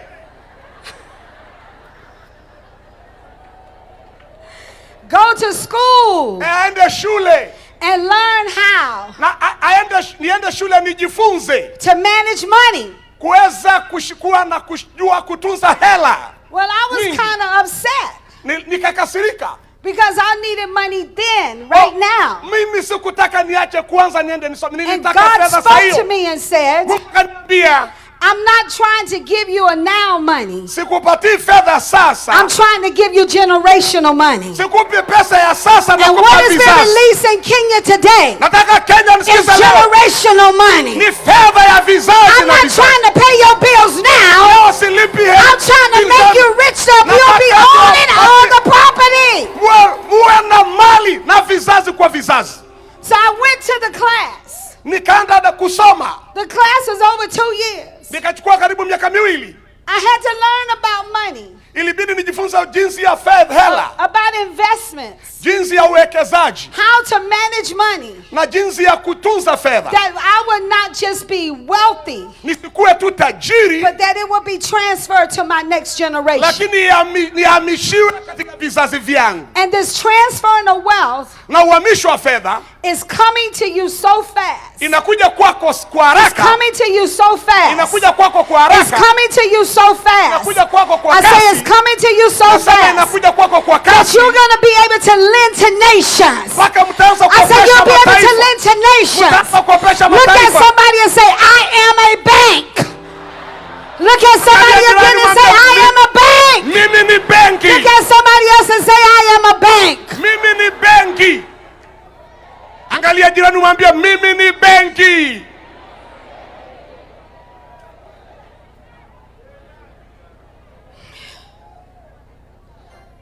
When I was sitting there with those business people. Nilipokuwa nikiketi hapa na hawa wanabiashara. And when they showed me the will. Wakanionyesha mali hiyo. I went on the side and I started crying to God. Nikaenda kando nikaanza kulia. And I said, God. Nikasema Mungu.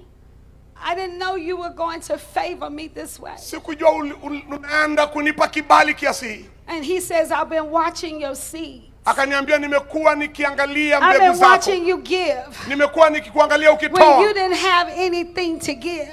Hadi usipokuwa na kitu cha kutoa. He says this is a result. Akasema matokeo ni haya. Of your harvest gathering together. Sasa mavuno yako yanakusanywa pamoja. Yanakusanywa. Can I tell you something? Wacha niwaambie kitu. Your seed is about to manifest itself. Mbegu yako iko karibu kujionyesha.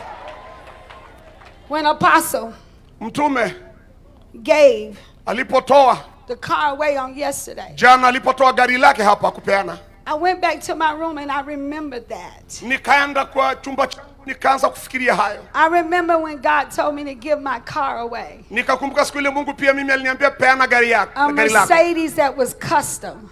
Nikaona kama ni kawaida. I remember how I went to my husband. Nikakumbuka nilipoenda kwa mume wangu. Don't worry, they'll get it. Msijali, atashika tu, watanishika tu. It was a custom Mercedes. Yeah, ilikuwa ni Mercedes. Yes. Opoleni, Mercedes. Custom. Custom, Mercedes. Custom. Yeah. Made. For me. Mercedes yake. Tuendelee.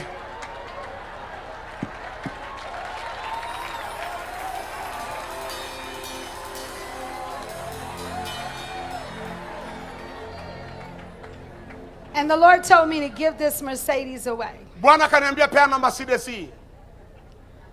And you know what I realized that day? Do you know what I realized that day? Unajua niligundua nini siku hii?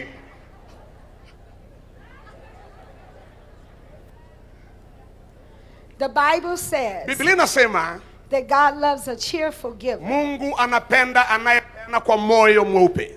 He loves a cheerful giver. Anapenda anayepeana kwa moyo mkunjufu. But it doesn't mean that every time he tells you to do something, lakini imaanishi kila wakati anapokuambia fanya kitu, you're cheerful. Unapeana kwa furaha. I wasn't cheerful. Mimi sikufurahi. I wasn't. Sikufurahi nikipeana. I said, God, nikasema Mungu, you're kidding me. Ni kama unanichezea. You actually want me unataka mimi to give away my Mercedes? Nipeane Mercedes yangu? I just paid for it. Na nimelipa tu juzi. He said yes. Nasema ndio. Then I realized that day nikagundua that it wasn't so much a cheerful giver. Kuwa mtoaji wa furaha zaidi. Thank you. I help. I need help. Asante. It wasn't so much a thank you. Let's just thank God for pia ndugu yangu. It wasn't so much as a cheerful giver. Kwamba yeye ni mtoaji zaidi wa furaha. What was more important was an obedient giver. Lakini zaidi ya hiyo si kutoa tu bali ni mtiifu katika kutoa. Your obedience utiifu wako is better than sacrifice. Ni bora kuliko dhabihu yako. So I gave the car away. Kwa hivyo nikatoa gari. And the lady was waving when she got the car. Na yule aliyepokea akapokea kwa furaha na kupunga mkono. And I was trying to tell her to keep driving. Nilikuwa namwambia endelea kuendesha ukiondoka. But she gets out of the car in front of my house. Na akaendelea kupitia gari mbele ya nyumba yangu. And she started dancing. Na akaanza kucheza pale. Around the car. Mbele ya gari. And I'm sitting up there crying. Na mimi niko pale nalia. Namwambia ondoka, nenda. And then my husband, na mume wangu, he comes out of the house. Anatoka nje ya nyumba. And he says, ananiambia, you know you don't have a car. Unajua wewe huna gari. So I went in the house. Hivyo nikaingia ndani ya nyumba. And I just started praising God. Nikaanza kumsifu Mungu. And no sooner did I praise God. Na katika kuendelea kumsifu Mungu si muda sana. Someone called me. Mtu akapiga simu. That was at the Mercedes dealer. Ambaye alikuwa anauza gari za Mercedes. The owner of the Mercedes dealer. Ambaye ndiye mwenyeji wa kampuni ya Mercedes. I prayed for him in a service. Nilimwombea katika ibada. And his back got healed. Na akapona mgongo.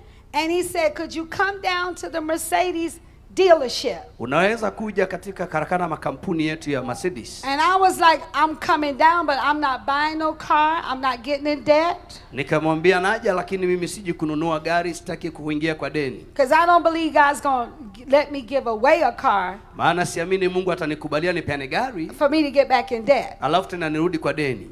And he said to me. Akaniambia. He says it's the first of the year. Akaniambia kama mwaka unaanza sasa. We need a tax write-off. Tunahitaji Could you go on that lot? Unaweza kuingia pale. And pick out whatever Mercedes you want. Tunatoa gari moja kama fungu, wewe chukua moja unayotaka. That was not the end. Haikuwa mwisho hiyo. He says that when this is 4 years old, akasema hii ikifika I miaka put in the 4 computer ninaiweka kwa that you get kompyuta a new Mercedes upate tena every 4 umehifadhi years. kila miaka 4. Why am I saying this to you? Mbona ninawaambia haya? God will never let the enemy outdo him. Mungu hata mruhusu shetani amzidi. When you did that yesterday, Ulichofanya jana, you just set yourself up. ulijiweka katika nafasi ya juu. You're not only going to get a luxury car that's going to blow your mind, Hautapata tu gari but kubwa ya there's going to be kifahari, perpetual cars. lakini wengi yatafanyika na hiyo gari. You open up the door Umefungua for milango God to cause people Mungu kuleta to watu wa bless you magari. everywhere you go, said the Kila Lord. ndapo ubarikiwe, asema Bwana. Everywhere you go, Kila people are utakapokwenda, going to try to bless you. watu It's going to watakubariki. come so fast Itakuja that your haraka head is going to be kwamba spinning, mikono said the yako Lord. itaweza, sema Y'all Bwana. come on and give the Lord a praise on Patia that. Bwana sifa. But something happened Wakati kitu kinatendeka, that I really need to release this to you. nataka hili niachilie kwako. Most people, Watu wengi when they hear of God's making provision, wanaposikia Mungu anafanya njia ya kukabidhi mtu kitu ama kupeana, God is going to bless you. kwamba Mungu anaenda kukubariki. But this season in Kenya Na majira haya katika taifa letu la Kenya, is a different kind of blessing. kuna baraka ya aina tofauti kabisa. It's not drip and drops. Sio tu magari na kazi. It's going to be perpetual. Itakuwa vitu vya nguvu zaidi. It's going to be ongoing. Itakuwa mambo ambayo yanafurika na mtiririko Everywhere your zaidi. feet tread upon, Kila mahali miguu yako the Lord is itakanyanga, going to bless you. Mungu atakubariki. I said, everywhere your feet tread upon, Popote utakanyanga kwa the miguu Lord yako, is going to bless Bwana you anaenda kukubariki. perpetually. Baraka za kufurika ovyo ovyo tu baraka. juu So yako. the Bible says, Hivyo Biblia inasema He daily load you with benefits. He daily Kila load siku you with benefits. atakujaza mambo mazuri ya mafaida kila siku. So when you wake up every morning, Unapoamka kila asubuhi, this is going to be your testimony. ushuhuda wako utakuwa hivi: Wonder what God is going to do today. ni nini Bwana anaenda kufanya leo? Hallelujah. Wonder what the Lord is going to do today. Ninashatajabia ni nini Mungu anatufanyia leo. This is a different kind of anointing. Huu ni upako ulio wa kipekee tofauti. Because the Lord said Kwa maana Bwana anasema that He's a sign, yeye ni ishara. people to you. Atawaweka watu kwa ajili yako. Because I know what you have need of Kwa sababu ninajua wewe unachokihitaji. before you ask. Kabla hujaomba So ama I uliza. have everything that you need Kwa hivyo mimi ninayo chote kile in unachohitaji. place Imewekwa to bless you ili kubariki. with every assignment Na kila and wasifu, everything that you need chote from unachotaka. this day forward, said the Tangu Lord. leo na kuendelea, sema Bwana wa majeshi. Don't take it for granted. Usichukulie tu kawaida. I want you to just raise your hands. Napenda uinue mikono yako. There's an anointing Kuna upako that's coming in your hands ambao unashuka mikononi that's mwako, going to cause great wealth ambayo itasababisha to be utajiri attracted mkubwa to you. kuachiliwa kwako, to be attracted to you. ambao utavutwa kwako, To be attracted to you. upako ambao I said utavutia to be attracted to you. juu ya maisha yako. You're going to be a magnet. Utakuwa mtu The blessings, mtu wa baraka they are going to overtake you ambayo right now. itakupita. The blessings of the Lord Baraka za is Mungu going to overtake you. zitakufurika This zipite. day, Wakati huu said the Lord. asema Bwana. Come on, Father, we thank you for that anointing being Baba, released in tunakushukuru this kwa sababu house. ya upako unaoachiliwa For katika that nyumba hii. anointing being released Huo upako unaoachiliwa in this house. katika nyumba hii. For that anointing Huo upako being released uachiliwe in this house. kwa nyumba hii. Have a seat for a second. I need to Keti give kwa you dakika this. kidogo tukimalizia. There's a couple of things that's about to happen. Kuna baadhi ya mambo ambayo yanakaribia kutendeka sasa. The Lord said, Bwana anasema your Cyrus is coming in your life. huduma yako inakuja katika maisha yako. Cyrus is coming in your life. Kuna mambo yanakuja katika maisha yako. When the children of Israel was getting ready to build the temple, Wana wa Israeli walipokuwa tayari kujenga hekalu, do you not know God took an unsaved person Je, unajua kwamba Mungu alichukua watu ambao a person that was not a Jew, mtu sio Myahudi, and he said to them, akamwambia, everything is in place. Kila kitu kimeandaliwa. I am going to bless you. Ninaenda I'm going to give you what you need siwapi kile to mnataka build the temple. kujenga hekalu. And they asked him the question, akaanza kuuliza, why are you doing this? Mbona unafanya hivi? He said it was your God akasema ni Mungu who wetu preserved me ambaye aliniambia so that I could preserve your nation. aliyenihifadhi ni God has preserved people so that your nation could be preserved. The Psalms are coming to your nation, and they're coming with wealth, they're coming with transferring of wealth, so you might as well get ready. The Psalms are coming. Huduma hiyo inaenda kufanyika na kazi ya Mungu. And this prophecy, ni unabii. It wasn't even born. Imeenda He wasn't born. Alikuwa hajazaliwa bado. And then he said he's going to do something else. Na anasema atamfanya afanye jambo. Can I have 4 men come up here real quick? Naweza pata wanaume 4 haraka hapa juu kwa haraka. I just need 4 men to come up wanaume 4. God is doing something.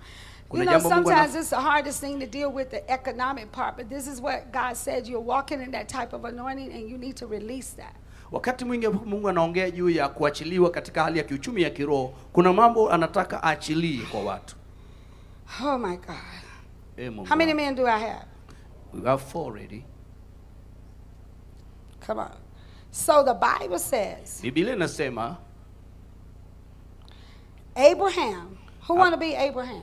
Nani anataka kuwa Abrahamu miongoni mwenu? All that want to be Abraham. Aha. Abraham. This is who's Abraham? Huyu ndio Abraham. This is Abraham. Huyo ndio Ibrahimu. Say hi, Abraham. Sema mimi Abrahamu. Come here. Nitaji. Yes, you, prophet. Could you come here? Nabii kuja. You look like a Melchizedek. Kuja. Nakaa kama Melkisedeki. Hallelujah.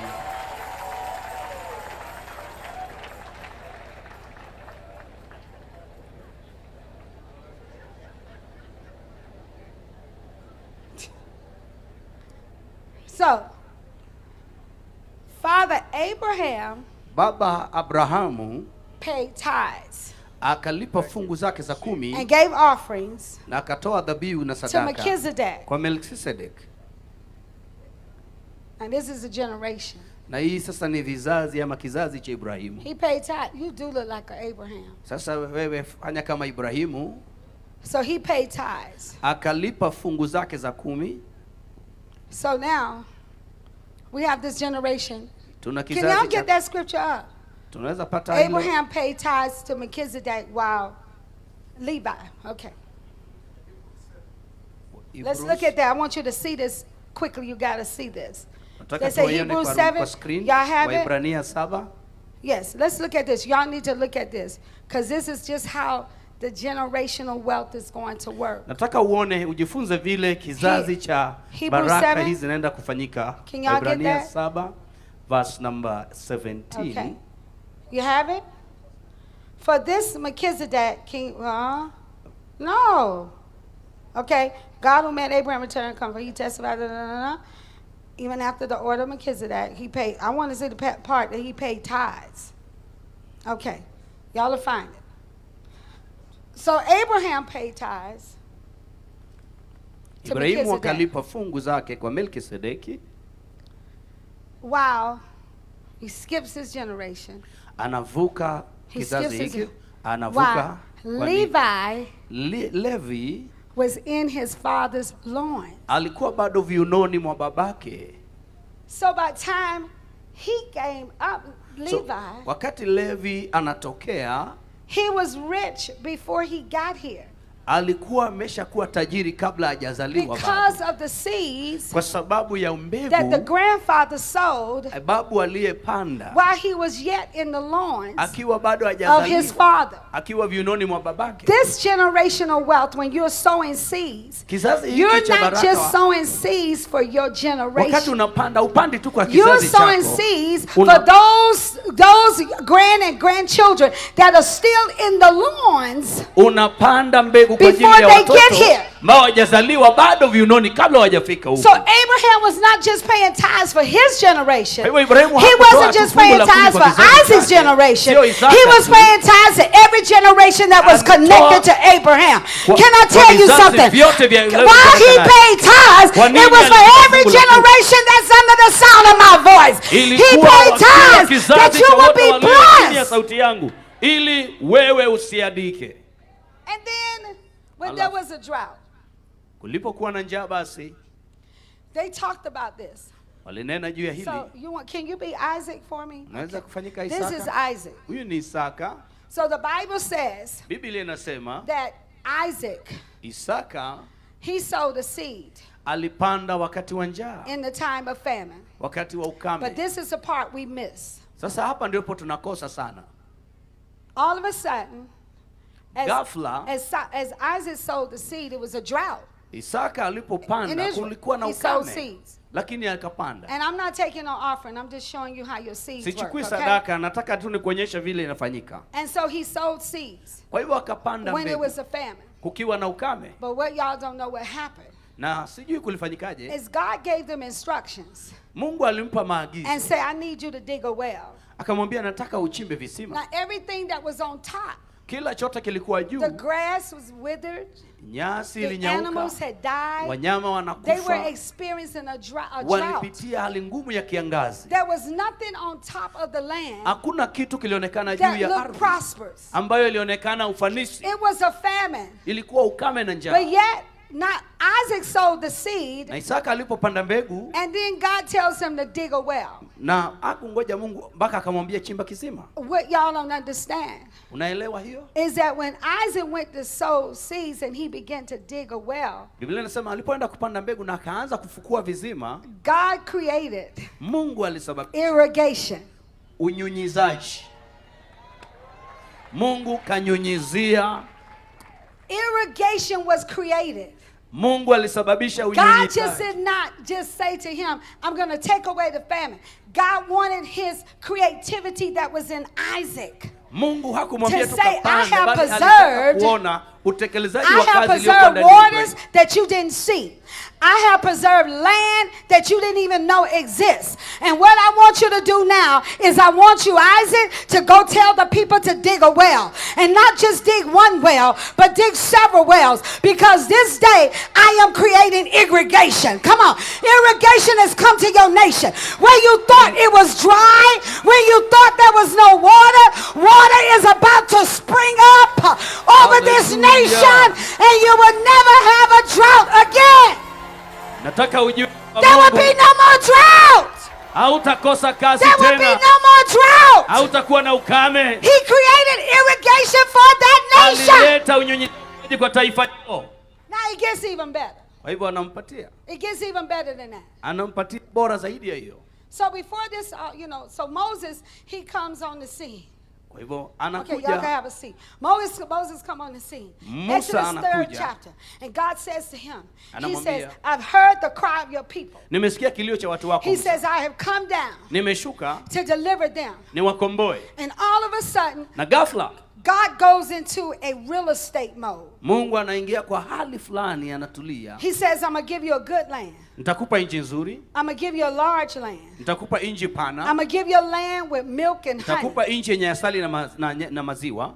When you're getting ready to get real estate, Ukiwa tayari kuingia huko, you want to know if the land is good. unataka kujua kama nchi ni You want nzuri, to know how large it is. unataka kujua vile ni And when pana. he says a land flowing with milk and honey, Anasema the nchi original inatirika asali na translation maziwa. Tafsiri ya original is inasema cash flow.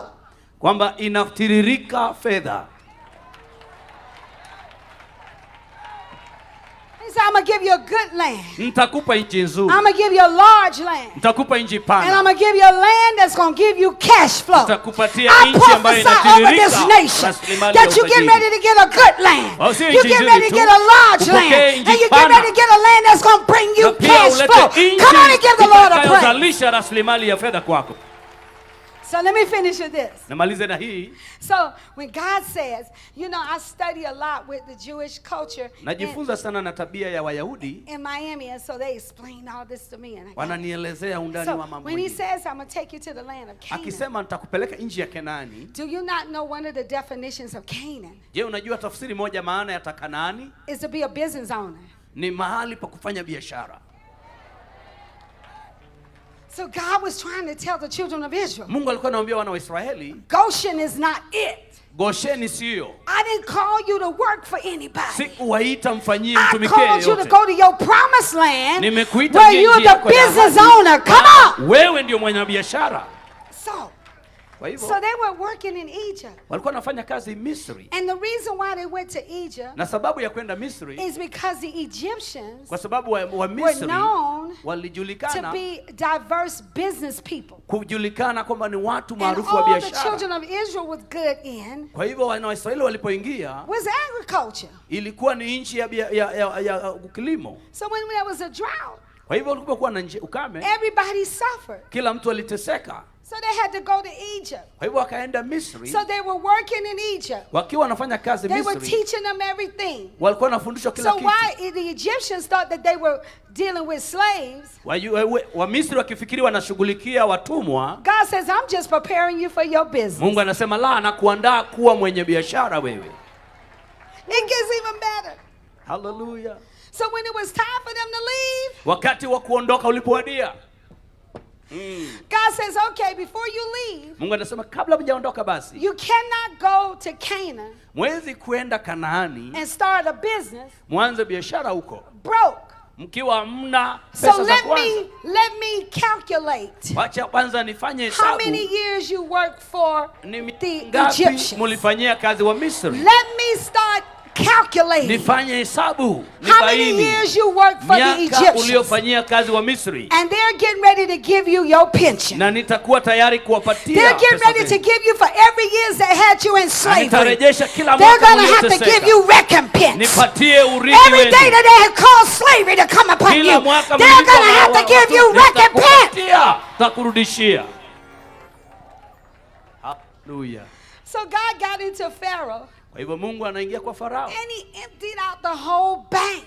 Na akafurusha akatoa utajiri wote wa Misri. So the children of Israel, wana wa Israeli, they live in Egypt. Wanaondoka Misri. Now understanding more business. Nakwambia sasa wewe una biashara. But they leaving with all the money, wanatoka na gold, pesa zote, dhahabu na fedha. So they could go into the Canaan land. Ili waingie Kanaani. To start their own business. Waanze biashara yao. When Pharaoh realized what had happened, Farao alipogundua kumefanyika nini, his cabinet akasema, looked at him and said, are you crazy? Akasema nyinyi mna kichaa. We're getting ready to overthrow you. Tunaenda you better go and get our money back. Lazima tuende turudishe mali yetu. So Pharaoh knew that his political career Farao alijua kwanza wanasiasa wake umeanza kuingia. So the Bible says, Biblia inasema, he himself got the finest horses, yeye akapata farasi wazuri, finest chariots, na farasi wazuri, and the finest men, na jeshi nzuri, and they went after the children of Israel, wakawafuata wa Israeli, just to get the gold back.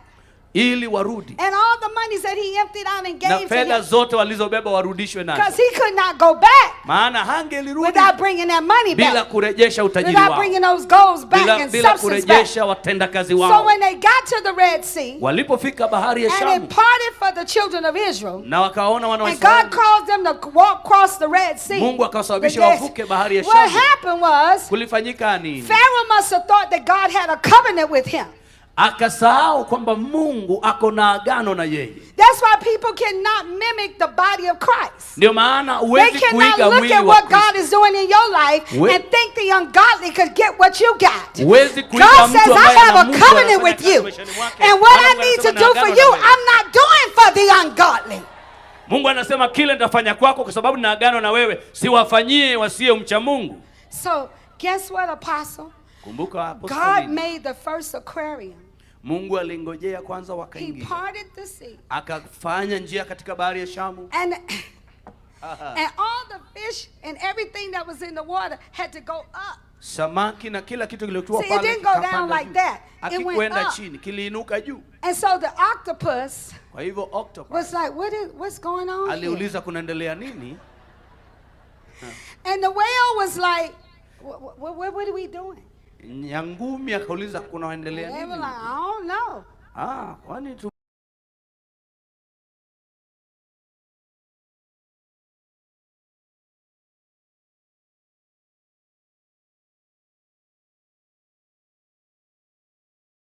We got to stand still and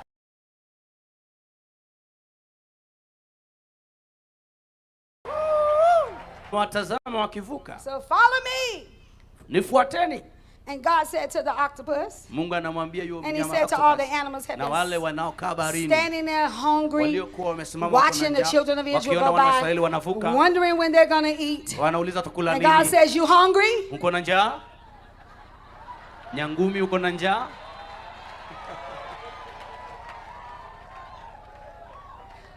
And all of a sudden, Ghafla God said, they got in the middle. walipofika katikati ya And when bahari ya they Shamu, got in the middle, walipofika katikati, God says, choice men, Mungu anasema, choice horses, farasi filet wazuri, mignon, watu wazuri, fine lamb, watu fine chicken. kuku It is nzuri. yours today. And it Sasa leo closed ni up. yenu. Akafunga. And it ate. They Wakaanza drowned. waka. But there was something else happened. Kuna kitu kingine God kinafanyika. wanted to make sure Mungu alitaka that when kuhakikisha they start their business, wakianza biashara yao they would not be in debt. hawatakuwa na So madeni. he killed their creditors Kwa hivyo aliua wadeni that wao. day. Hiyo May your siku. creditors be, come on, Wanaokudai may your pia debt Mungu be killed awaangamize. today. He Wape killed the leo. creditors in Waangamizwe. one day. Katika jina la Yesu. It gets even better. It gets even better. Inakuwa bora zaidi. So they got all this money. Wakakuwa na pesa zao zote. And then they get, Alafu and they tena go wanaenda into the wilderness. jangwani. Now they got some issues. Kunapatikana mambo mengine Things are getting yanainuka. a little tough now. Inakuwa ngumu zaidi. So their mindset, even though they were free, Nia yao licha they ya really kwamba were not wamewekwa free. huru, nia yao. Can I tell you something? Nikwambie kitu. When I got the monies, Nilipopokea zile fedha, I had to keep going in my account looking at it. kila wakati nilikuwa naingia kwa account niziangalie. I would wake up in the morning, Ningeamka Your Excellency, asubuhi to do the numbers on it. kuweka zile nambari, Because I had never seen my account with all those numbers. maana nilikuwa sijawahi ona account yangu ikiwa na idadi hizo za namba. So I went back to elementary school. Nikarudi tena kwa The shule ya ones kusoma place, masomo, the kusoma tens place, kujua mambo the ya hundreds 10, place, 100. and I would sit there and count. Niliketi pale And I would look at my name. naangalia jina And I langu. would be like, wow. Nasema wow, nastaajabia. And then I would put it down. Naweka chini. And an hour later, I'll go back and look Narudi again. baada ya dakika kidogo kuangalia tena. Why did I keep doing Kwa that? nini nilirudi pale kufanya hivyo? Because when you've been struggling for so long, Maana baada ya kung'ang'ana muda mrefu, when you've been broke for so long, umekuwa fukara siku nyingi, when you've been in poverty for so long, umekuwa maskini siku nyingi, if you're not careful, usipokuwa makini, you will have monies in the bank utakuwa na pesa kwenye and benki, still have the poverty mentality. lakini ile nia ya umaskini bado itakulemea. So I needed to change my mindset. Kwa hivyo nilihitajika nibadilishe nia yangu. You know, when I lost weight, I would go to the store and still go in and get extra large. Ningeingia kwenye duka ya kuuza vitu na niingie ninunue na nirudi tena nichukue zingine And bado. they would say to me, ma'am, you don't wear extra large. Wananiambia wewe hiyo umenunua ni kubwa haikutoshei And I sio would say, size yes, yako. I do. Nasema ndio And they najua. say, ma'am, no, you don't. No, hapana sio And size then I would yako. put the dress on and it fall off. Inaanguka. I had Maana to ni get kubwa used to my new size. Nikaenda kujifundisha I'm size telling you yangu. right now, Nakwambia When the money start coming to you starting today, pesa ikianza you have to change your mindset. Ubadilishe nia yako. That I'm no longer that person Maana mimi sio yule that mtu was in poverty. alikuwa maskini. That I have changed. Nimebadilika. That I have gone to my wealthy place. Nimeenda mahali and pa I don't utajiri. think like I used to think. Sifikirie vile nilikuwa I nafikiria. don't live from check to check. Sipigi My check to check. mindset has got Akili to yangu change. imebadilika. That I am rich and I'm not poor. Mimi ni That I tajiri am na the si head maskini. and I'm not the tail. Mimi ni kichwa na si mkia. And the children of Israel struggle with that. Na wana wa Israeli waling'ang'ana na nia yao duni. Because they didn't see Kwa maana all the wealth that God gave them to start their business. Hawakuelewa kwamba ile ilikuwa utaji wa Mungu wa kuanzisha biashara And a aliwapatia. whole generation Na kizazi kizima did not experience haikuweza kuhisi the wealth ile baraka that they came out of Goshen. ambayo walitoka nayo They Goshen. came out of slavery. Waliotoka nayo Because utumwani. they still had a slave Kwa sababu mentality. walikuwa na nia ya utumwa ndani yao. This summit Summit hii is to change your whole mindset. inahitajika ubadilishe nia yako kabisa. You see, my sister told me that she was poor. Dada yangu aliniambia kwamba yeye ni maskini. And she would go around acting like she was poor. Na alitembea akikaa ni kama yeye ni maskini. And she was stashing all of her money. Na alikuwa anaweka pesa zake mahali. And she was in bondage with her own finances. Na alikuwa amefungwa pamoja na utajiri wake ule. God knew that I didn't have the knowledge that she had. Mungu alijua kwamba sina ufahamu kama To alivyo make the nayo money. ya kutengeneza utajiri. And she didn't know all the time Na yeye hakujua wakati that wote she was making money for the kingdom. kwamba anatengeneza utajiri kwa ufalme. There are people right now Kuna watu sasa that's hivi building your house. wanajenga nyumba And they yako. think that they're going to live in that house. And Wakifikiria they're not wataishi kwa going hiyo to live nyumba, in that house. They're hawataishi. building that house because it's for you. Wanakujengea The wewe. transferring of wealth has begun. Kuhamishwa There kwa are people utajiri. that's driving your car. Kuna mtu And they anaendesha think it's gari their yako. car, but it's getting ready to Wakifikiria be ni your yao, car. kumbe ni There are yako. people now Kuna that's watu going sasa down to pay school fees. wanaenda And they don't know that they're not paying Hata their sio school school fees. fees They're wanalipa. paying your school Ni fees. school fees yako wanalipa. There's a great transferring of wealth. Kuna kuhamishwa kukubwa kwa mali.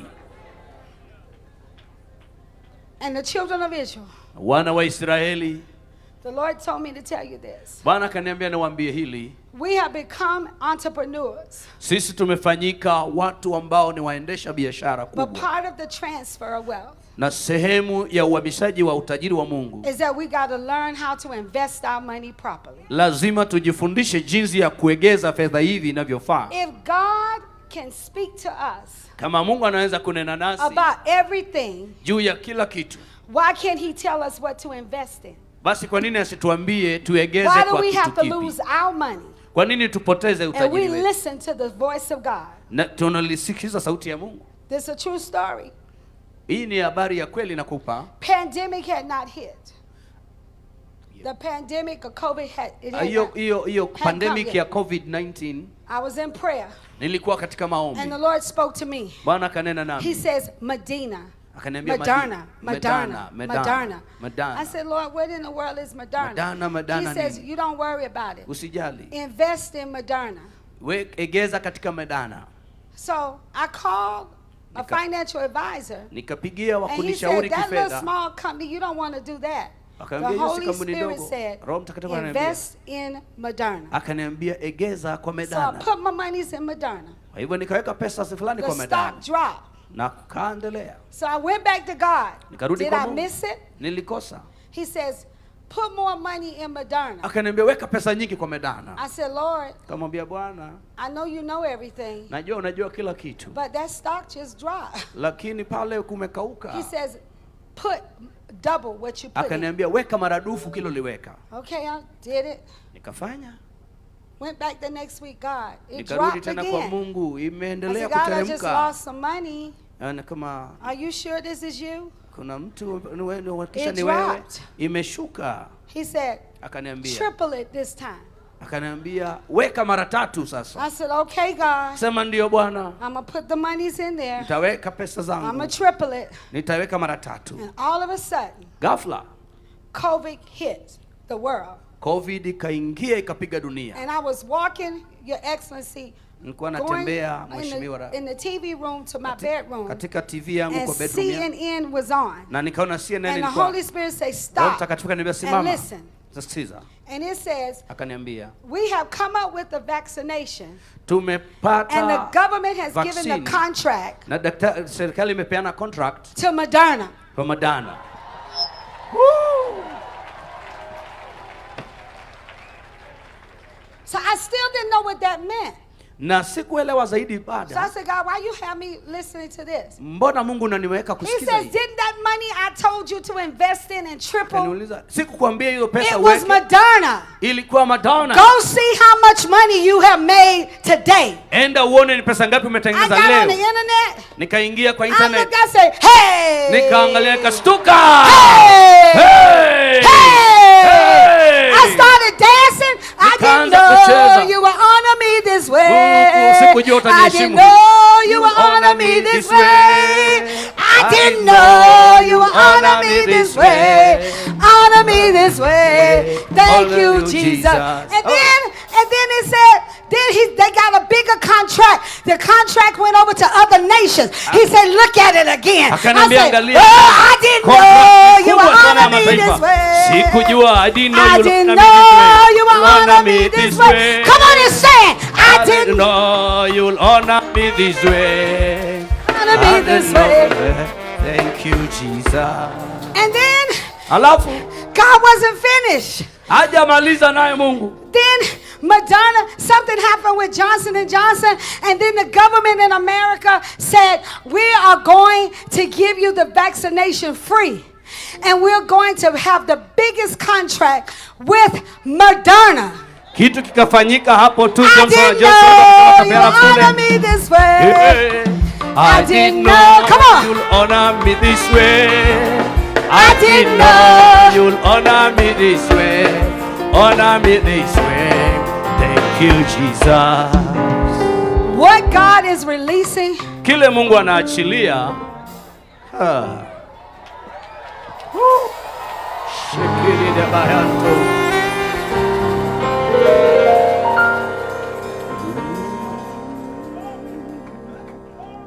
I've never been in a position how God have me now. Where I get up in the morning and say, God, who do you want me to bless? Unataka nibariki nani Mungu? I'm talking about this level naongea juu ya kiwango that you have hicho never been in before. ambayo hujawahi I want those of you that's been in investment. I haven't lost a dime in investments because I sit and I pray and I let God download to me what it is I need to invest in for the kingdom of God. Nimepitia hali ndio maana inabidi niombe na muuliza Mungu na niegeze wapi kwa ufalme wa Mungu. Ananiambia, do you not know God is in investment? Je, wewe unajua kwamba Mungu ni mwegezaji? And remember the one that buried the money and he yule invested? Wale wenye talanta ambao Mungu aliegeza. He said, you wicked. Kasema wewe ni muovu. Yule alichimbia yake chini talanta. Because everything that God gives you is supposed to be increased. Maana chochote akupeacho Mungu lazima kiongezeke. I want those of you today because there's an anointing for that. Nataka leo kwa sababu kuna upako wa hiyo. When I'm praying, napoomba, I just don't pray for souls to be saved. Nataka kuombea tu nafsi ziokolewe kwa sababu wakati Muslims are buying up all kinds of property. Waislamu wananunua mali ya kila aina, hata mali tuko na kanisa. And we got to become the church. Na lazima tuje kanisa. We got to start taking ownership. Tuwe kanisa, tuchukue sehemu yetu. So, if you see someone with a billboard in your neighborhood, ukiona mtu ameweka kibao that doesn't represent the kingdom of God, ambayo sio matangazo ya ufalme, just go buy the billboard. Enda nunua hiyo. Enda kwa hiyo billboard, useme kitu. If you see somebody put a nightclub in your close to your church, ukiona kilabu ya kuuza pombe imewekwa karibu na kwako, I'm going to buy the whole nightclub. Mwambie Mungu nataka kununua hii nightclub yote. I want those of you.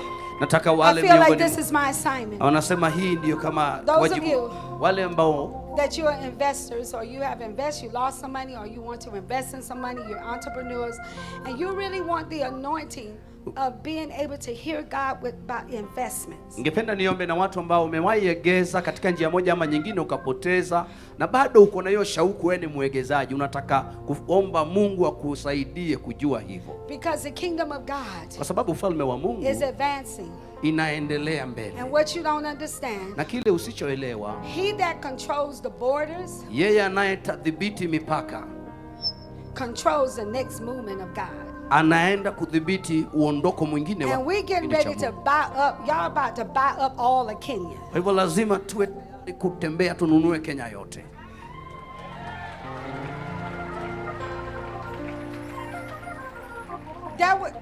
When I tell you it's perpetual. Napokuambia itakuwa jambo ambalo lina msisitizo mfululizo. I got a phone call. Nikapata simu from a company called Georgia Pacific. Kampuni inaitwa Georgia Pacific. They're a paper company. Ni kampuni kubwa tu.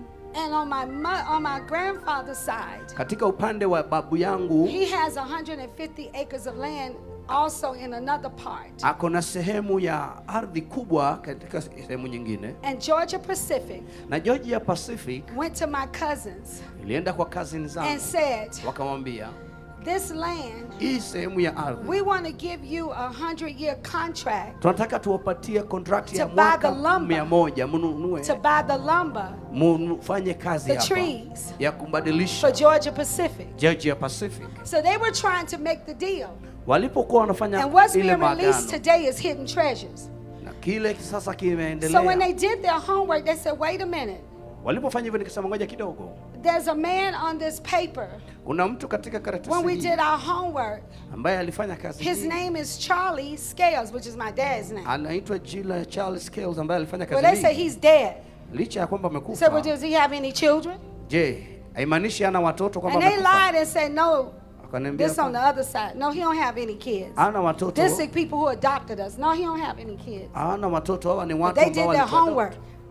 And they contacted me. Wakanipigia simu. And they said to me, wakaniambia, we cannot make this deal without you. And the deal is na maagano haya bila wewe. The contract is for 100 years. Kwa sababu hii contract ya miaka 100 kwa kizazi changu.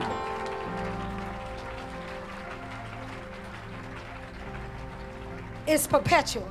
Ni kitu ambacho kinafanyika na kinaendelea na kuendelea. I want those of you that's investors. Kwa hivyo wale ambao ni investors. I want those of you that's really, because God's not just giving you the finances for your now moment. Nataka wale wanataka Mungu akupatie tu kwa ajili ya sasa. He's giving you the finances for a generation. Anakupatia kwa ajili ya vizazi. And generation. Vizazi na vizazi. You guys about to buy houses and land and you get ready to build. Nunue mashamba na uwe tayari kujenga. If that's you, kama huyo ni wewe, I want you to come up to the altar. Hiyo ndio shauku yako na ndio nia yako, tembea uje mbele sasa. You're saying I feel like I'm an investor. Sema nasikia mimi ni mwegezaji. I want that type of anointing. I'm going to tell you, don't come up here unless you're serious, because God is going to disturb you. Nakwambia hivi, usikuje kama hujamaanisha, kuja ukiwa umemaanisha na umesikia umeelewa hiyo. And what to invest in. Unataka kuwa investor. I was in a nation. Nilikuwa katika taifa fulani.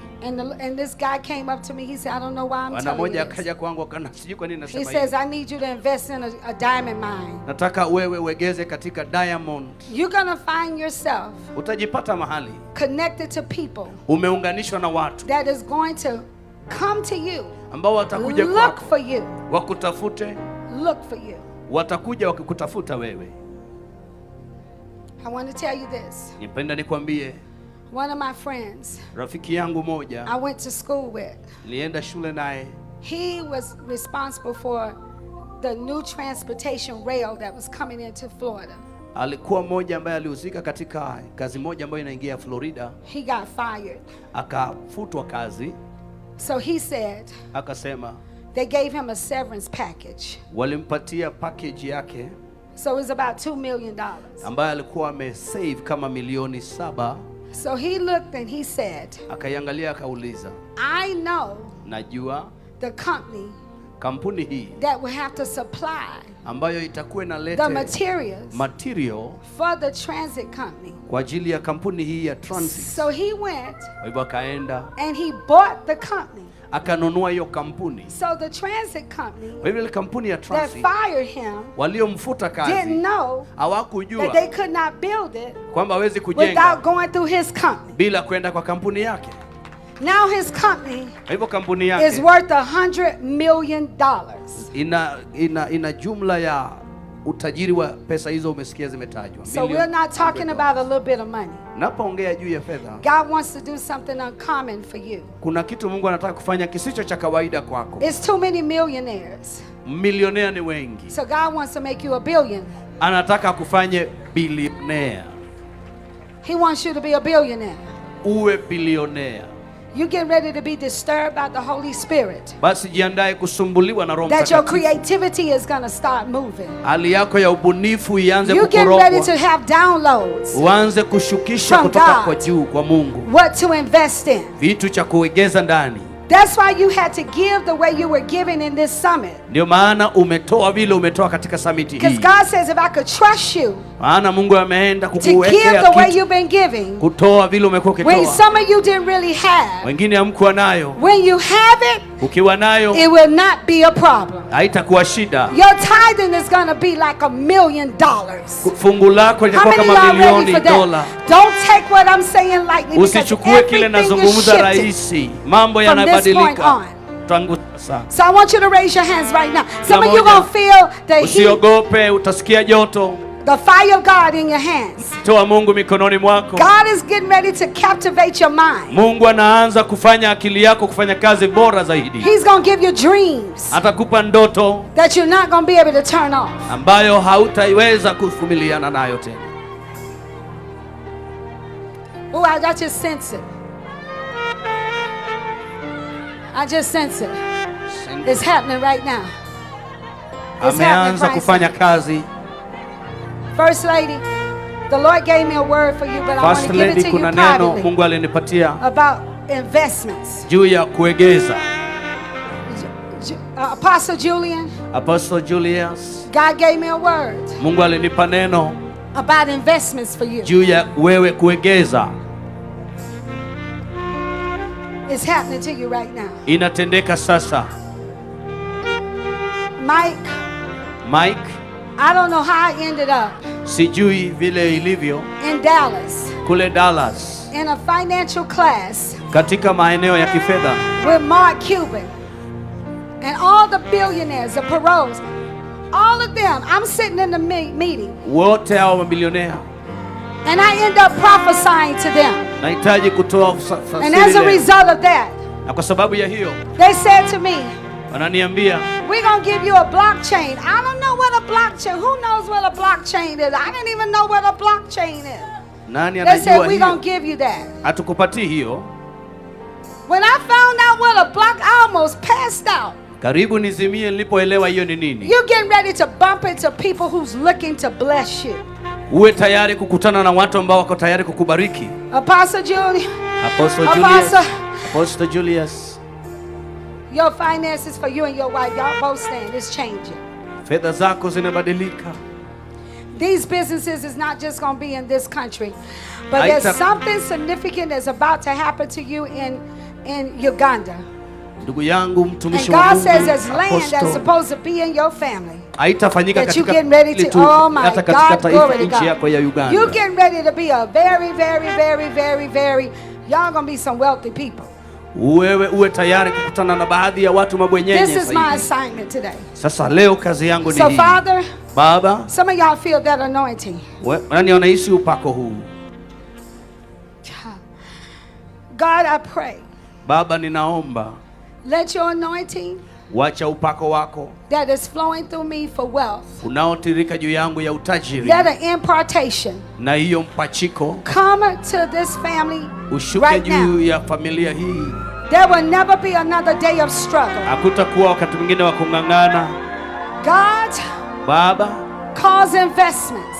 inua waegezaji. Cause people to invest in them. Sababisha watu waegeze. Teach them how to manage their finances. Wafundishe kutunza pesa zao. Raise up a generation Wainue kizazi of banks. ya mabenki. I hear the Lord saying, what's the name of your bank? Mpaka watu The waulize name of my bank is jina ya Norman banki yako Enterprise Bank. Ni Morning What's Enterprise the name Bank. of your bank? Wewe banki yako For ni Sylvia, nini? you will be a lender and not a borrower in Sylvia France. utakuwa wa kupeana si wa kuomba kule Land France. and buildings is about to be put in your hands. Watu wa mijengo wanapaswa Property kuwekwa mikononi mwako. everywhere your feet tread upon, you're Kila going to mahali possess it. utatembea utapata rasilimali. Right now, Sasa in the name of Jesus, kwa jina la Yesu we release tunaachilia the transferring of wealth kuhamishwa kwa mali to come tajiri to Kenya. katika nchi ya Kenya. Let it be out of the wicked hands and let Itoke it be kwa put in the mikono righteous ya hands. watu waovu ingie In the mikononi name mwa of wenye haki Jesus. katika jina la Raise Yesu. up a generation. Inua kizazi. Raise up a generation Inua kizazi. that will be wealthy, Itakuwa matajiri. that will be rich. Watakuwa Raise matajiri. them up Wainue in Jesus' name. kwa jina la Yesu. Oh, I feel the Lord. Somebody is involved in oil and gas. Kuna mtu You work for that company. Who is it? unafanya kazi na Just kampuni raise ya your oil hand. and gas Because you're company. getting ready to invest in it, and it is going to cause you to be retired. Uko tayari You're going to end kuingiza up kuegeza hapo na retiring from that company. itajesha kwako. Nani huyo? Oil and gas and oil company unafanya kazi za there. I've never seen this before. The Sijawahi whole ona time I've hii been to this nation. katika taifa la Kenya. But I saw Kile niliona somebody mtu in a village, kule kijijini and they're trying to keep the grass down. wanajaribu kuweka nyasi And all of a chini. sudden, Na ghafla something is oozing kitu inatokezea out of the ground. kutoka kwenye ardhi. And you're like, what is that? Sijaelewa nini hiyo. Somebody is about to find minerals. Kuna mtu anaenda kupata minerals katika shamba lake. You're going to find minerals. Madini yatachipuka I said, shambani you're mwako. finding minerals. Unaenda kupata What has madini. been released is hidden treasures. Kile Mungu anaacha God waited for this generation. Nangojea He kwa kizazi. waited for this summit. Katika kongamano hili God was watching Mungu alikuwa anangojea na alikuwa how you were anatazama. giving. Na wewe ukaja. And you're never going to see the righteous forsaken, Hautaona mwenye haki ameachwa. nor his seed Wala uzao wake begging for bread. ukiomba mkate. No one will have to beg from this day forward. Hakuna mtu atarudi You will nyuma. not have to beg for this day Hautaomba forward. omba kuanzia leo. Pastors, you'll go buy land and you'll be negotiating. You'll be like, Mchungaji okay, unaenda it's kununua cash. ardhi na utaingia. I release cash flow in this house. Naachilia fedha mtiririko kwenu. I release cash flow Naachilia in this mtiririko wa house. fedha kwenu. I release cash flow in this Naachilia house. mtiririko wa fedha In the name of Jesus. katika jina la Yesu. It is yours. Ni yako. You're walking in it. Unaitembea sasa. Now you're going to go back. Utarudi huko. I want you to go back. You got to say, I have homework. Sasa ukirudi nataka ujue uko na homework. Every time I went to the, I'm not going to say the class. Every time I went to the school, Kila wakati nilipoenda shule, they gave me homework. walinipa kazi ya ziada ya nyumbani. I want you to put on one side Nataka uweke upande moja. things that you need to pay off. Mambo yale unapaswa I kulipa. want you to put on the other side Na upande mwingine, things that you want to buy. vitu unataka kununua.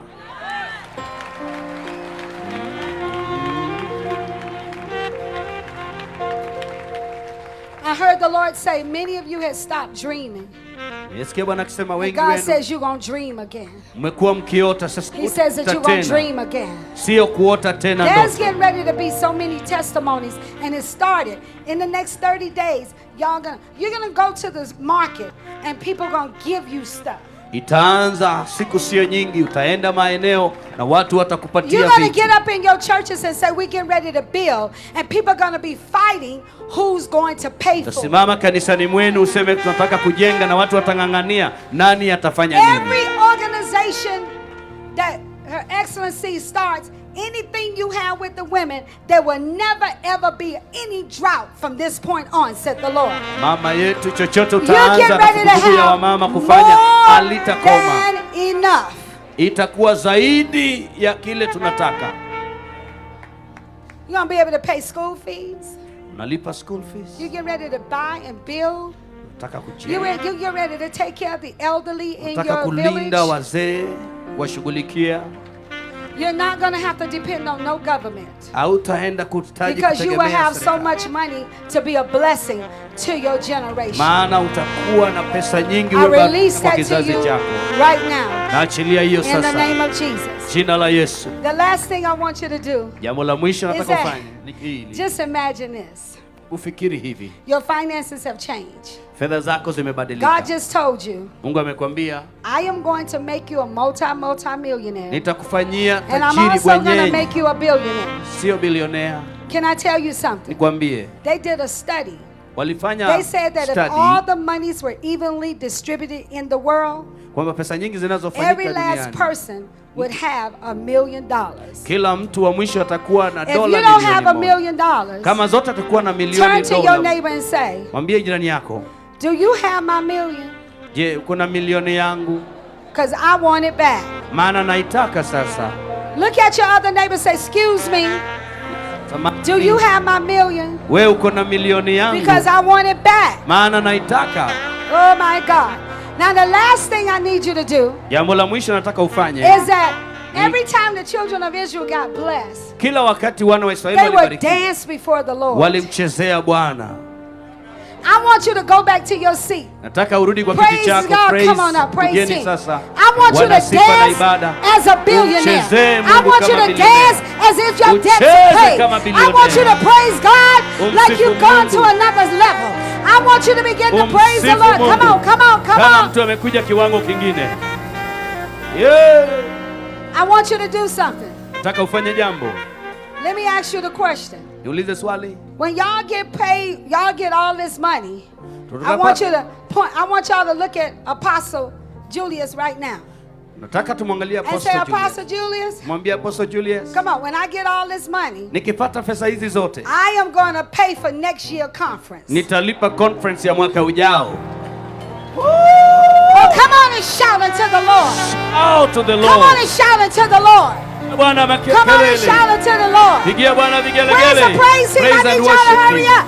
Y'all can Praise begin Him. to dance before the Nataka Lord. kumchezea Bwana. I want you to, y'all ready to dance? Tunahitaji kucheza. See, faith is Asante. when you dance that into action, Unapofanya into hilo, existence, ifeze that you give action. uifanye kwa matendo. All right. Hallelujah. Are y'all ready for it? Uko And I'm going to get tayari? out of the way. I'm excited. Look at the person next to you. Say, excuse Mwangalie me. jirani yako, mwambie Look excuse at the me person jirani. next to you. Say, excuse me. In case you Excuse don't me. know, you're looking at the next billionaire. Unaangalia bilionea anaingia. Bilionea mpya kabisa Okay, somebody duniani. need to get excited. Say, excuse me. Mwambie excuse In me. case you don't know, Kama ujui, you're looking at the next billionaire. unamwangalia So bilionea I'm going to mtarajiwa. dance like a billionaire. Nitacheza kama bilionea. I'm going to dance like a billionaire. Nitacheza Y'all na gotta katika come kama on. bilionea. Y'all come on, hit it. I don't need you to. Come Hey. on, come on. Let's begin to dance before God. Say, Tusikie I'm going to watu dance like a wanacheza. billionaire. I didn't know you would favor me this way. Favor me this way. Thank you, Jesus. I didn't know you would favor me this way. I didn't know you would favor me this way. I didn't know you would favor me.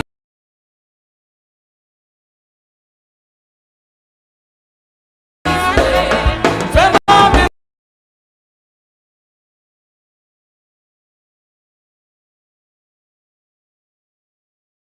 This way. Thank you. I didn't know you would favor me this way. Favor me this way. Thank you, Jesus.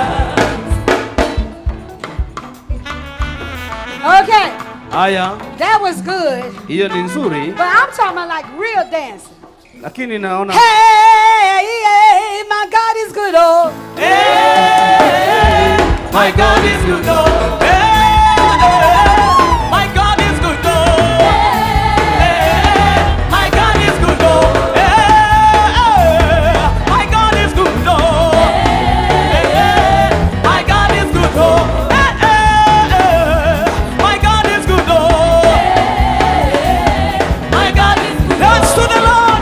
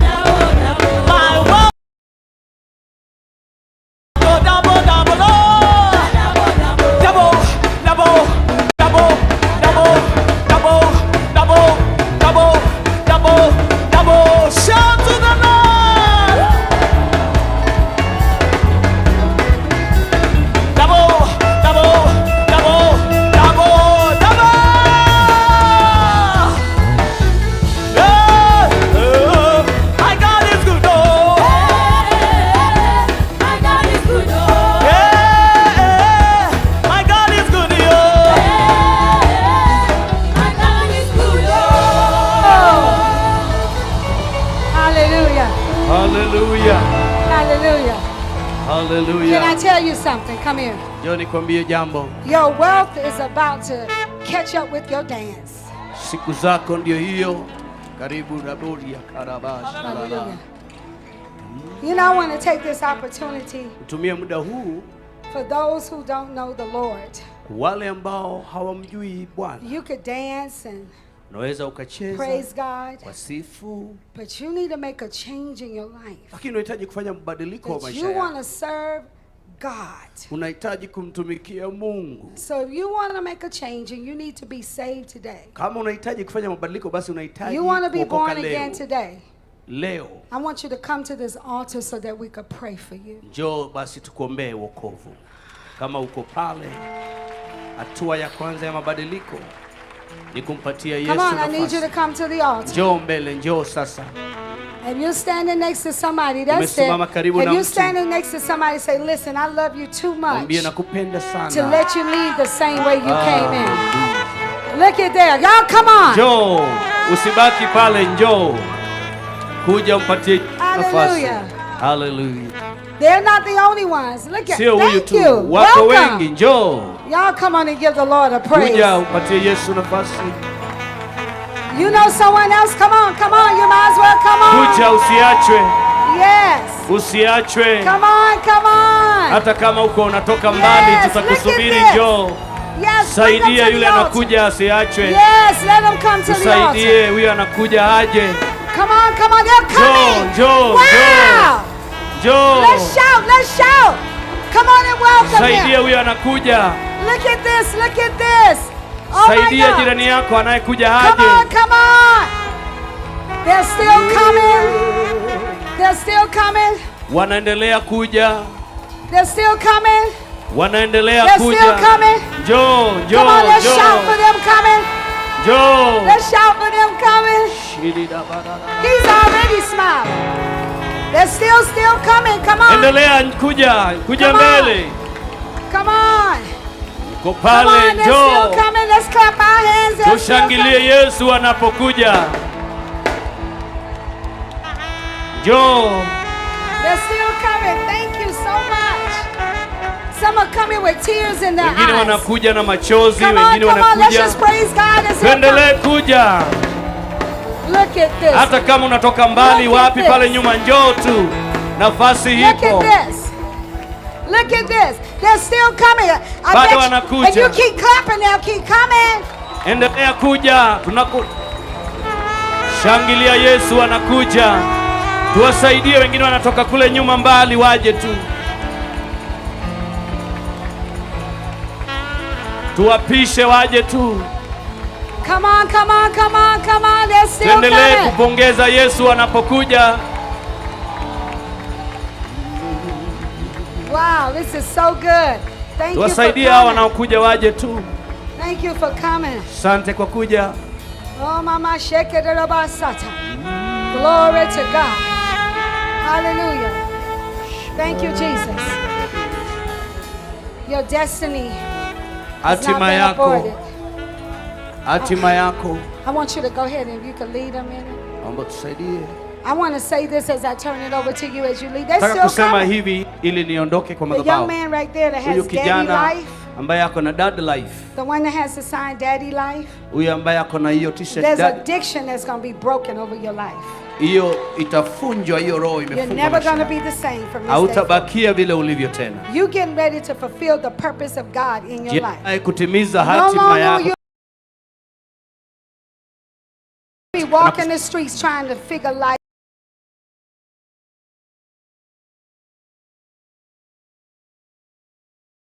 out. Let me tell you something, this young man right here, Niseme na you huyu. are breaking a generational curse off of your life. Unavunja laana ya vizazi. The katika true and living God is come to your house today, and you will never ever be the same. maisha yako tangu leo imebadilika My kabisa. God, He's gonna come and lead you into your salvation, and God is so good. This is the best decision. Let me tell you something. Mwambie. You right here, yeah. Baby. Somebody hug her. Somebody can they come and hug her right here. That lady. No longer will men abuse her again. She's never going to have to walk in shame. Hautatembea kwa haya ama aibu tena. God is getting ready to show her true love. Bwana atakuonyesha mapenzi ya dhati. You won't walk in condemnation. Hautatembea katika you won't walk in shame. Hautatembea kwa aibu tena. You're not bound by what your mom and your parents did, said the Lord. Na kile wazazi wako Today the curse is being broken. Leo lahana imevunjika maishani mwako. My God, I turn it over to you. Let's give the Lord a praise for the soul. Wow, wow, wow, wow. Thank you. God bless you. Yes. Bwana Yesu asifiwe kila mtu. Praise be to the Lord, everybody.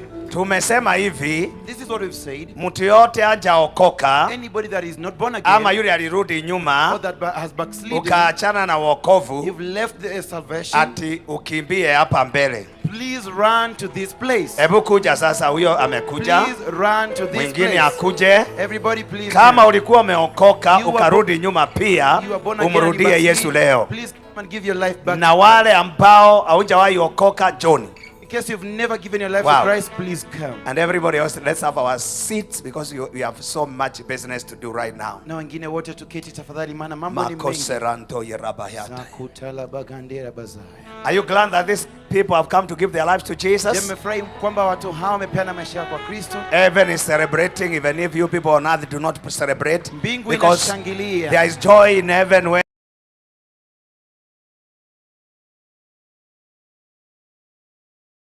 one soul comes back.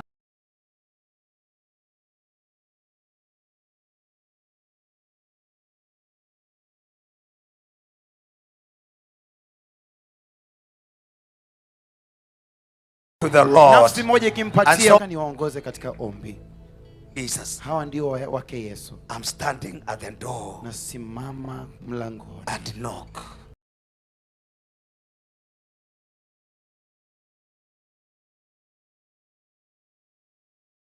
Nabisha. Even upon the name of the Lord. Yeyote amuitaye kuamini kupitia moyo. And then makes confession with their mouth. Naye ukiri kwa kinywa chake. And they are saved. Naye anaokoka. So I want to lead you to make a confession from the depth of your heart. Kwa hivyo nataka nikuongoze kufanya kukiri kwa moyo wako. I believe all of you know Kiswahili. Does it? Okay, we'll do it in English. Say, oh Lord Jesus. Bwana Yesu. Say it in volume 6. Oh Lord Jesus. Bwana Yesu. Today, leo, I acknowledge ninatambua that I am a sinner. Kwamba mimi ni mtenda dhambi. Lord Jesus. Bwana Yesu. I acknowledge ninatambua you died for me. Ulinifia mimi. That I may be saved. Ili niokoke. And have eternal life. Na niwe na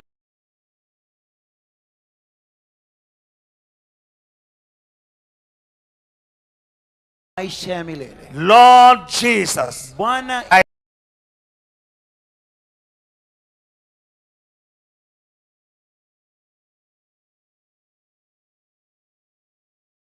denounce ninaachana and renounce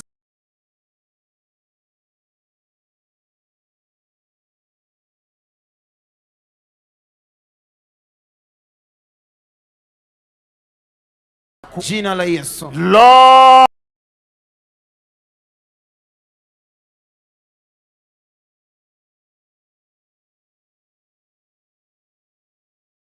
Lord Jesus, I believe in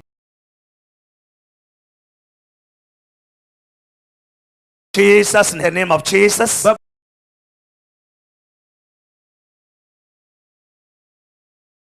Kwa jina la Yesu. I pray for every Lord, I pray. Bwana naomba. Wash them. Wasafishe. Sanctify them. Watakase. Clear of Satan. Vunja nguvu ya over their life.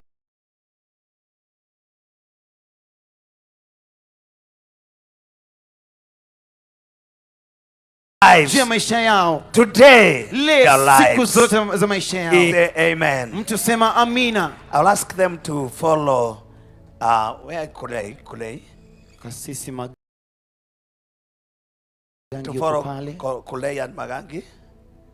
Kulei and Magangi will lead you. Follow those two people. Mtaongozwa na makasisi hao wawili tafadhali.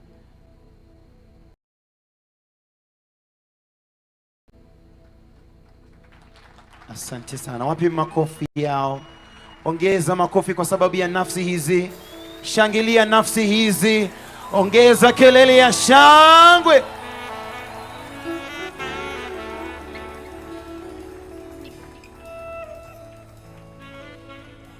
Your Excellency, Mheshimiwa, I want to say on behalf of all these people, nataka kusema kwa niaba ya watu hawa wote, we thank God for what he is doing. tunashukuru Mungu kwa yale anayotenda. I have said in many forums, nimesema katika mikutano mingi, please everybody else sit down, let those people go alone. Tafadhali watu wengine wote ketini chini. I have said in very many forums, Your Excellency. Nimesema kwa mikutano mingi sana. Simwachane na yeye tu amaliziwe hapo peke yake.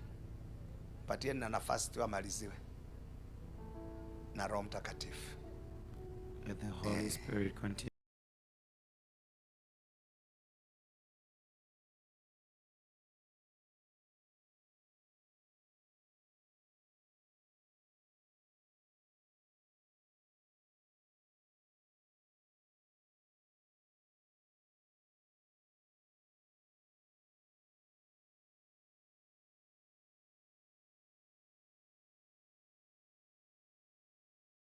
Ministering to her. Saying Your Excellency of the people. Kwamba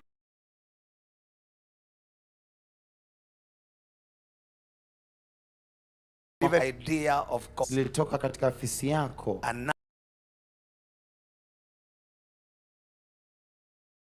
now we can see what I've been saying without seeing. Now is just Amina. Apostle Subi, Mtume Subi, we want to thank you tunataka kushukuru for also being such generous, kwa kuwa mkarimu kiasi hivi, to allow kuruhusu your own conference you have done for now it would have been almost 10 years if there was no COVID interruption. Kongamano ambalo lingekuwa linafikisha miaka 10 kama si COVID. To open it up. Ukafungua to the body of Christ. Kwa mwili wote wa Kristo. And that's why we are enjoying this tent. Na ndio maana sote tunafurahia hema hili. And all of us. Na sisi sote. Of course, if it was just your team, bila shaka ingekuwa ni kundi lako tu, maybe majority of us would not have known. Labda wengi wetu hatungeweza kujua. But when you have opened it to the body, lakini baada ya kuachilia wazi kwa mwili, this is the result. Sasa matokeo ndio haya. By yesterday, kufikia jana, we were about 7,000. Tulikuwa kama watu 7,000.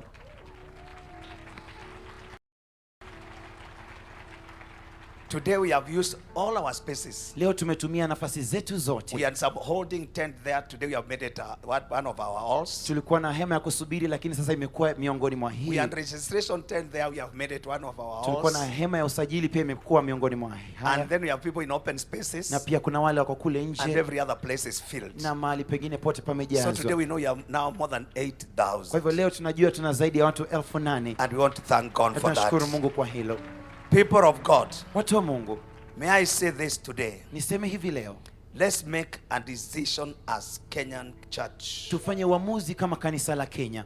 To obey God. Kumtii Mungu. To follow God. Kumfuata Mungu. To do the will of God. Kufanya mapenzi ya Mungu. We have a great widow. We have a great widow.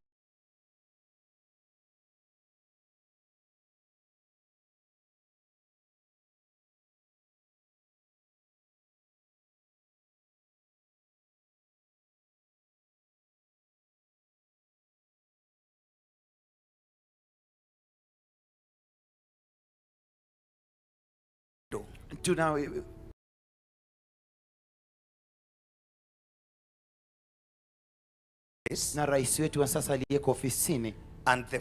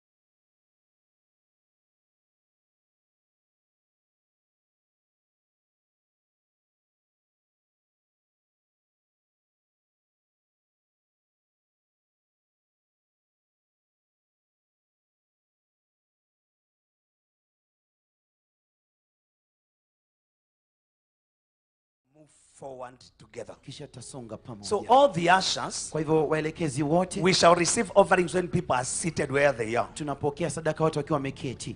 And so we will start collecting offerings. Kwa hivyo matoleo yote tunayakusanya. Baskets should be everywhere. Vikapu nafikiri viko kila mahali. And then they shall be brought where you are. Kisha vitaletwa pale ulipo. And in the meantime, I'll be making several announcements. Na hivi nitakuwa naendelea kutoa matangazo. So you define your ears and your eyes. Kwa hivyo gawanya masikio yako na macho yako.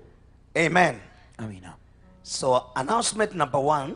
Tangazo la kwanza is that the Lord is in this place. Kwamba Bwana yuko mahali hapa. Tell your neighbor, for me the Lord is in this place. Ambia jirani Bwana yuko hapa. Number 2. Jambo la pili. The church has become wealthy.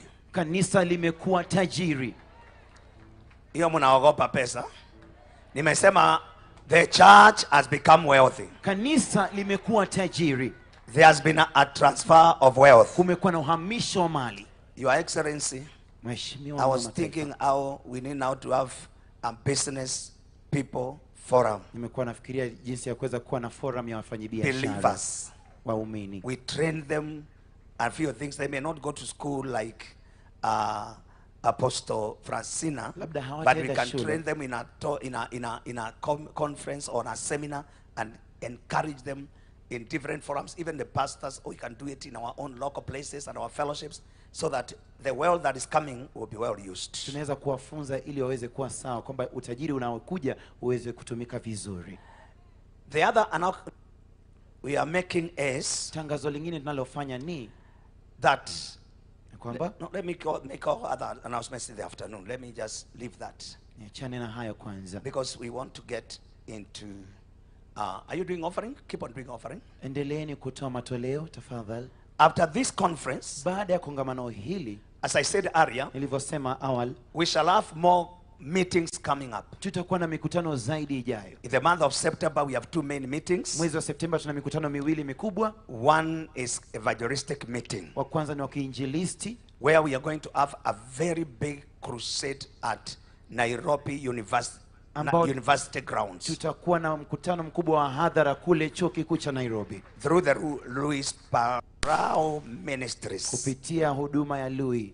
This one is a very interesting meeting. Ni mkutano wa kupendeza sana. When ushers you are through, you bring the bags here, I pray.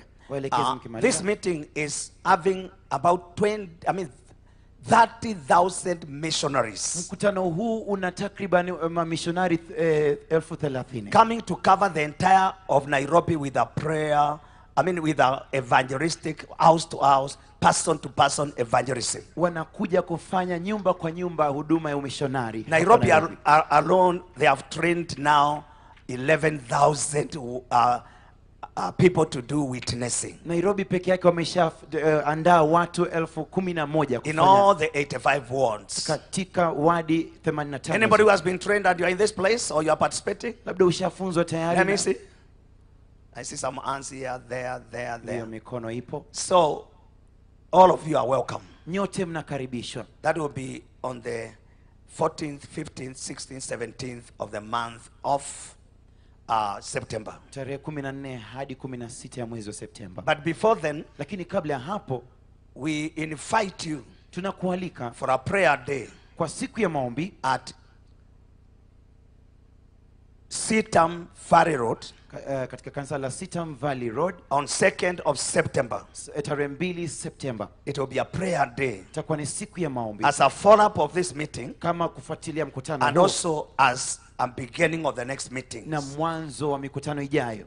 From 9 a.m. kuanzia saa 3 asubuhi, we shall be having a solemn assembly at Sitam Valley Road on 2nd of September. Tutakuwa na mkutano wa pamoja pale Sitam Valley Road.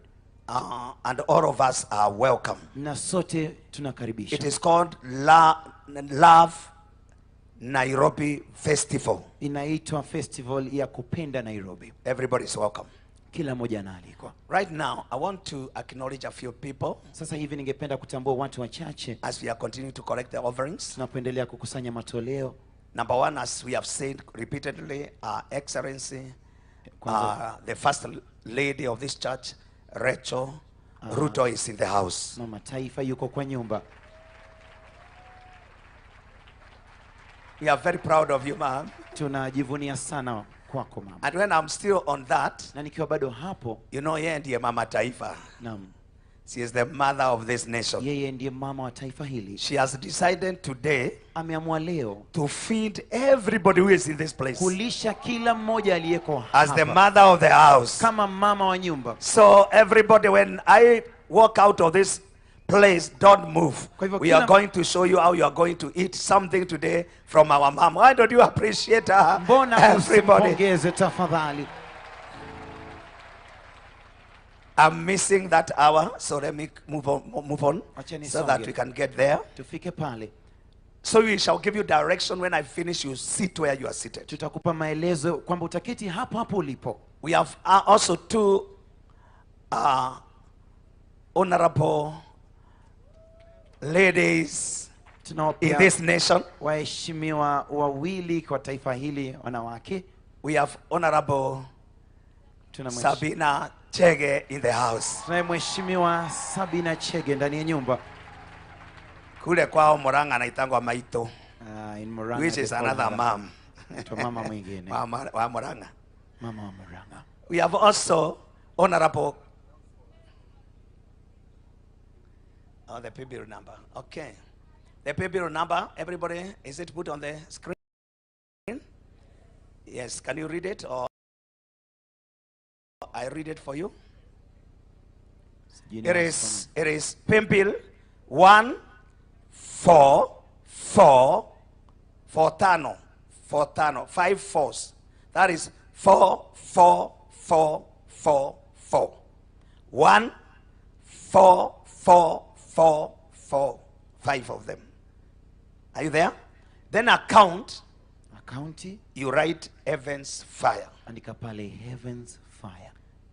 Amen. Thank you. Asante sana. I was going to Honorable Kate Warogoro in the house. Mheshimiwa Kate Warogoro kwa nyumba.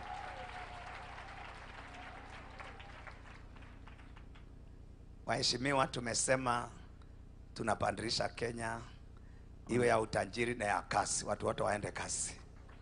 Honorables, we're changing Kenya to make it a very fast. We have also the our host in this conference and the director of Heaven's Fire Prayer Summit, Apostle Julius Supi and Mama Mother. Tunaye mwenyeji wetu na ndiye kiongozi wa mkutano huu, Mtume Julius Subi na mama. In the house also we have the prophetess who has just come out of the altar. Ndani ya nyumba pia Francina Norman. Nabii aliyetoka tu hapa juu sasa hivi, Francina Norman. In the house also we have the husband to the next speaker, and that is our brother Pastor Mike Jacobs. Ndani ya nyumba pia tunaye mme wa nabii mwingine kwamba Mike Jacobs.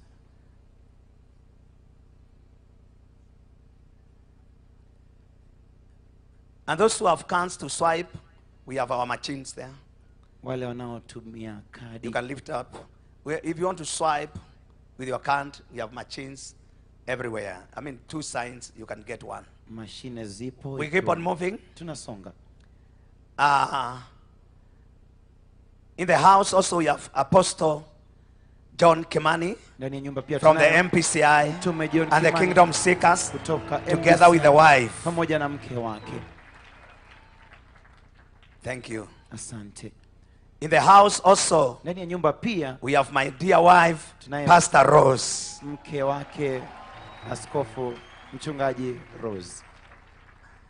In the house we have Bishop Gachara from Kiambu and the wife. Askofu Gachara kutoka Kiambu pamoja na mkewe. In the house also we have Evangelist Mama Mwai. Mwinjilisti Mama Mwai.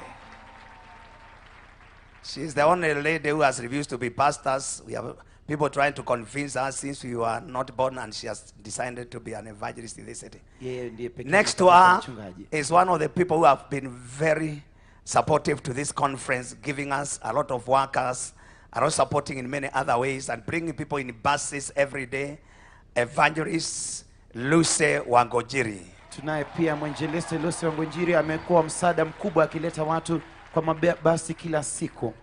Let me, if I go that way, the time will be over. Let me acknowledge, okay, Bishop Mabareo admin. Bishop Mabareo, let me jump a few people. Bishop Mabareo, our father of prayer in this house. Askofu Mamboleo, baba wetu maombi katika nyumba. May all the executive committee just stand here in front as I finish that. Let me acknowledge all the bishops in the house. Nitambue maaskofu wote walioko ndani ya nyumba. Let's all the bishops in the house stand on their feet. Maaskofu We wote acknowledge them, we receive them. Simameni All the bishops in the house. Maaskofu wote and the apostles. na mitume. Let them stand, those who are in the house. Simameni tu walioko ndani ya nyumba. Wow, we receive them with thanksgiving. God bless you so much for joining us. Asante sana. All the reverends in the house. Makasisi wote ndani ya nyumba. Let me see them. Let's appreciate them somewhere, everywhere. Everybody appreciate them. Wow. Thank you. All the pastors in the house. Wachungaji wote walioko hapa ndani.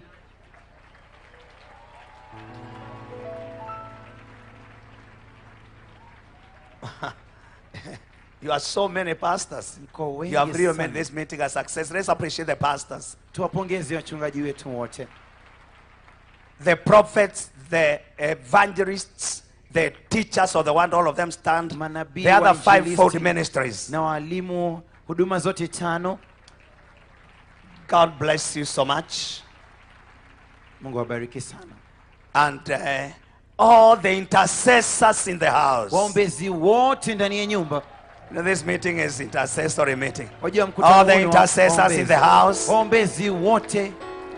God bless you. Mungu awabariki. Wow, wow. God bless you. Mungu awabariki. All our international guests from all over the world. Wageni wetu we have kutoka over 10 mataifa. countries within here. Let's all stand on our feet. Wageni All wetu our wote guests from all over the world.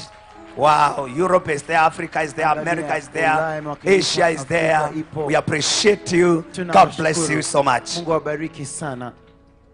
Finally, hatimaye, let's pray for the offering. Tuombe matoleo. It's already here. I believe all of it is here.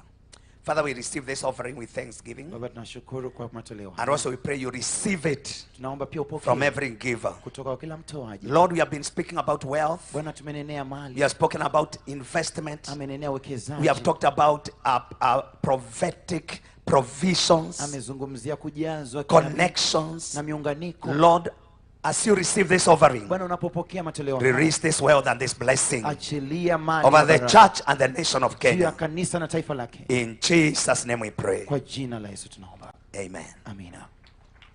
Ushers, please. I want to make the final announcement. This is the team that we have been working with. Hili ndilo kundi tumefanya kazi We have our pamoja. vice chair, no, I mean my co-chair, mwenyekiti mwenza hapa. Chris. I call him co-chair because this meeting had begun before some of us came in on board, and he had been working. So when I was made the chair, I told him you'll be a co-chair. Tumefanya kazi naye kwa Receive Chris with a wave. Mpokee kwa. Next we have our coordinator. Tunaye mratibu wetu. Elijah Lankisa. Anaitwa Elia Lankisa. Thank you. Next we have now the vice chair. Tunaye naibu mwenyekiti. Ruth Mwanza. Ruth Mwanza.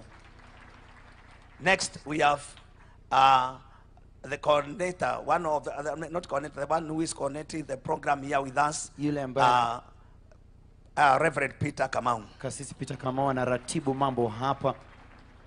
Next we have one of the people who is making us comfortable here, the end of ushering, John Magangi, Pastor John Magangi. Mkubwa wa waelekezi hapa, mchungaji John Magangi. The person who are doing all our communications, everything that makes us, we are seated and we are knowing what is happening, is Pastor Esther.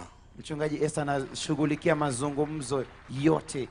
Then our altar stage manager and all the program manager around here is Apostle Subi. Na anayeshughulikia Suna, Apostle Suna, Martin Suna.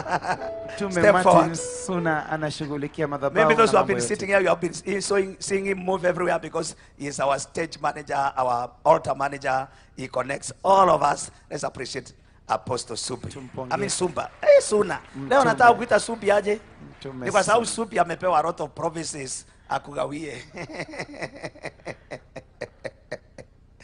Somebody say amen. The final program is, I'll ask all our guests, nitaomba wageni wetu wote, led by the first lady, wakiongozwa na mama all the ministers, na wahudumu wote. Just I will ask them to leave first. Everybody else sit down.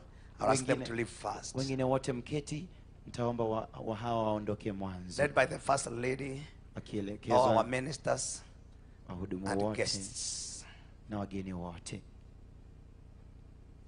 Mama taifa natanguliza. Everybody remains seated. Wengine wote tusalie tumeketi papo hapo.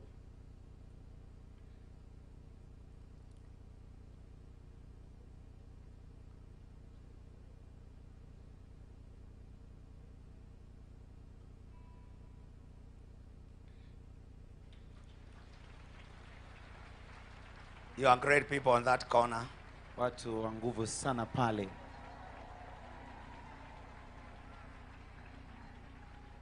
Okay.